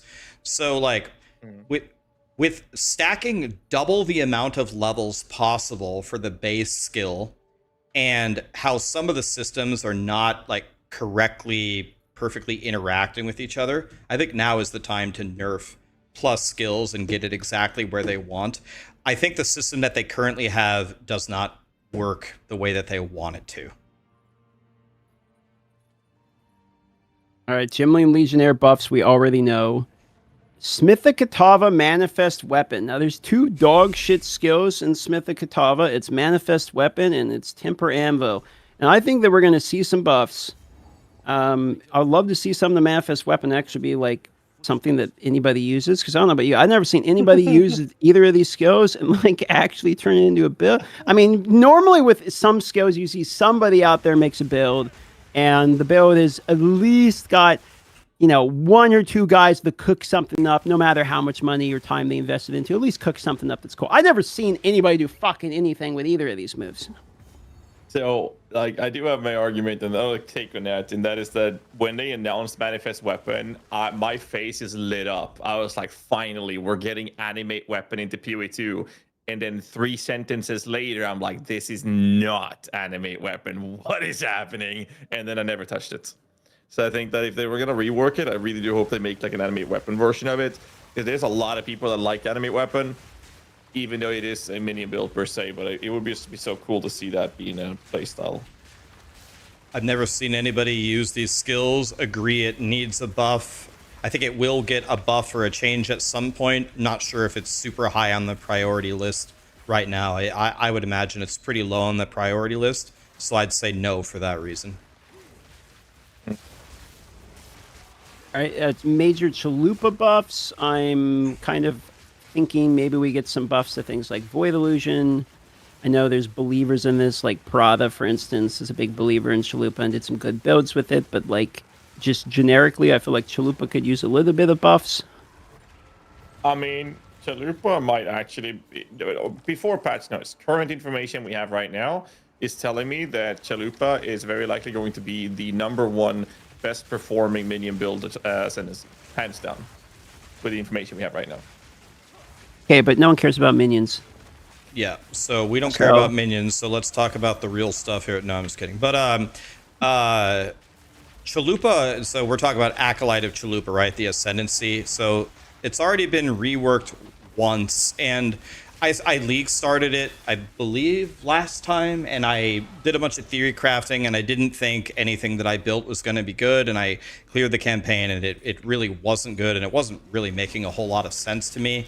And then some other people did some builds with it, and they said it was decent, and then there's a whole nother side of things where people say it's actual dog shit. So I think I would be shocked if we got any changes to Chalupa, because I think some people do think, like Gazi, for example, that there are some theory crafting options with some specific builds. I don't think reworking Chalupa again is very high on their priority list right now. I have one very... Go on, Gazi. I just wanted to chime in about it and saying Mark was talking about, you know, the whole Chalupa communing with the Dreamer seems to be either one of two things. Either it's adding some extra nodes to pick, or it's doing the whole Abyssal Lich treatment where half the Ascendancy turns into, you know, Ascended of Chalupa, whatever the crack you want to call it. And you have like half of the nodes are now different for that version of Chalupa. That sounds like what they're going to do when you commune with the Dreamer, right? I know nothing about lore. I have no idea what you just said. No comment. Well, you know the Abyssal Lich, right? There's like a alternate version of the Lich Ascendancy. Yep. Yeah, that one has half the Ascendancy nodes are changed to something new for this alternate version. And they're hinting about communing with the Dreamer, which is an Acolyte to Chalupa kind of approach. So we might see something similar with that there, where half the Ascendancies gets changed to something different on an alternate version of it. I think that is way they more already likely. Said that. Yeah. Like that's 100% that's happening. But also, there's one simple change that I would love to see, which is, you know, Darkness. You ever done a Darkness playthrough by any chance? Have either of you guys tried like actually investing all the way in the dark? Okay, so I invested all the way in the Darkness and took like all of the max chaos res you can and went balls deep with it. The problem is that overcapping the chaos res does not influence the amount of darkness gained. You can only increase it by max res up to a certain point. So a good change, which means realistically darkness, you're getting like higher end, you know, 4,000 or something. I forget exactly what number. I think it was like 3,700 or something. I forget exact number, but it's not like a crazy amount of like for the investment. It's not an insane amount. You get way more just by investing in energy shield, right? It's kind of nice because they can like leapfrog recharge each other, which is cool, and you have the whole like bug sanctum thing. But an easy change would be if you actually drop the line and that makes it where it only works with your total chaos res and make it uncapped chaos res, then you can actually invest in the chaos res and get more darkness, and chaos res is still like an expensive stat line to get. So you could actually start ramping darkness as a defensive point instead of you just get like a certain amount and that's it. That's all you get. I like that. I mean, yeah, I think in general, Grinding Gear Games is the company that is so great at letting you just build anything that you can imagine. So usually they don't put caps on things like that. So I don't even know if the cap that they have there for darkness is intended. I didn't know that. But if you're suggesting removing the cap, I think that would be much better for theory crafting. Yeah, like your uncapped chaos res should be nice as opposed to your capped chaos res. Like, you know how it's this way for like the chieftain, right? Or the the fire region node, like your uncapped fire res, etc. Gain. It's the same thing with Smith of Katava, where like the more fire res you get, the higher you gain it up, etc. Like it's the same problem. They just need to do it for the chalupa, and then it's fine. Then darkness is actually like pretty good. Yep, I mean we'd take it. We'll see if we get it this patch, but see what happens. So that brings us to Temple nerfed is the free spot. We already know. Banners buffed. I was Wait. thinking maybe they do. Wait, what do you know about the temple? Temple is nerfed. Like they already show the temple nerf. So that's like the free spot. What did they do you know what they nerfed about the temple? Yes, so now it destabilizes, and instead of the destabilizing being able to lock, it still destabilizes the rooms, but instead of breaking your host snake, it just removes the room and makes it a path only. So eventually your temple like will no longer have any rooms. The snake, they gated the snake, like snake's not a thing. So when a room is removed, it changes into a pathway. It deletes the room. But if you in theory always had a jalapeno to put at the end of the chain, could you still build it infinitely if you could generate enough? It does not matter. It does not matter. Like you will still that room. You'll lock the snake, and then slowly the body of the snake will turn into pathways, and you won't be able to put more rooms in there because they're already pathways. Okay. So you'll need to eventually reset the entire temple. Okay. Basically just killing the snake. And they're adding some new rooms and whatnot and incentivizing not building snakes as a result of that. I mean, I think the entire original point of the temple, right, was to farm at Ziri, not to never farm at Ziri and just do the rooms all the time. So I guess that makes sense. And then they have a whole forum post if you want something to look at, in which it actually talks about these changes and then shows some of like the nodes that you get from the temple ascendancy, etc. So there's one like at Ziri's at sets, which is nicely named, which like guarantees you'll get like an at Ziri unique on completion, etc. So you can focus more on like boss rushing as opposed to just building out the snake. You can go up to tier 4 rooms now, and you do start with 6 medallion cap and 60 crystal cap for free from the beginning. I like that change a lot personally. I don't know. I have a feeling Temple might still be really strong. I don't know why. I still have a feeling. I mean, probably because of tablets. Like I would assume the tablets are going to fill out the gap. Fill out the gap difference between these. Well, also keep in mind, like I think I built at least 3 full temples on different characters. And when you're building a temple, normally it takes forever. And why does it take forever? Well, it takes forever because you don't have the jalapenos, the locking medallions. And it also takes forever because you're never drawing the right rooms, right? It's like playing Slay the Spire 2. You're never drawing the right cards. But if your rooms are going to be destabilized anyway or turn into just pathways, then you just intelligently make a strategy to vomit all of the rooms that you draw every single round. And if you did that, you might be able to actually build like a huge temple and you just outpace the fact that it keeps changing it into pathways or something. There might be a way around it instead of locking one and drawing a specific room. Instead, you just vomit rooms as hard as you possibly can and outpace the deletion. Probably the min-max, the min-max is a bit over because you can't min-max it like you're saying. But if you actually don't, the problem is if you don't get the right rooms to chain together, you're going to just have to like place them or just end it, and then you're going to lose the body of the snake anyway. So I think it's gonna be a lot harder to do the snake strategy, just unless we don't know the tablets. I suppose you could like do the decoy thing, yeah, but yeah, but I mean, still one of gonna- the problems. Sorry. no, go on. No, I was just thinking out loud as I'm listening. Sorry. Like, I think you'll have like a couple of paths out, and then put actual rooms there. And then when you don't destabilize the rooms, then you want to connect them to another functional room. But the next destabilization, if that happens on the room before, it can't break it off, so it turns now into a pathway. And as you repeat that process, if it doesn't take the head, it will take every path you've built. It's just eventually going to turn into a bunch of pathways, which is going to be really fucking annoying to walk around. So most people, I think, will just make a big clump of shit in the middle or something, and then like try to destabilize and reset the temple when it gets too many pathways on the floor, like on the entire template. The other thing is they buffed the rewards. Like once you actually beat the architect guy, you get like those reward rooms. They said they significantly buffed them. So I think what they want you to do is like do a temple run, clear it, and then farm the rewards, or choose to farm Atzeri in particular. Again, we still have to see the rest of the tree. They showed some of the tree, and we don't know the tablets. But like that is the way it reads if you go through and read their form post. It seems like they want you to like clear the tempo and then get the rewards and farm the reward portion.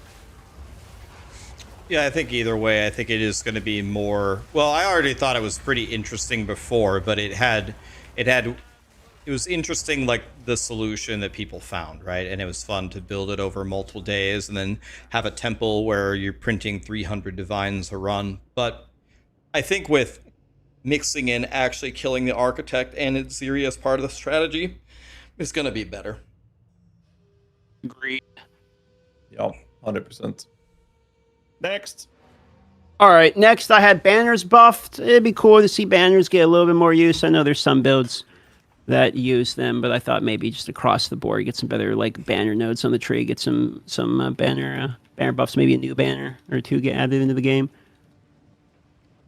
I'm not very interested in banners, so it's kind of like not even something I consider.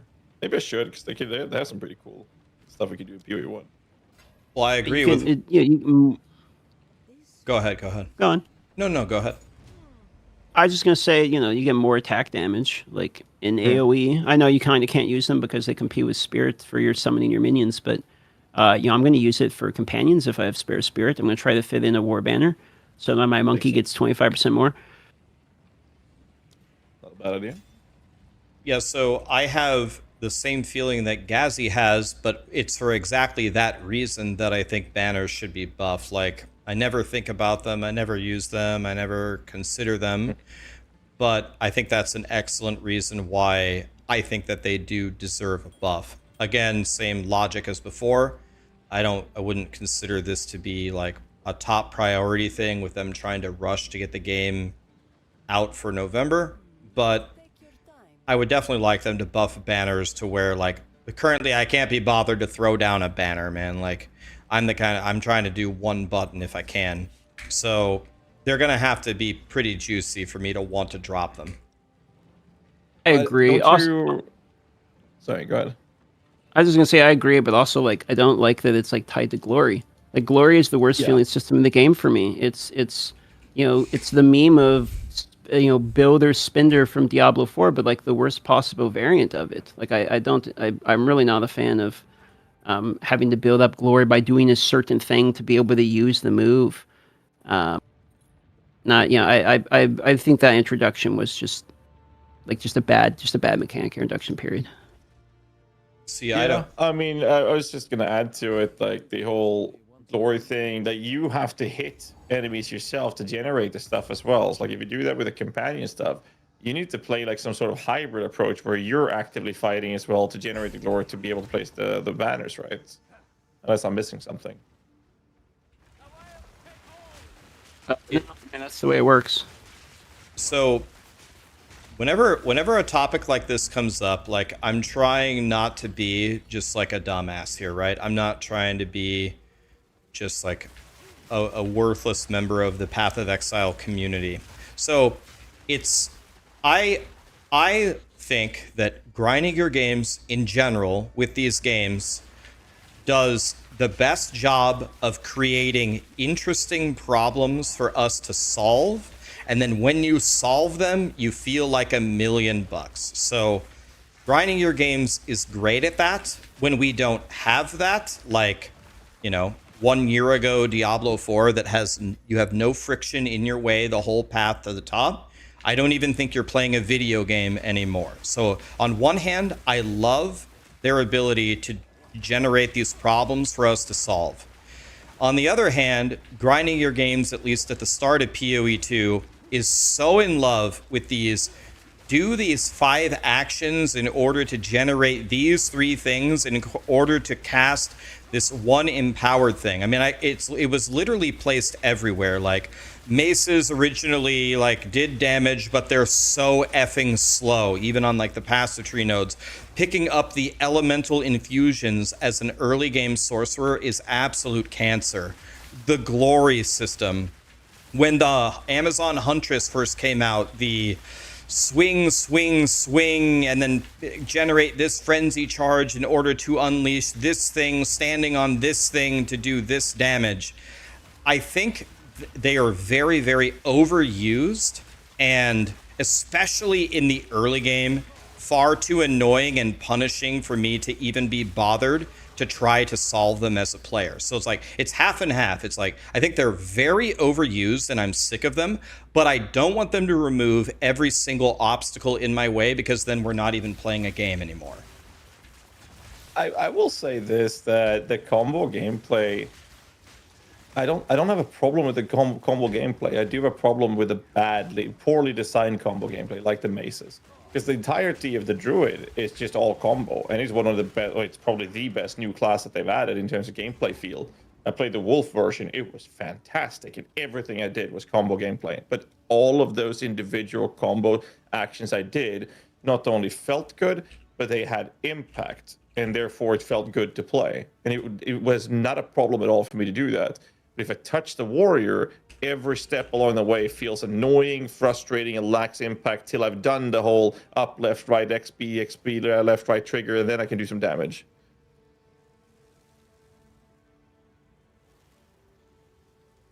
I mean, I don't know. I don't really have a massive problem with combos. I feel like it's as long as the combos feel good, like Shield Wall is a combo. Yeah. I think it's one of the more enjoyable combos, but I do have a problem with Builder Spender, where I constantly be building up power charges in order to be able to use a move. It doesn't really feel like a combo. It feels like I'm getting the ability to be able to use the move. It doesn't feel like I'm using one then another. It feels like I am making sure I did my checklist to be able to cast the ability.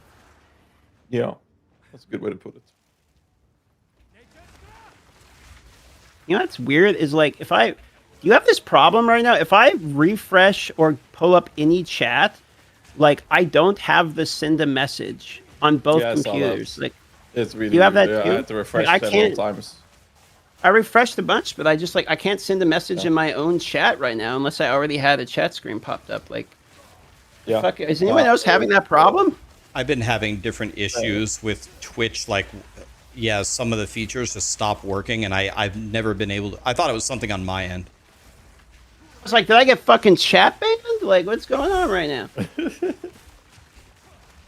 Oh, people are saying it's 7 TV. Okay.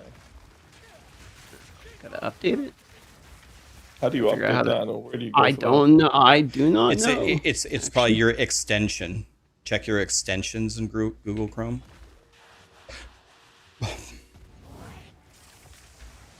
Yeah, I see it there. I just don't know how to force the update. I guess I'm just gonna reinstall it. Remove Yep. it. Yep.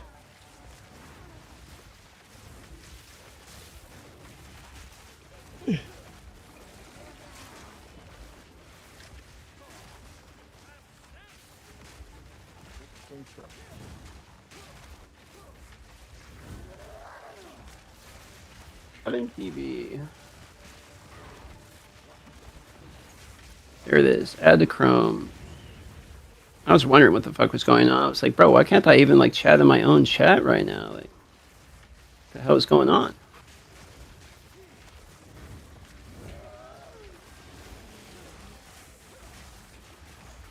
It's weird. I added it, but it popped up on my other computer. Here's a question for you guys. What is, if you could only pick one thing, what's your favorite thing that we know is coming in the next patch? I think it's being able to tame unique beasts. Like for me personally. You want to get the Pokemon build up and running? Yeah, absolutely. It's the Pokemon build. I think Pokemon build looks fun as fuck. I'm split. I'm split between the unique tame beast and them fixing Selfless Remnant support gem opens up for a new way of playing, at least from the Minion perspective, allowing the Chayula Monk. Like I'm kind of split between those two because they're both really, really cool ways of playing the game. What's your favorite, Rex? I think probably my favorite is just the updates to the end game itself. I think that you and I, like all of us here, we play so much, like we'll figure it out no matter what, right? But I think it will be much better for the average player who plays the game. And when, you know, the masses are loving the game, then it's just better for everybody, I think. I think that'll have the most positive impact on the game. Sorry, Gazi, were you gonna? Did I cut you off by accident, bud? You were gonna. No. It was just like those are the things that I'm most excited for the sake of variety of what we're playing. But just like Rax was saying, like the next part after that is like what we're playing it in, and that's just the end game, right?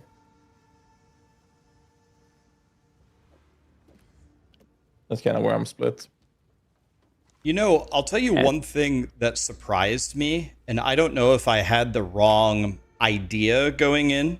Maybe it's because like in the PoE 1 league right before, they did like, I don't know, not really an overhaul, but kind of at least a visual overhaul.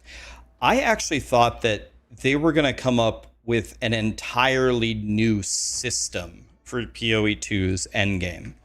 But instead of like a whole new system, it's more just like go left, right, up, down, and then go explore everywhere. I actually thought that they had a whole new system coming, but maybe that was... Yeah, like the Infinite Atlas. Like you thought they were just going to drop the Yeah, I think a lot of people were kind of in that same boat, actually. I'll be right back 1 second. You guys keep going. Sure. I felt like that was kind of crazy. Because I feel like they created this bare bone structured endgame as a result of the lashback that D4 got from lacking endgame. So they were like, okay, let's stop the campaign. We need to make an endgame. And they gave us, you know, the baseline hollow structure of what we got. But I feel like there's so many cool things that GGG has done in the past with different league mechanics that are like out of the blue. They tried, you know, different kind of game thematics as league mechanics, like Toda for auto battlers, Blight for TDs, you know, Sekima for indie games, or Sanctum back in the day. All of these things, it just looks really cool, and they're going out of the way to do these really cool, interesting things. Them having this interactive, and I'm going to use the word immersive endgame with an Infinite Atlas, I think speaks more towards the modernization of gaming, towards the new player onboarding. Like casual players will feel more immersed with that being a thing, rather than, you know, a splash image with your maps, you know, checkbox, do all these maps like we have in PoE 1. And they also open up a really cool thing that they can do with the Infinite Atlas that they can't really do with other things. Picture Settlers or Kalgur, and then add like an RTS version on that, and they can now have us exploring the Infinite Atlas and expanding our like the settlements as we are clearing the corruption, right? So now that becomes a potential league mechanic they can dive into, where we're like expanding the Infinite Atlas as our base, so to say, where we have cleared the enemies, the beast corruption is gone, now our settlements is spreading. Like there's a bunch of stuff we can do. We can have infinite delve downwards, and then we can have infinite tower scaling towards the heavens. I mean, there's so many things they can do that they can't really do with PoE 1 system. So I see what you're saying. Let me ask you about one of the points that you made. So obviously I expected PoE 2's endgame to be quote unquote at least bigger than PoE 1's, right? With PoE 1 you got the T16 maps, you go to the four corners, you got the bosses, and afterward you have the Valdo and the Delve or whatever. So that's a PoE 1 has a lot, but we all expected PoE 2 to have more. But I thought I heard you say that you thought, like, in general, the masses would prefer an infinite system rather than just a very, very large system, but has like a finite area. Do you think that? No, I'm not saying that the infinite part is good, because I'm Oh, personally okay. very much against infinite. That's why I don't like the tower in Diablo. That's why I don't like the corruption scaling in Last Epoch. I don't like Delve either. I'm not a big fan of infinite scaling. What I Okay. was saying is Same, that the yeah. way like the way they presented the Infinite Atlas creates a whole new level of immersion. And the immersion part, I think a lot of casual players value a lot more than the splash screen checkbox to do these maps to finish your Atlas in PoE 1. I see. So what you're saying is like the fact that you're actually exploring something like a map rather than just a checkbox or like a little piece of paper in your hideout is more immersive, and people like that better. I believe so. Again, I mean, I'm not a casual player. I just think that might be the case that makes people find it more immersive. Because to me, it feels more immersive, but I don't care. To me, it doesn't matter if it's a splash screen or so or whatnot, because most of us, the veteran players, we're playing for the idea of performance and the numbers behind it. Whether or not we are visually looking at where you're going in the world, that doesn't matter. If it's I mean, I can chime in or if here. you know. Because, like, I do not play for the fucking performance of my build, and I sure as fuck don't play for the numbers. So, like, I actually do feel the way you're explaining, which is like when I look at the infinite Atlas, I feel exactly that way. But I also like the idea of like this, like, oh, I got this unique map. I got a Lake of Calandra. I got the Jade Hut. Like, I kind of like that. It's another form of like, hey, what items can I get out of the map? It's also like, hey, what maps can I get? I don't think they've historically done a great job at it doing that, but I understand the sales pitch of it, and I do like the idea of it. That's why I kind of hope they don't 100% give up on the Infinite Atlas. They just make it good. Yeah, I mean, we also have the other argument, or the part of the topic where people like to play for efficiency. In PoE 1, we have this, we do the same map over and over and over again. They had a system that kind of incentivized us in doing different maps, but there is a system in the Atlas skill tree that allowed us to do that on the same map over and over and over again. I hate doing the same map over and over again. I know there are some map layouts that are absolutely terrible, Meyer and a bunch of others that is absolutely terrible, but I do like when I do a map that it's not the same map every time I go into it. And that's how I play PoE 1 as well, which is less effective than doing the same map all the time. So I guess I'm a little bit more biased towards enjoying the Infinite Atlas because of that reason as well, where you're forced into doing different maps. And I like that. Yeah, I think the again, like one of PoE 2's objectives is to appeal to a wider audience, right? I think there is a certain clientele that is very like mathematical and efficient about it, that just salivates to run the most efficient map with the highest juicing over and over and over to get rich, right? But I think in general, for the average player, they would find that boring. And they want to see the biomes, they want to see different maps and see different bosses. So I've got no problem with them building a system that does incentivize you to go around and not do the same map over and over and over. I love PoE 1's system, and I know a lot of people do love it, but I think that getting away from just doing that all the time is probably overall better. I 100% agree. I don't play any game that makes me just do the same dog shit over and over and over again, bro. Like, how could you? Honestly. By the way, 600,000 XP to 95 fishing. Oh shit! Wait. Where am I looking at my? Fuck. Glad you reminded me. I gotta check my. I have another. Okay, so in another 45,000, I got catch 45,000 more of the same fish, and then I'm level 99. But I'm getting there. But yeah, no, nice. To get back to your point, Rax, I agree. Like doing the same thing over and over again, it's just like, who the fuck does that? Yeah, I would never do Diablo 3 Greater Rifts for 4 straight years in a row waiting for a new game. There's no way I could do that. Great. Yeah.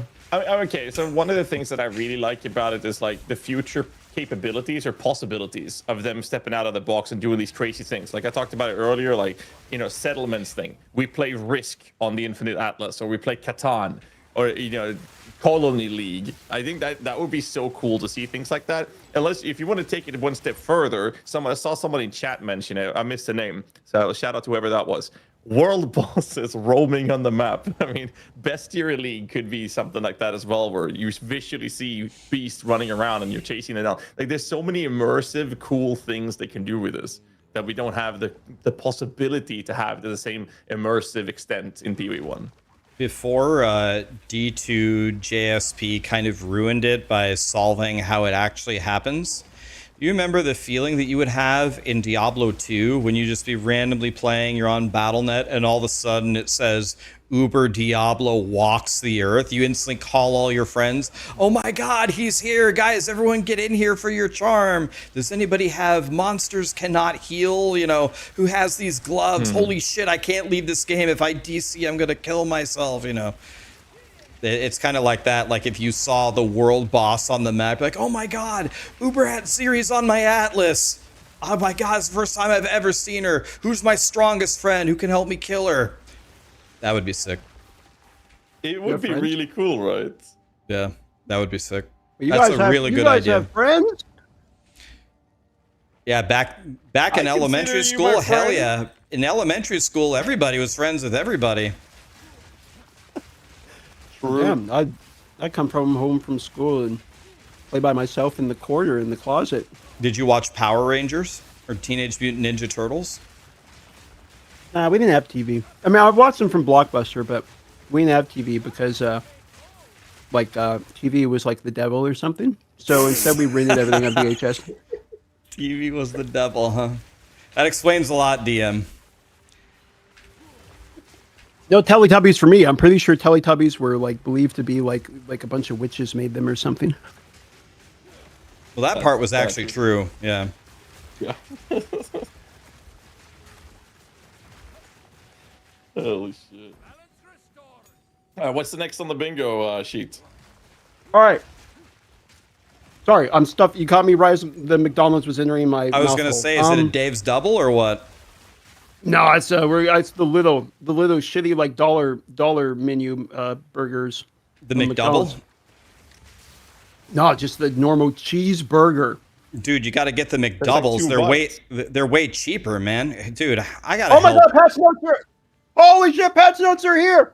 It's here. It's here finally. Okay, goodbye, everybody. It was nice knowing you. Enjoy the rest of your evening. I gotta see how badly my mace was nerfed. Okay, bye bye. GG's boys. Good luck with the patch notes. GG's. Good job, guys. Good job.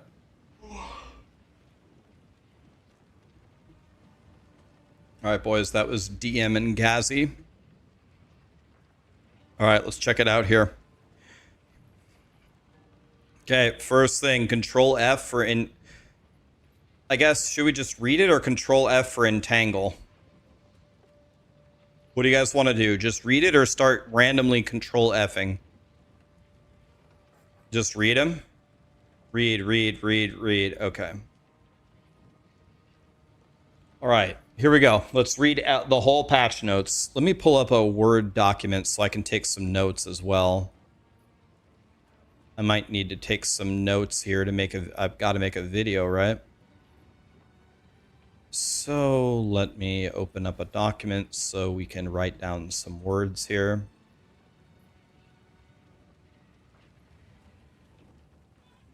Okay. PoE2 patch notes. All right, here we go. All right, let's start reading. Here we go. Let's see what we have. New economy.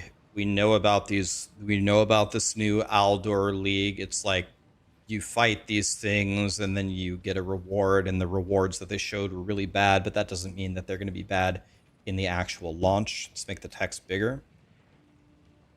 You face an encounter, then you craft an item with more waves of enemies. They get rarer as you go. You get rarer items. They drop Verisium Metal, a new currency. Yeah, here we go.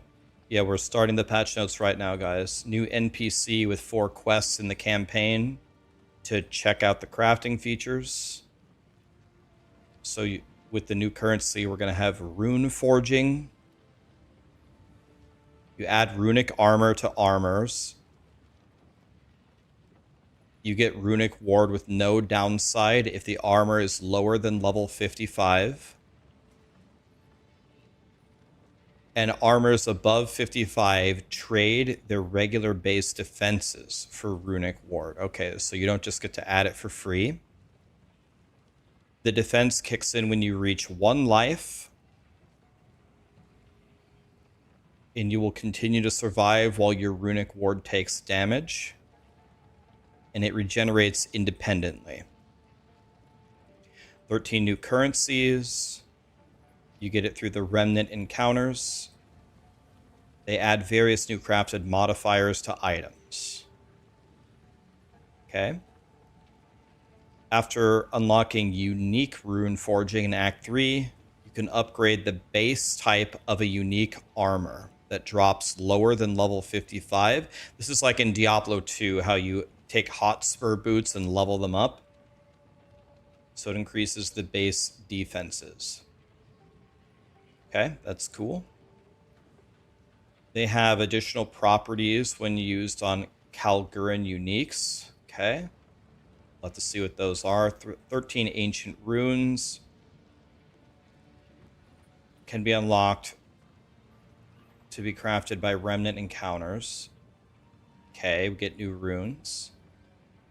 13 mythical early game runes to give you significant boost to level 15 plus characters.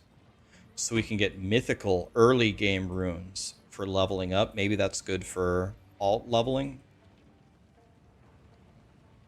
You can swap resistances from one to the other now. Guys, we got Harvest Reforge. We got Harvest Reforge. That was super important in PoE 1, right? Super important. We have 15 meta crafting runes. 60 plus runes that can be created by destroying a unique to make a rune of those properties. So that could be insane. So let's type that as a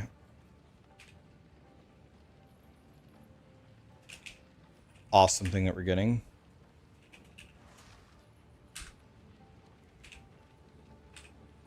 Let me just organize this a little bit better. All right, so we have the fluxes, and then we have, you can destroy 60 plus uniques to gain some of its properties as a rune and then put it in another item. So for example, for Plant Daddy, there's those unique gloves that give mana regen. Maybe we shatter it and put that rune in a different pair of gloves, and then we don't have to use those stupid gloves anymore. So that could be really good. So runic wards can be crafted from remnants. 21 Kalguran skills. There's 21 new skills. Wow.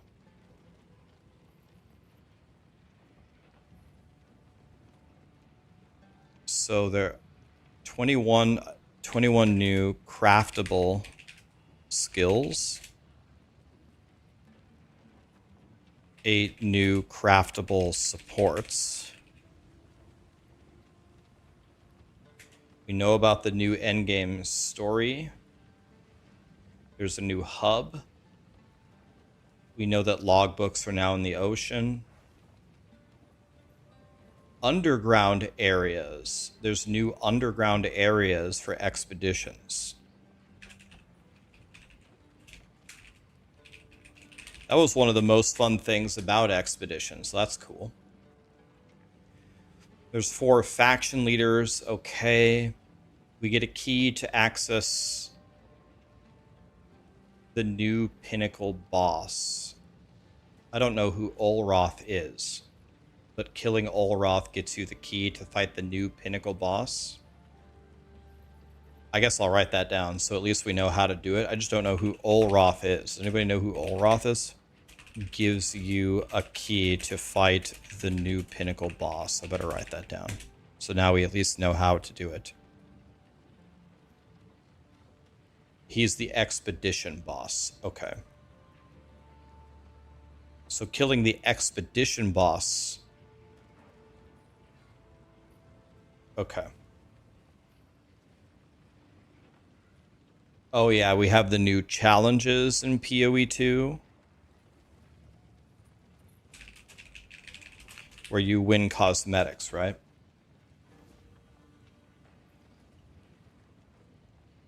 To earn cosmetics. People love challenges and cosmetics. Right. Oh, the tree has changed. So every old character got a free passive tree refund. Okay, let's write that down. Passive tree changed. All old characters have a free passive tree refund. So that's kind of important. If you have a build, take a screenshot of any build you love right now before it wipes. If you have a build that you love and you built a special tree for it, you might want to take a screenshot of it. That way you have it, so you can rebuild it in the new passive tree.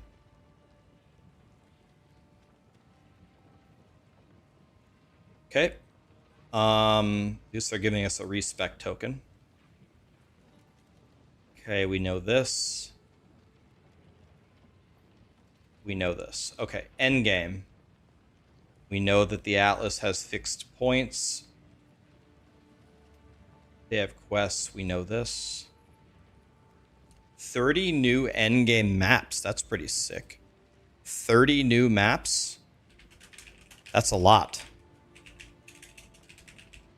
Well, we're never going to be bored, that's for sure.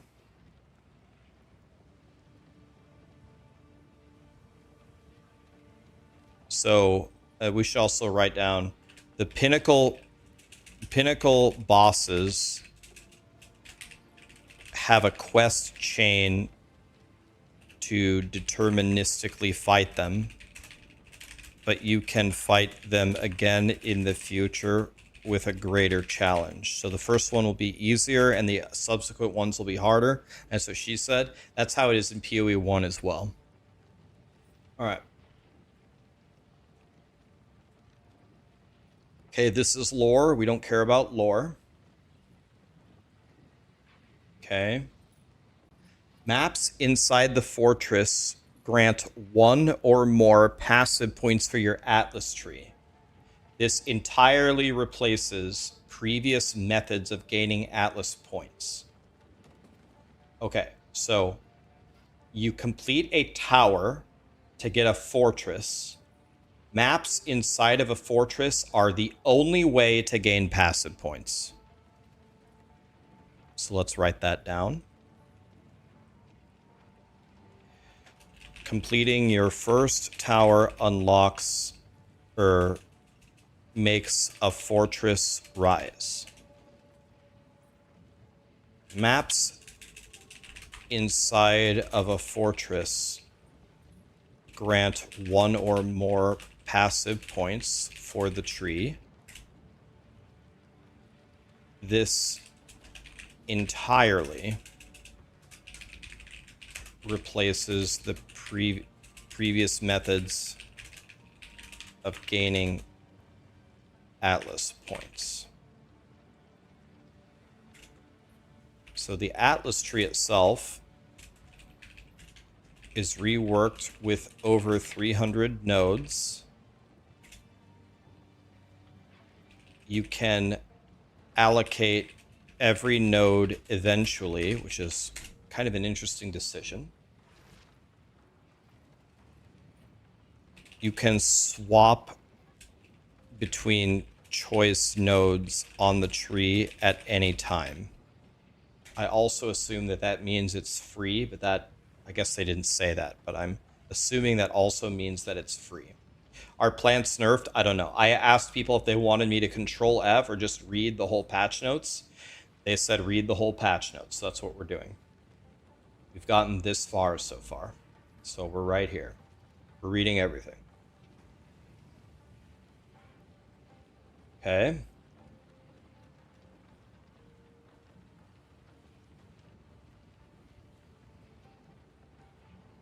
Many maps in the fortress have ancient modifiers that add or modify the contents of the map. Okay, I don't really know what that means, but let's make a note of it. Maps inside of a fortress have ancient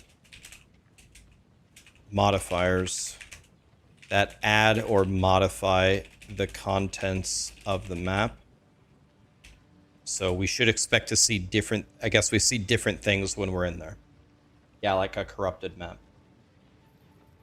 40 ancient modifiers have a chance. So there's 40 plus of these new ancient modifiers. Okay.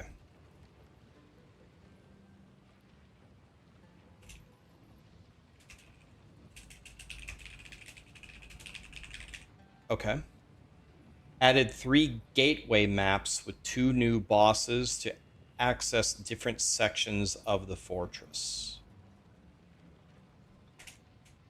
3 gateway maps with 2 new bosses to access more parts of the fortress. So the number one thing is going to be completing the fortress for your Atlas points.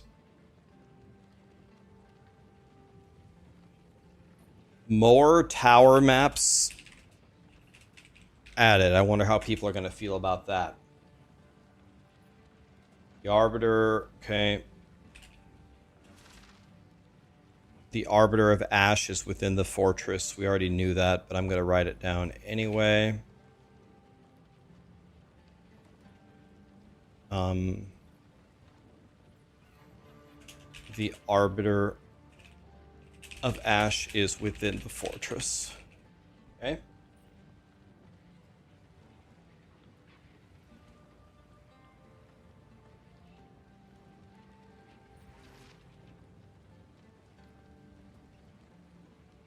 The Arbiter of Divinity is the new pinnacle boss. Okay.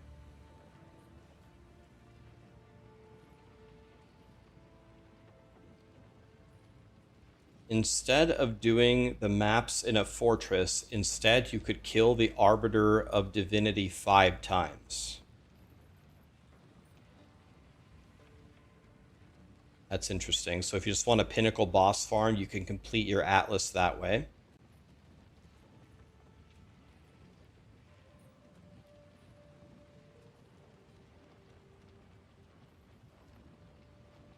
There's 2 new Citadel maps.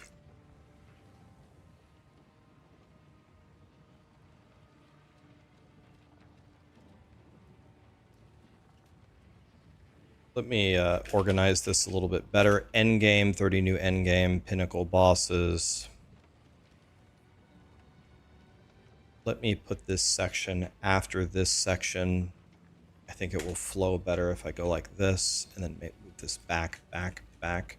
That's perfect. And then delete this. Much better. Okay. And then Arbiter of Divinity is the new pinnacle boss. 2 new Citadel maps with 2 new bosses. Drop keys for him. Killing the Arbiter 5 times can complete different sections of the fortress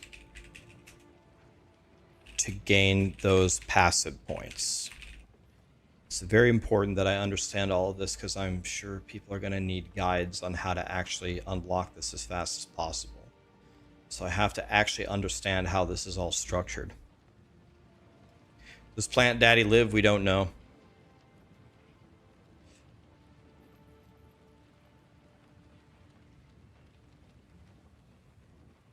Am I bald? I'm actually not bald. I actually am not, I'm not bald, and I'm also not balding. So my dad, when he died at 65, had a full head of hair, so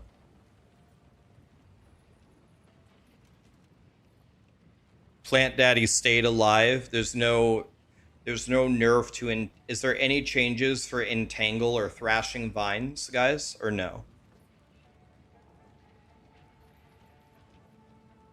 They didn't buff it or nerf it. It's just exactly the same.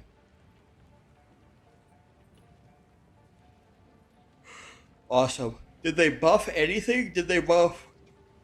What about like Thunderstorm?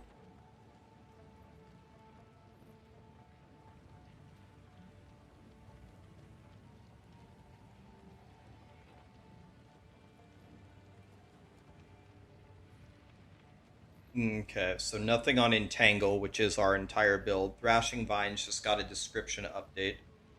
The Omen of Corruption got removed. Can you remind me which Omen that was? That's when you use the Val Orb, something has to happen.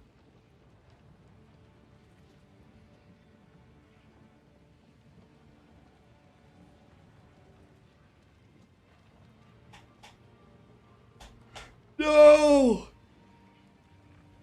Shock Conduction 2 was, we absolutely used that. It was guaranteed shock.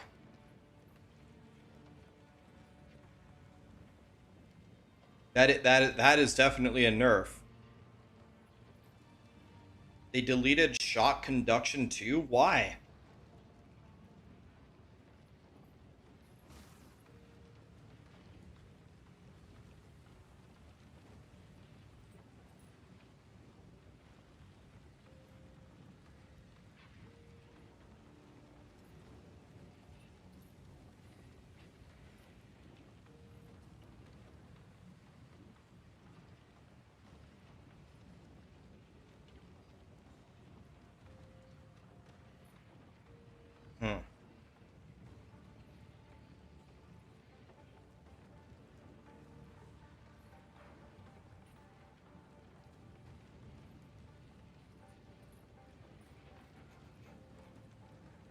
That's sad.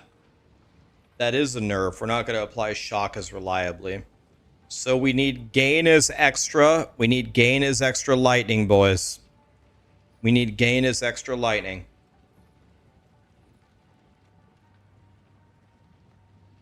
Okay, we already read all of this.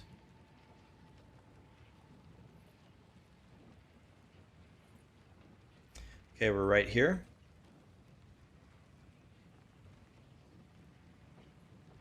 So there's ascendancies for the Atlas.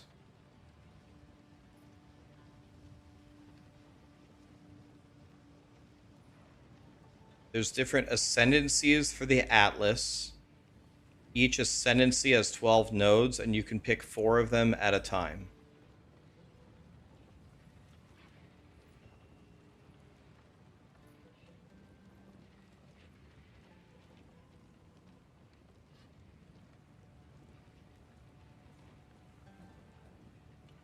Okay, so let's write that down. So we have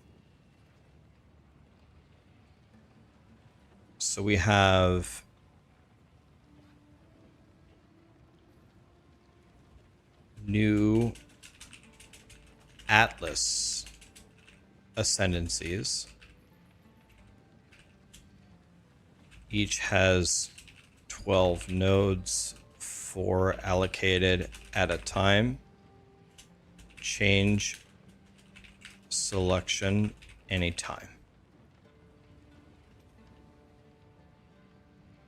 Unlock each row of 3 nodes by performing missions for the masters.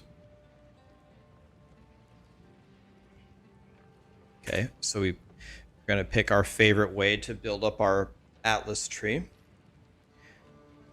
Delirium, new storyline, new hub, we know that. Completely revamped nodes, we know that. We know about the progress bar. We've already seen that in PoE 1. They're just adding it to PoE 2.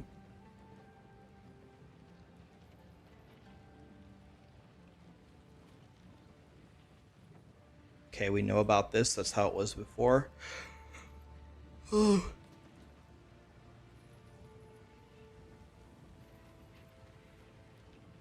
This is kind of interesting. That's an interesting fact to know. Delirium. Moving toward the map. Moving toward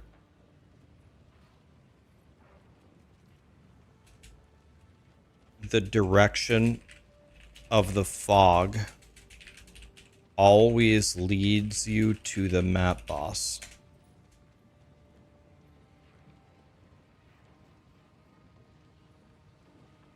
Delirium just got nerfed.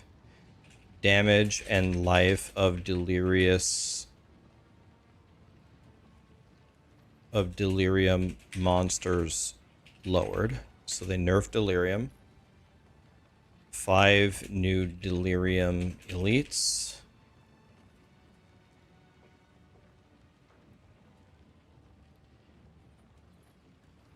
Oh wow, that's super powerful. There's a new area in Delirium called the Loathsome Mire. The Loathsome Mire drops 2 new amulet base types that grant 2 instilled notables at the cost of either losing a suffix or a prefix. So if you pick the one that doesn't impact you as much. Can you also anoint this amulet? I guess they call it instilling in this game. Can you also instill a 3rd notable on these amulets? Do we know?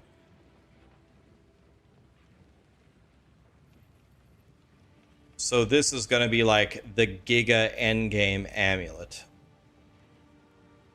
So you're trading a suffix or a prefix. You just need to get one with your instilled notable and another one, and then craft on it.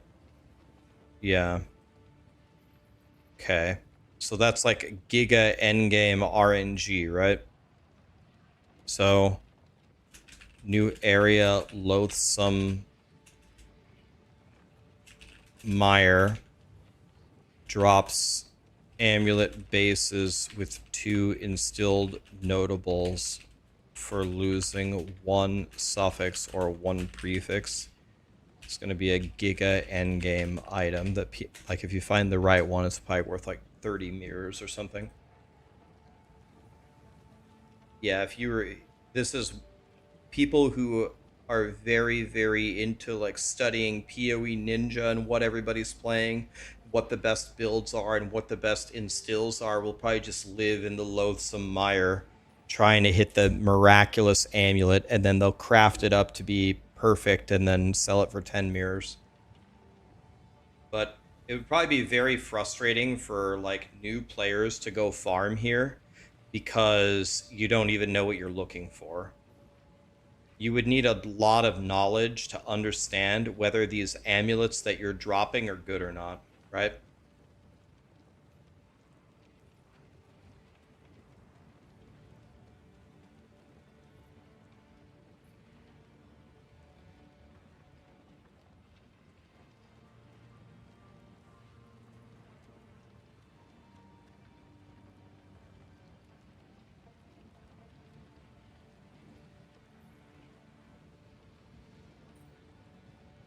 Okay, let's keep going. Liquid emotions can now be used to craft additional mods on jewels. Okay. Emotions can craft mods on jewel. Emotions can now craft mods on jewels.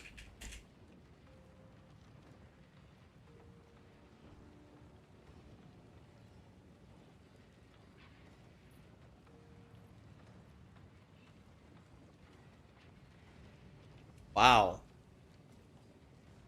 They put a lot of shit into here. Completing a delirium mirror has a chance to spawn a grand mirror. grand mirrors spawn randomly on the atlas. Duplicate the map boss. If you kill both of them, you get a new mechanic, the Trial of Madness. Okay, they talked about this.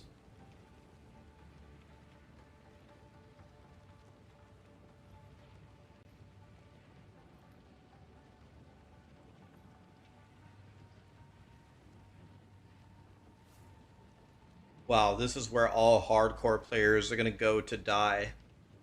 So you do a delirious map with delirium mirrors.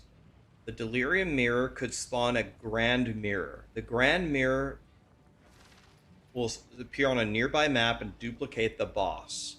If you kill both bosses, you spawn a Trial of Madness. Now the fog spreads from a map of your choosing on the atlas and includes a simulacrum. Inside the fog, the entire map is delirious at 10%. Killing the rare monsters and the map bosses increases the deliriousness of the maps within the fog. When you reach 100%, the simulacrum spawns, and then you can continue pushing the deliriousness to 200%. Now, I remember when I first started playing PoE multiple years ago, if I would have read something like these two paragraphs, it would have meant nothing to me. Does anybody see these words and it means nothing to you? It's like Egyptian hieroglyphics. It's like Swahili. Just have no idea what this is even saying. Me. Yeah. Okay. So I know how you feel. I absolutely know how you feel. I completely get it because I've played enough to now where I understand this. So essentially what it means is there's just a chain reaction, and it's allowing you to build these increasingly stacking difficulty maps. And if, let's just say every one of the completions gives you 10% deliriousness. When you do 10 maps, then you get a simulacrum. And simulacrum is, would you guys say tier 4 simulacrum? I mean, other than, of course, like a fully juiced temple, but without considering that, I would say T4 simulacrum was actually the hardest content in PoE 2. Like the most difficult thing you could do. So you do these increasingly difficult maps, and at the end of it, you spawn a simulacrum, and simulacrum is very difficult. It's like waves of enemies, but it's very hard. Is it harder than closing an abyss? I would say T4 simulacrum is the hardest thing in the game, other than like a fully juiced temple, like a 78 room temple. You've never beaten tier 4 simulacrum. It's very tough. Very tough. So this is going to be like the giga juicing mechanic. So mirrors can spawn grand mirrors, which give you double bosses, which give you the Trial of Madness on a map you choose. So you can place it. It says you get to put it where you want on the atlas. That's what she said. And then Delhi starts at 10% and grows until 100%. Then you get a simulacrum. And if you want to go crazy, you can juice it to 200% deliriousness if you want. All right. Well, good luck. Good luck. This is going to be for the giga. This is going to be for the super plant daddies.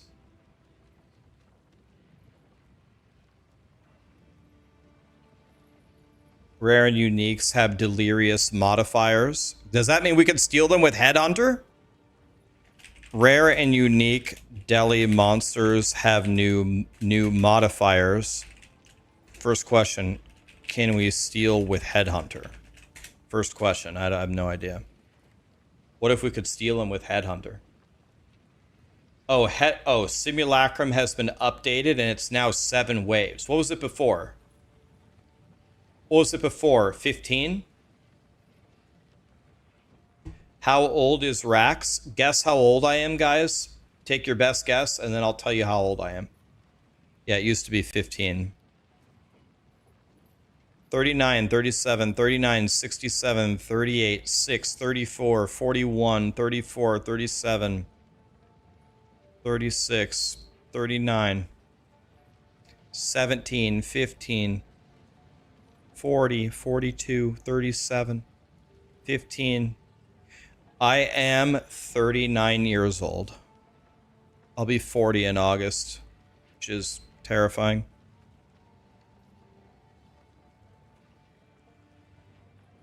I am 39 years old. Okay, so they changed simulacrums, so maybe it's not going to be as hard as it, like it has to be a nerf, right? There's no way they buffed it. It was already the hardest thing in the game.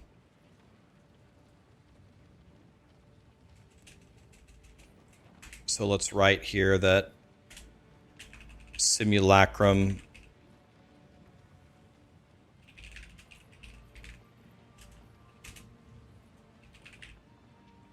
okay. Completing it gives you a key for the Delhi Pinnacle boss, which is King of the Mist, right? 10 new ancient emotions to craft time lost jewels. Oh.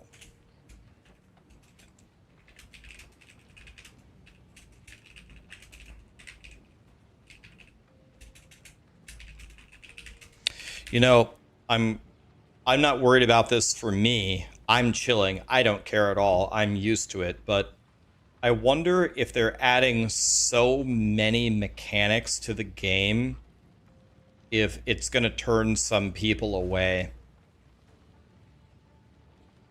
Because this is just the new things that they're adding for Delirium. And that's just one thing. Breach has the same number of lines right after it.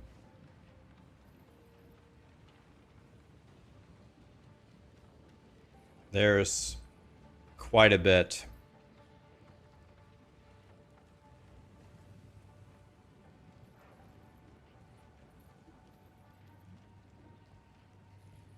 This is a lot. So we get ancient emotions and we craft the time lost jewels. So the time lost jewels are like that jewel that everybody kept asking me about, right? Like militant faith and whatever. People could not understand at all how my time lost jewel was helping me on Plant Daddy here, right here. Heroic Tragedy.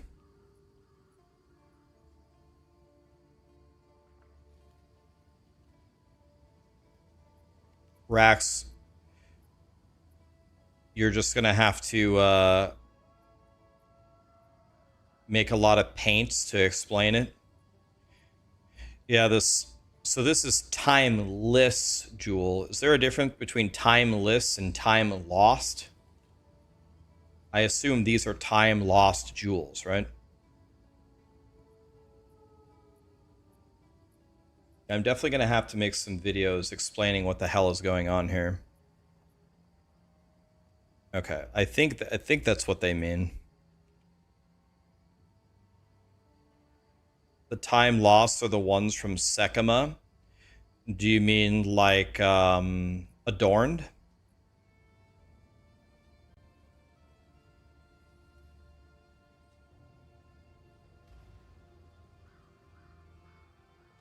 The time lost, they boost the passives and the notables. I don't even know if I use one.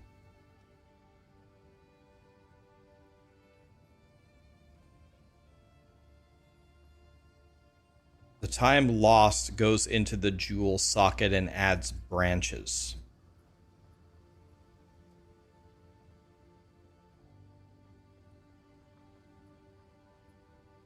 I don't know if I use any of those.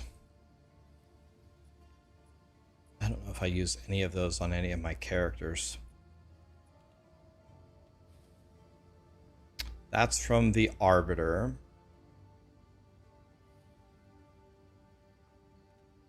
Yeah, we could check trade.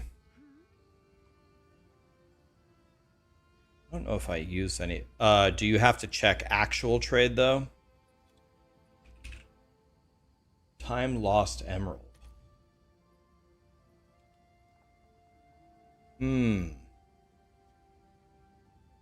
I've never used one of these in PoE 2. I've used these in PoE 1, but never PoE 2. Stuff that, yeah, where the skills and radius give you something. Huh. Do a lot of builds use these?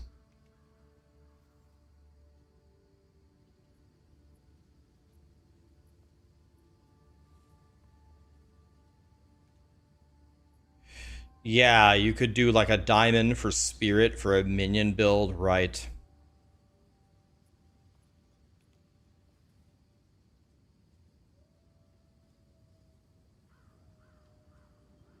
These are a lot of bullshit nerfs. We haven't even got to the nerfs yet. Okay, so these are time lost jewels.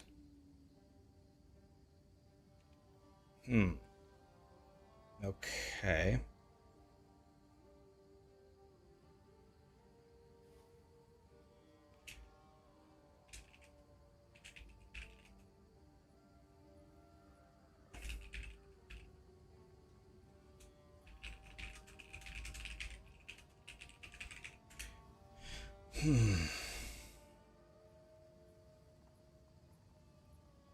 Okay, well.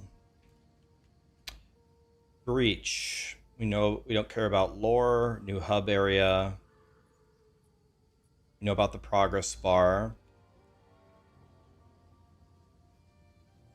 100% progress bar on a breach spawns a stabilized breach with new challenges.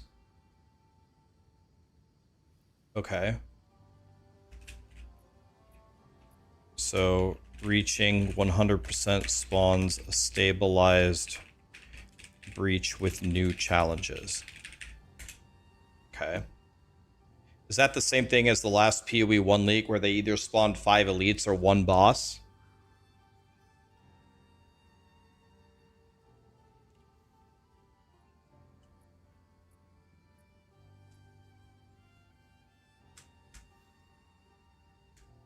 Yeah, it's probably like that, right? Okay.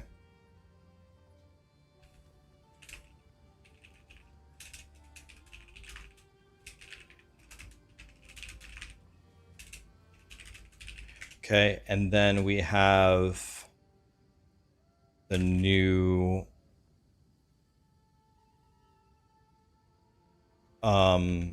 so we have the new stabilized boss. And then we have the Genesis tree. Probably similar to PoE 1. It looks like we can't craft weapons, right? Yeah, we can't craft weapons. Craft rings, amulets, belts, and currency.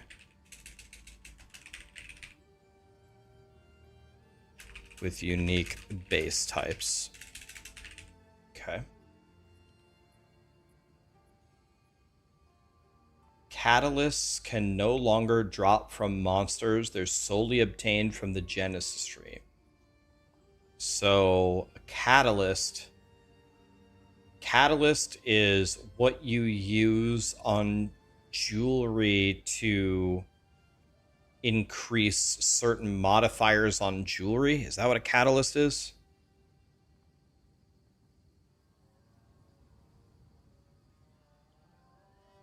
Yeah. Okay.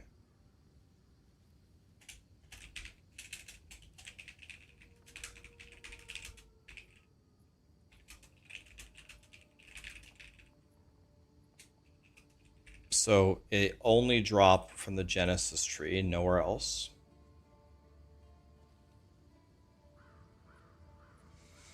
And there's 12 new catalysts.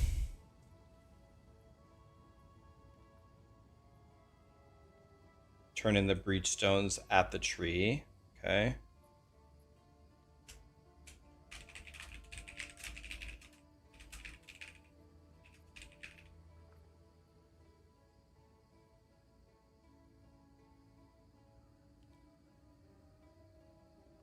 Has the same mechanics as PoE 1. We know all about this from PoE 1. Okay. So not really... It's pretty simple to say breach is just PoE 1 breach, right? I mean, that's it. It's just PoE 1 breach. Almost to a T, right? Ritual, we don't care about lore. Every item in the endgame ritual is either a unique or an omen. That's huge. Every item in an endgame ritual reward screen is either a unique or an omen. That's cool.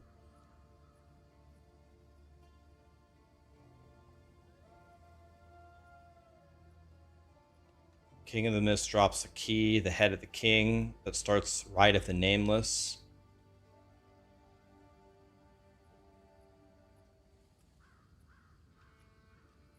Yeah, this seems very cool. King of the Mist drops a key to start right of the nameless. 5 maps in a row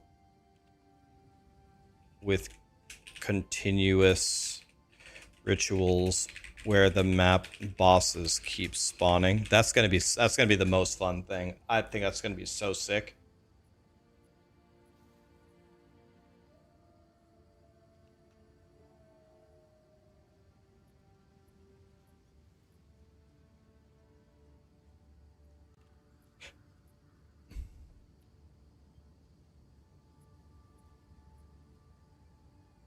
Queen of the Mist can now drop new corrupted idols.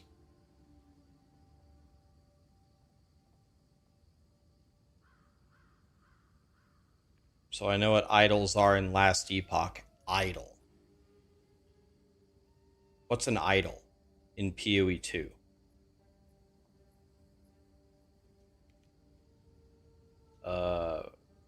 Anybody know? What's an idol? It's like a rune. It's a socketable. Oh, okay. Or is it the trial idols? Oh yeah. No, those are called urns, I thought. The ox, bear, cat is an idol. Oh.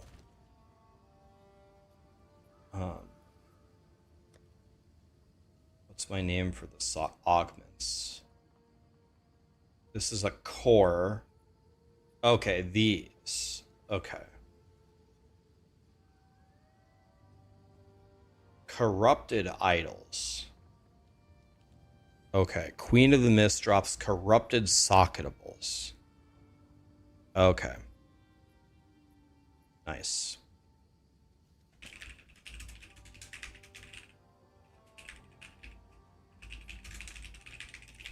Yeah, I didn't have a way to farm those in hardcore SSF, so I could never get what I needed for my minion character. So that's nice. Now we have a way to farm them.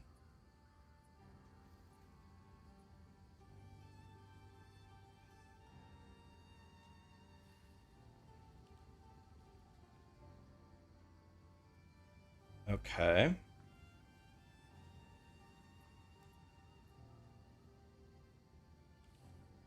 All right, here's the temple. Okay, here's the temple.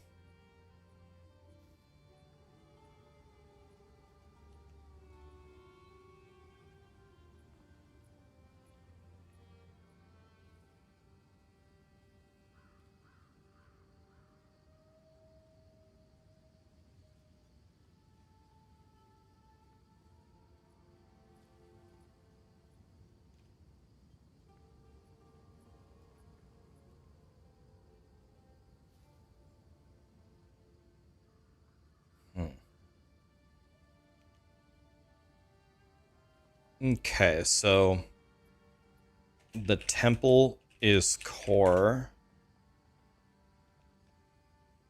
Cannot prevent a room from being deleted anymore. If it's deleted, but there are other connections,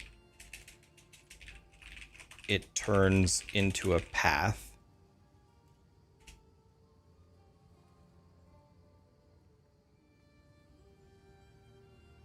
You start with more rooms to get to Exile quicker.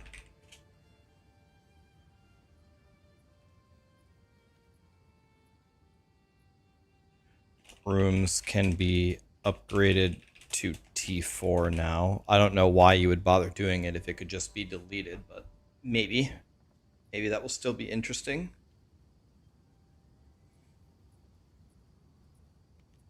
Reward rooms from the architect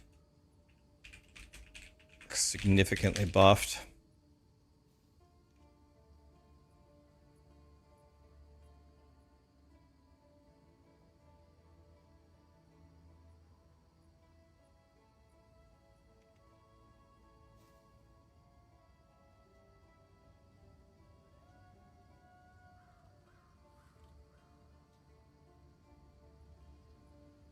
Temple medallions have their drop rate scaled with the number of paths and number of rooms. Previously, it was only number of rooms, so I would assume more paths means more medallions. Is that what that means? Which encourages you to make more paths? Is that what we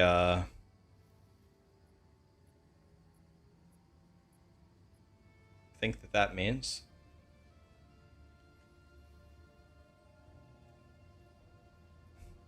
Number of medallions dropped is based on number of paths and number of rooms. Assume more means more, but I'm not sure. They didn't say.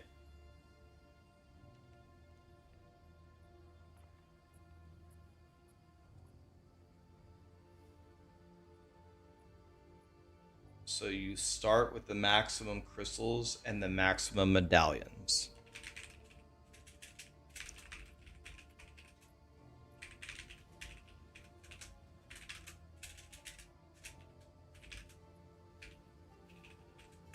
Okay, so you don't have to farm it anymore.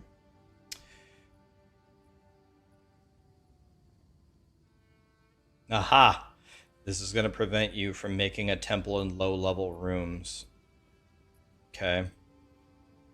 Monster level of temple factors in the level where the crystals were obtained from. Ah, so no more farming the low-level things to build a temple, right?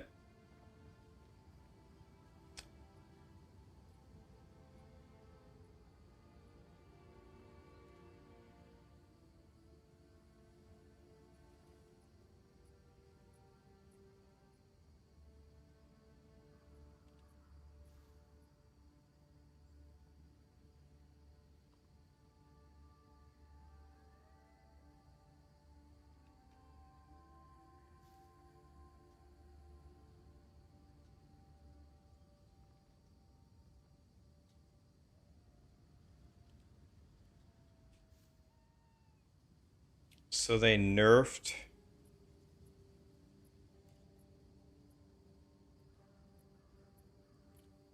Here's a nerf to life cost efficiency. They nerfed life cost efficiency everywhere.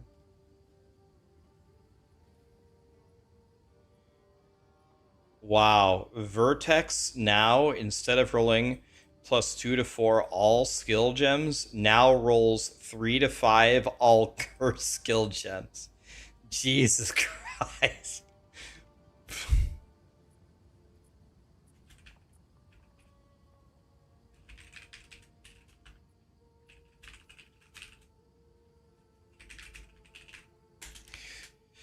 Jesus.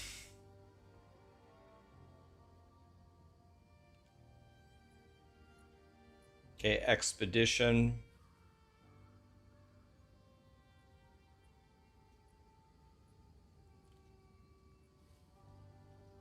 Expedition removed on standard links.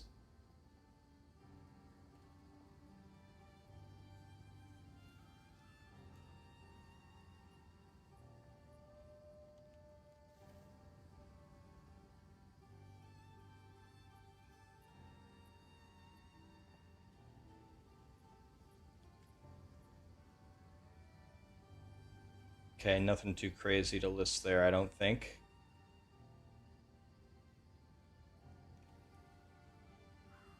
There's a search button, you can zoom out further. Okay.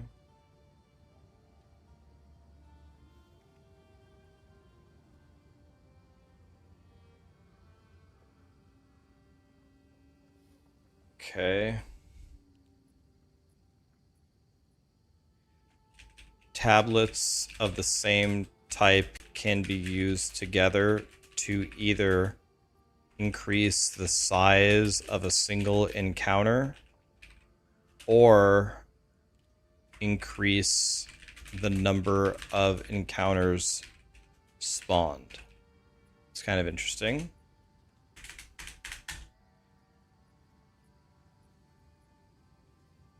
Every empty tablet slot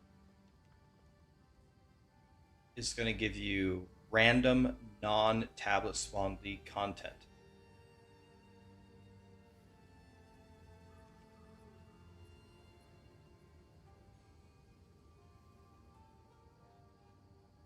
Okay.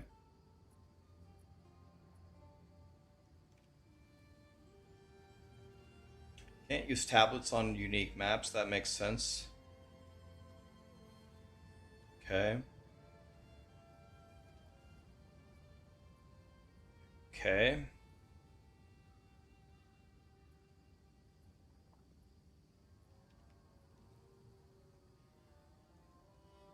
I mean, I don't know what this means.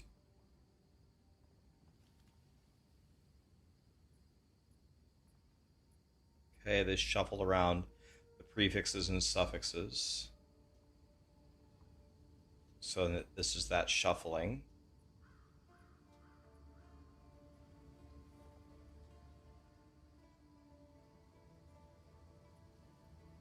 Okay.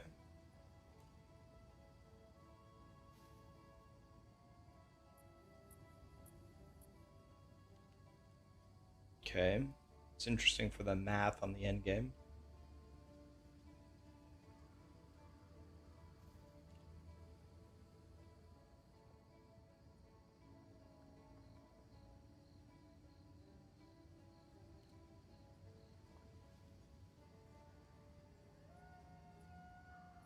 Okay.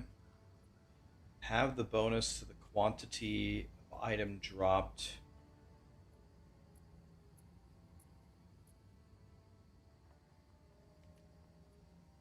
They said more rooms in the temple meant less medallions. That's weird because as I made my temple bigger and bigger and bigger last time, I got more and more and more medallions. I didn't get less, I got more. But you're saying they flip-flopped it in this patch note? Because I used to get way more.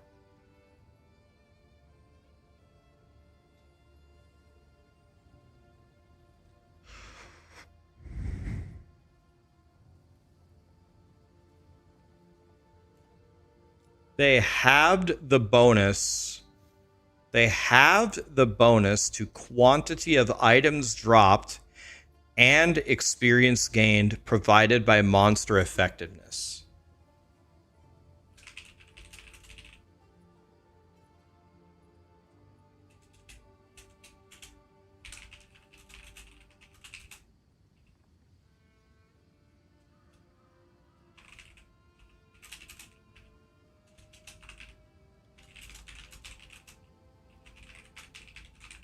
Because this used to be what we were stacking in all situations, right? We were just stacking monster effectiveness.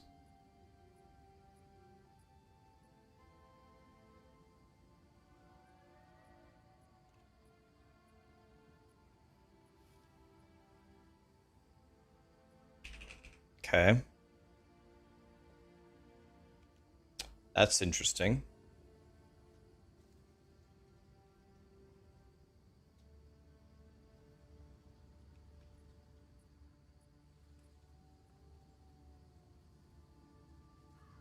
Wait, they nerfed Headhunter.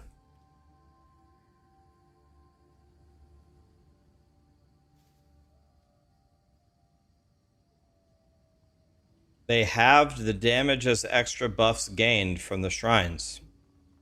Wait, that's shrines. That's not mods that we steal from a monster. They just straight up nerf shrines. Oh, that's not Headhunter, that's just shrines.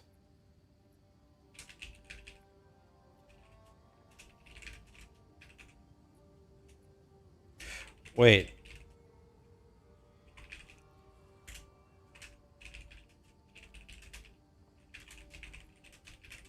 Wait. This nerfs Mirror Tier Plant Daddy. Mirror Tier Plant Daddy takes the wand that gives you Gloom Shrine.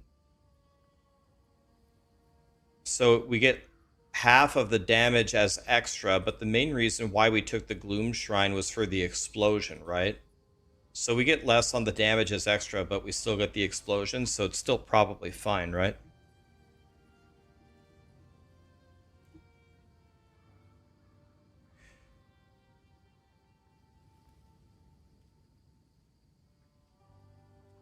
So their campaign replayability is better. Some areas throughout the campaign have been shortened.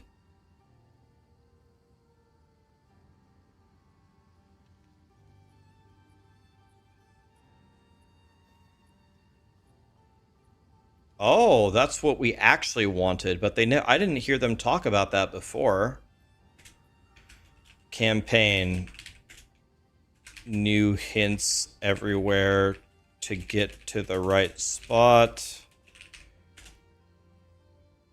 Some areas have been shortened, thank God. Rearranged the Dreadnought.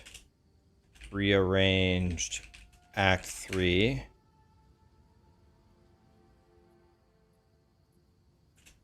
Waterway levers are now pressure pads that you just walk over, thank God. Monster density in the second half reduced. Okay, that actually is going to make a difference. These changes will actually make a difference. I think the campaign is going to be more tolerable now. That's pretty good.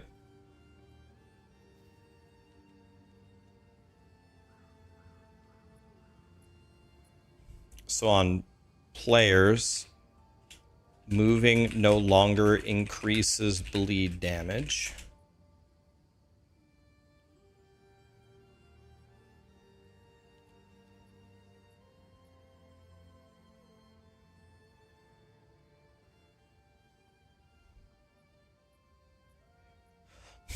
Only one leech source can apply at a time.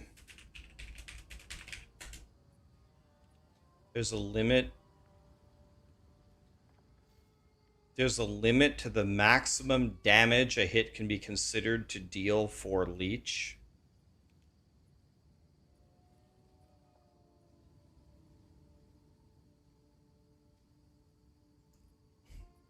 $40,000 maximum total damage for the purposes of leech.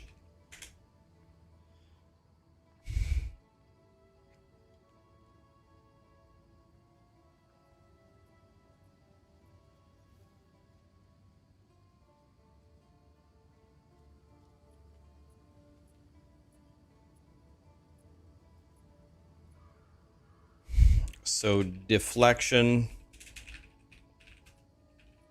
gets better linear scaling with investment if you were doing a deflection build before. Did they change anything on sprint, guys?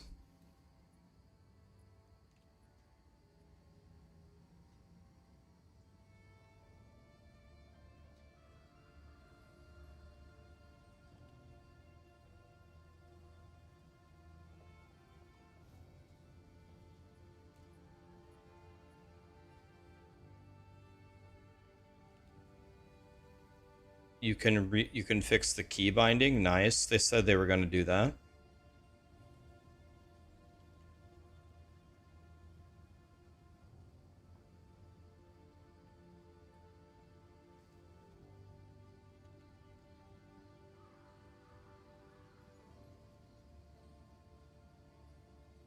Okay, we know all about the new ascendancies, and there's a million new uniques.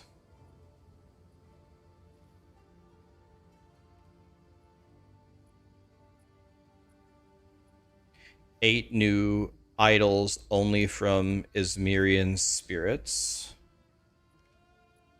What's this category called?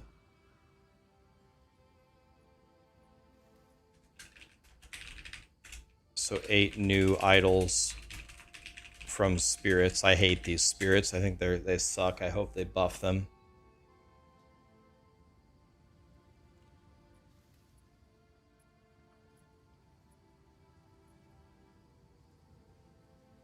Wow, minions have splash damage. 2 new minion splash damage. Gems? That's sick. That could be sick, right? New fragment tab. New build guide system.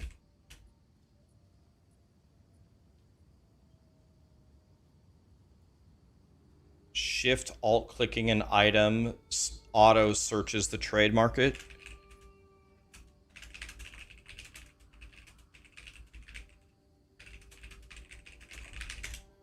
Nice.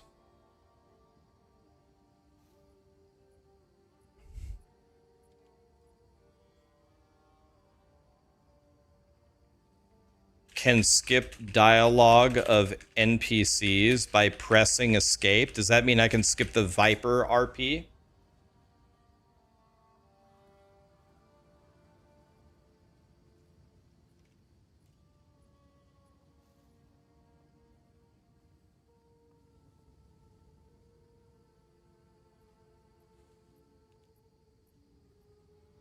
Wow, the only change to Blood Mage is they buffed it?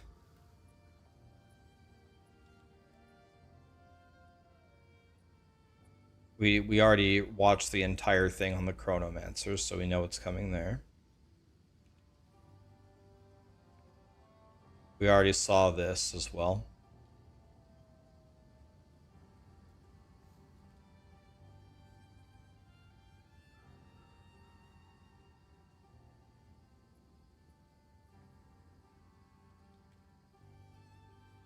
Okay, so there's a million.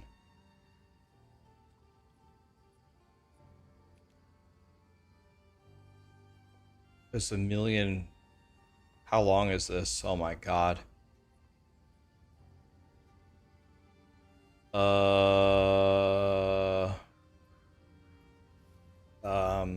I think at this point we're gonna have to start control Fing, right? We could read every single change to every single skill in the entire game, but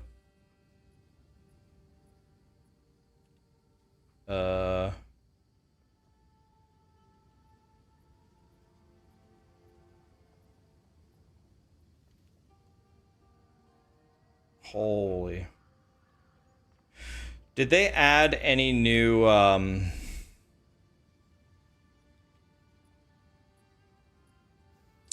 did they do anything with Wild Surge Incantation?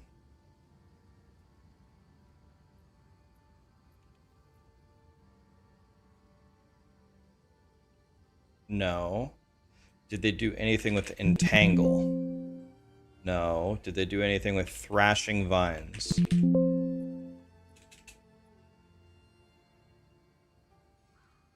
Okay. That's good. Did they do anything with Thunderstorm? Okay. You said they deleted Shock Conduction. Okay. So we're gonna have to find a new gem for that. What about Cast on Critical? Nothing. Wow. Nothing for cast on critical. It's the same.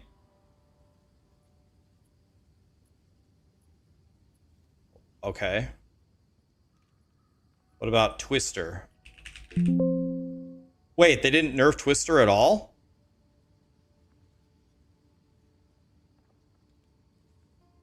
Wow, really?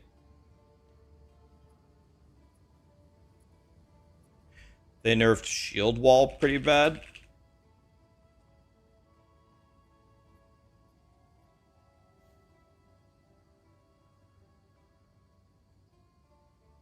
Check Spark. Nothing. What about Comet? Okay, Comet got nerfed. Not by a lot, though. But Fire-infused Comet lost quite a bit. Okay. What about Ravenous Swarm?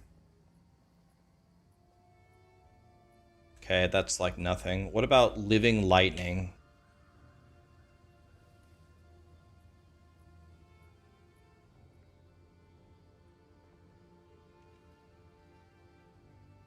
Okay. What else could I check, guys? What about Rapid Casting? Nope.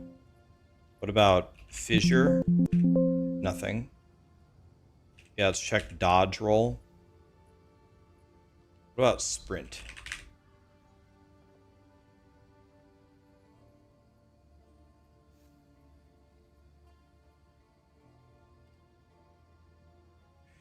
Nice. Okay.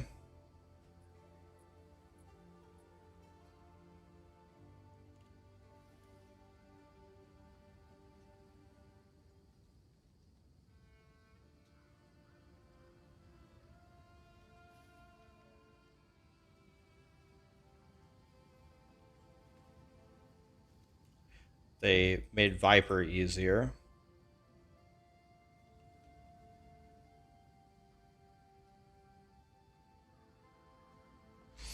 Check Rockiata's flow. Don't see any changes there.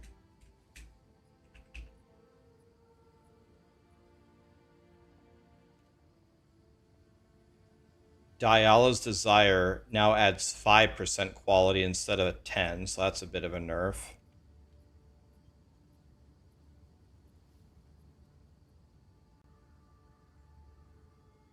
Check Headhunter.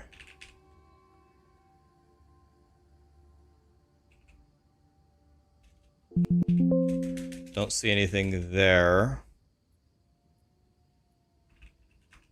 Inevitable. We don't have inevitable crit. Anything about the Oracle?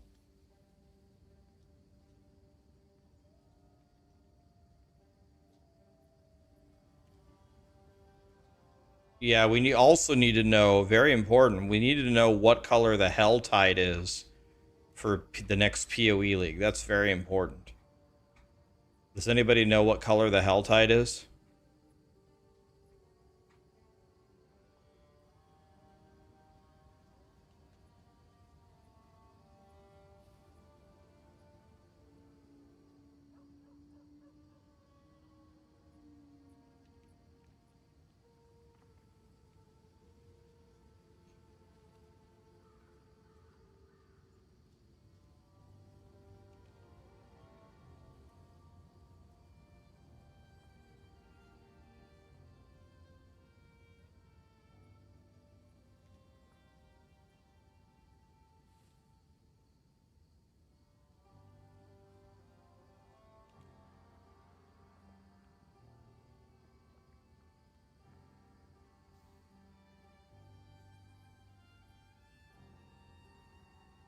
Did they say anything about the regex size? Nope.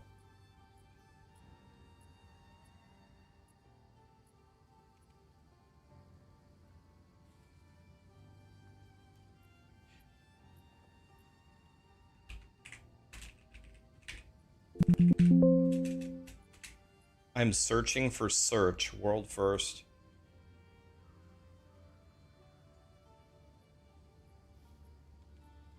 Oh, does this mean Regex right here?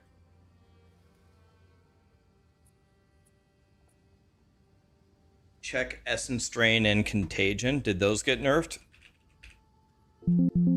No. Essence Drain, no. And then Contagion? No. Okay. Well, pretty good. Should be good. Yeah, maybe some little tiny nerfs here, but we'll be able to get around them. Where does it talk about the nerfs to skill levels? Where does it say that?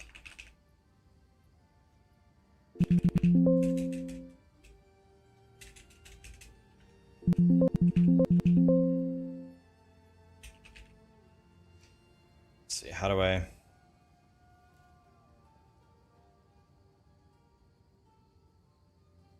Divine orbs are more common. All right, let's write some of this. Let's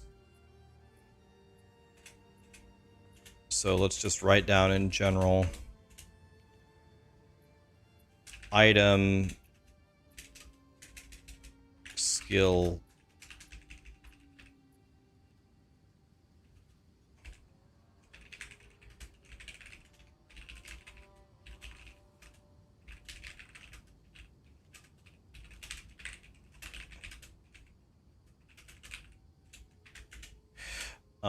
item changes. So let's see here. Divine orbs are more common. That's nice. I'm gonna get more tanks.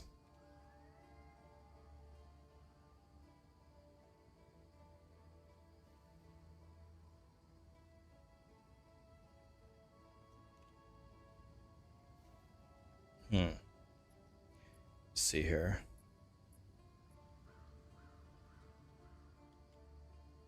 So you do get more. So you get 15% more at 80 for armor and evasion and unchanged for energy shield. See, that's exactly, we were talking with DM and Gazzy earlier. That's exactly what I thought was going to happen. I thought they were going to increase armor and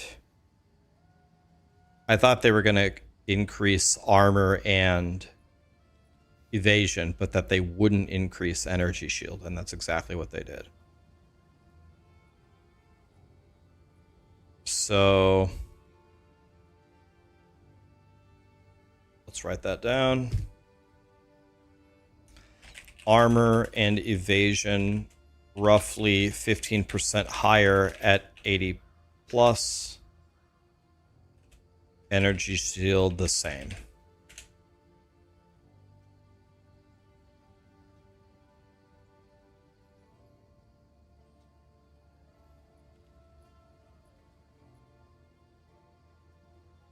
Energy shield recharge was massively gutted, really?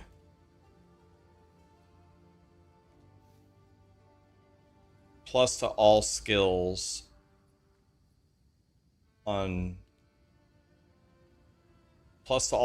lowered to +5 on two-handers and +4 on one-handers. This is just melee and projectile, though. What about spell? What about spell, guys?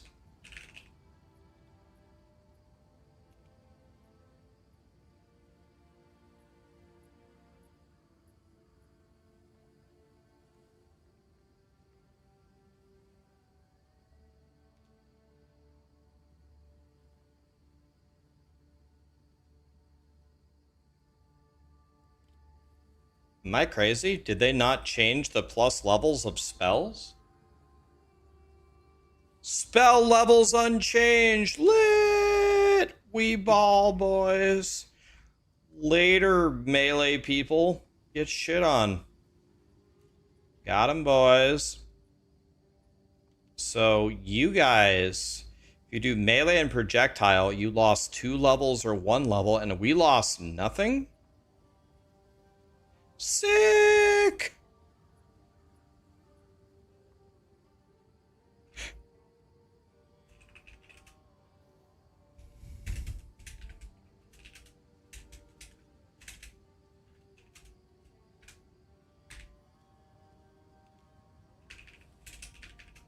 Melee and projectile got nerfed.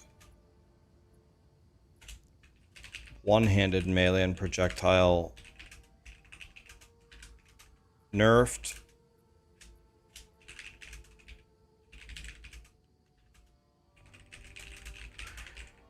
Yay! Everyone getting nerfed but Plant Daddy. Woo!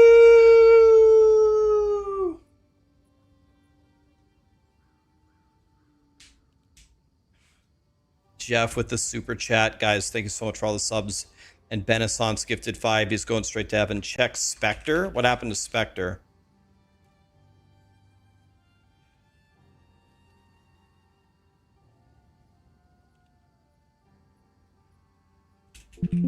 I don't see anything for Spectre, Jeffrey. What am I looking for? I don't see anything. You were just checking if it was nerfed?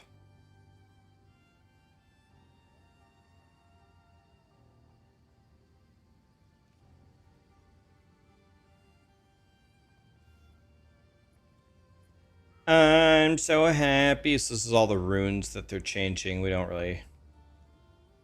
That's a bit too granular. Increased energy shield recharge suffix can roll on intelligence body armors. So I didn't... We can see if there's anything else for energy shield.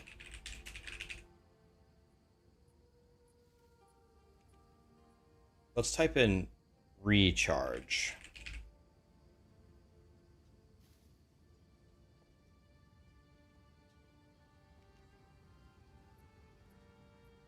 So was energy shield recharge rate nerfed? Looks like energy shield recharge was nerfed. Has 20 instead of 40, 10 instead of 15. 10 instead of 15. 12 instead of 25. Okay, so energy shield recharge looks like it was really nerfed.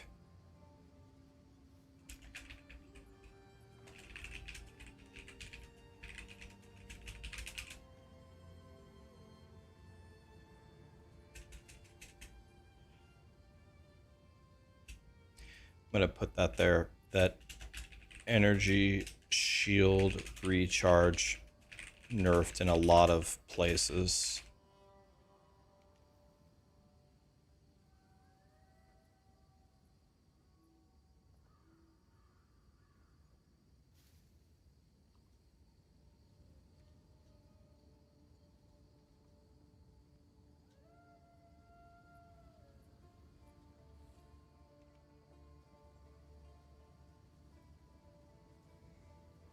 So then the UI changes are can bind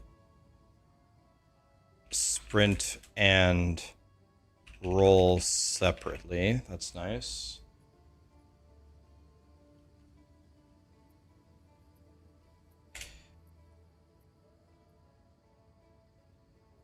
Character limit of search boxes increased to 250, so now I can make the regex do whatever I want. You can favorite trades on the currency exchange. That's godly.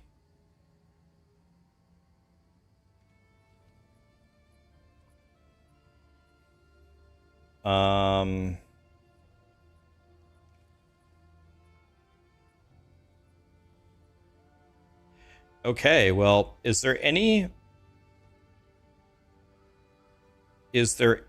critical thing that I've missed here, guys? I think we've covered most of the important things here. Is there anything that I'm missing?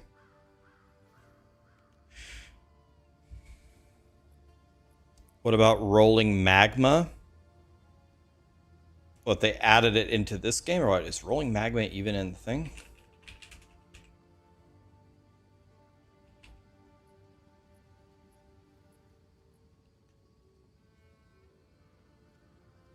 I don't think I ever messed with rolling magma in PoE 2. Check rarity.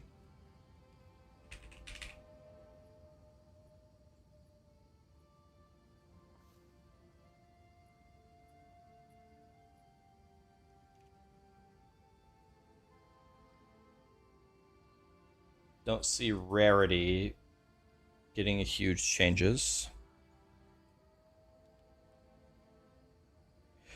Crit chance and crit damage got killed in the passives. Wait, that's our entire... I guess that's every build. Crit chance and crit damage in the passive tree.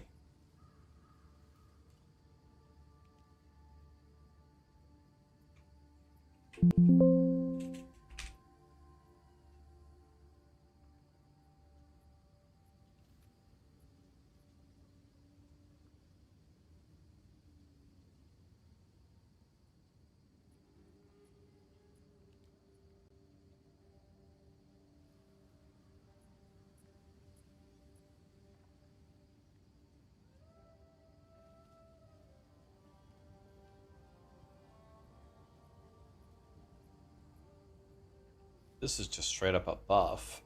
These nerfs don't sound horrible.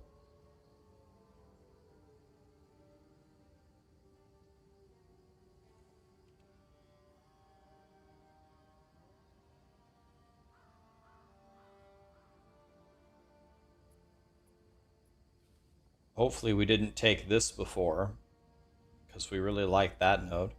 This doesn't seem... The crit doesn't seem that bad.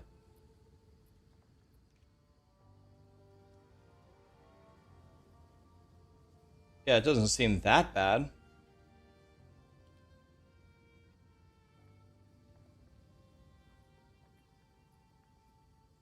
So, I think it's alright. Toxic growth.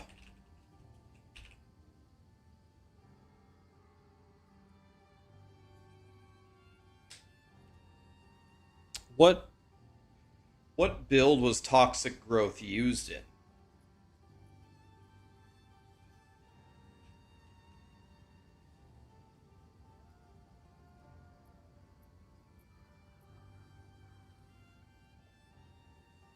Anything with poison? Okay. Well, I think we're pretty good here, guys.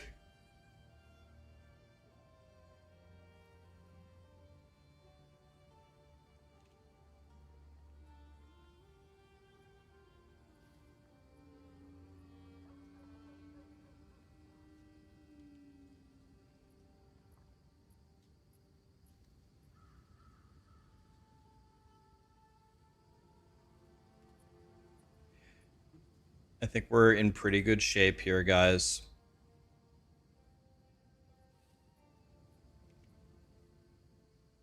I think we're in good shape. Okay, so I'm gonna go make a video for you guys. If you guys want the 30-second version, if you just came in, I'll just go over this real quick. I got 3 pages of notes. Those in 2 seconds. We can now harvest reforge resistances. That's nice. You can destroy uniques to get them as a rune. That's going to be godly if we can destroy those mana regen gloves for Plant Daddy. 21 new craftable skills, 8 new supports. Expedition has new underground areas, and you don't need to list this. This is obvious. There's new challenges in PoE 2 for cosmetics. They obviously massively changed the passive tree. Take a screenshot of your build so you don't lose it. Tower makes fortresses. Fortresses give you your passive points. There's new modifiers when you do stuff in the fortress. There's gateway maps with new bosses to go to more parts of the fortress. The Arbiter of Ash, the pinnacle boss, is in the fortress. There's more tower maps added. Didn't think that was going to happen. And this is the new way of getting Atlas points. There's 30 new endgame maps. The pinnacle bosses have a quest chain, so you can fight them, and then after you beat them, you can fight them again, but they're going to be harder. Arbiter of Divinity is the final pinnacle boss. The 2 new Citadel maps have more keys to fight him. If you kill him 5 times, you can get your passive points that way as well. The new Atlas tree has 300 nodes. You can get them all eventually, but there are some choices in there that you can swap between at any time. There's new tower maps. We already set that up above. We don't need to say that again. There's new Atlas Ascendancies. They each have 12 nodes. You can have 4 of them picked at a time. Change your options at any time. You unlock them by performing missions for those masters. Delirium, if you go towards the fog, you always go toward the boss. The damage in life has been lowered. There's new Delirium Elites. There's a new area with new like Giga Endgame amulet bases. You can use emotions to craft on jewels. You go into mirrors, which spawn grand mirrors, which double the bosses. And after you kill the 2 bosses, you spawn a Trial of Madness. Then you, on a map that you pick, then you grow the Delirium until you reach 100%. Then you clear a Simulacrum. Then if you want to keep going even further, you can juice the maps to 200% Delirium. Simulacrum got changed. Its duration got cut in half. And you get the Delirium Pinnacle boss key. Rare and uniques will now have new modifiers. I wonder if we could steal those with Headhunter.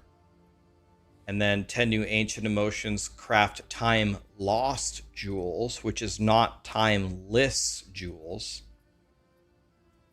Yep. So Breach, it's essentially PoE 1 Breach with a Genesis tree. It's like exactly the same.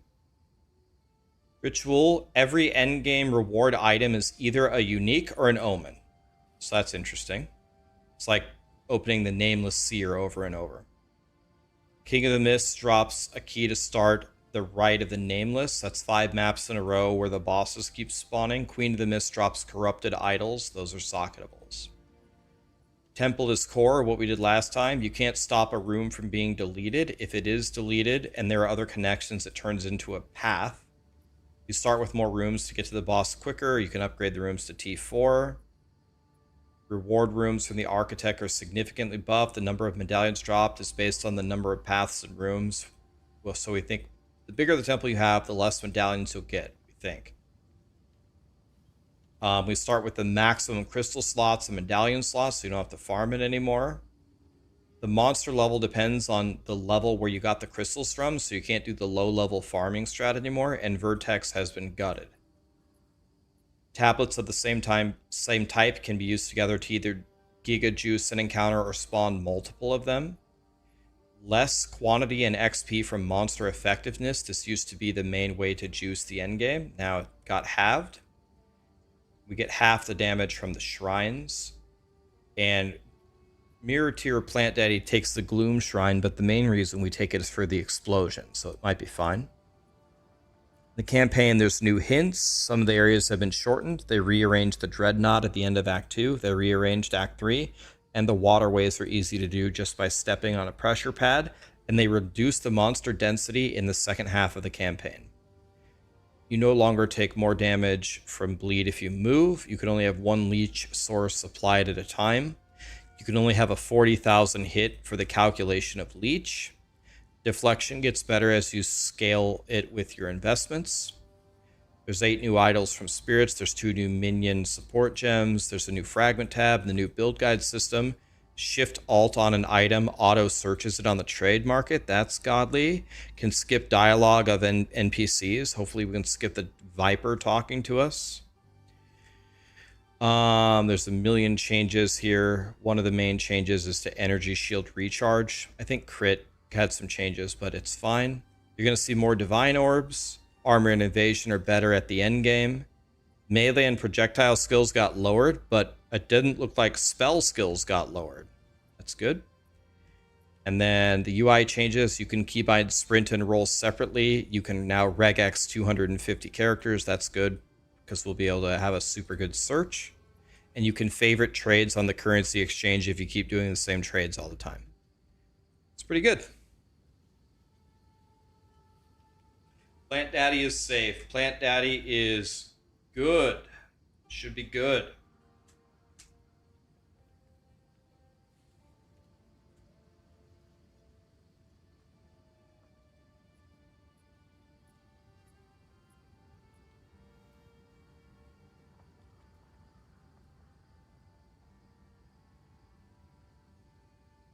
Rax, before you go, did you check Trivago? I heard it nerfs the prices at any hotel.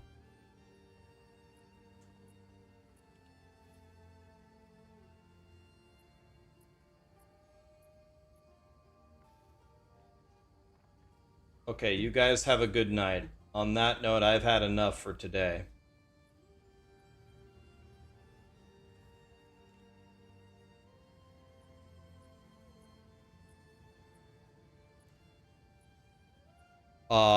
Thank you so much for being here, guys. Patch notes look pretty good. Yep, Plant Daddy is safe. We're good. Plant Daddies should be great because a lot of the other shit's getting nerfed and we're just fine. We're chilling.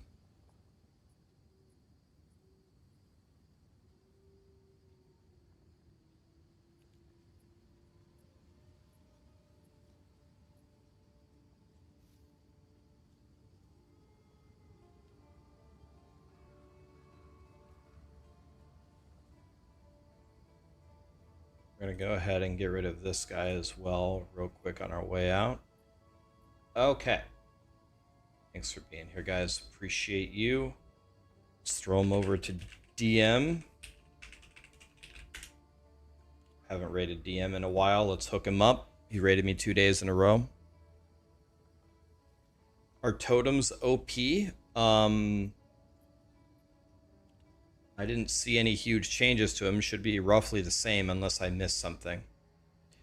Okay, tomorrow we build the Plant Daddy guide, guys. It's really not many changes. It's really what we already had, so we'll fine-tune it and make it perfect. Have a great night, guys. I will see you tomorrow. Thanks for being here.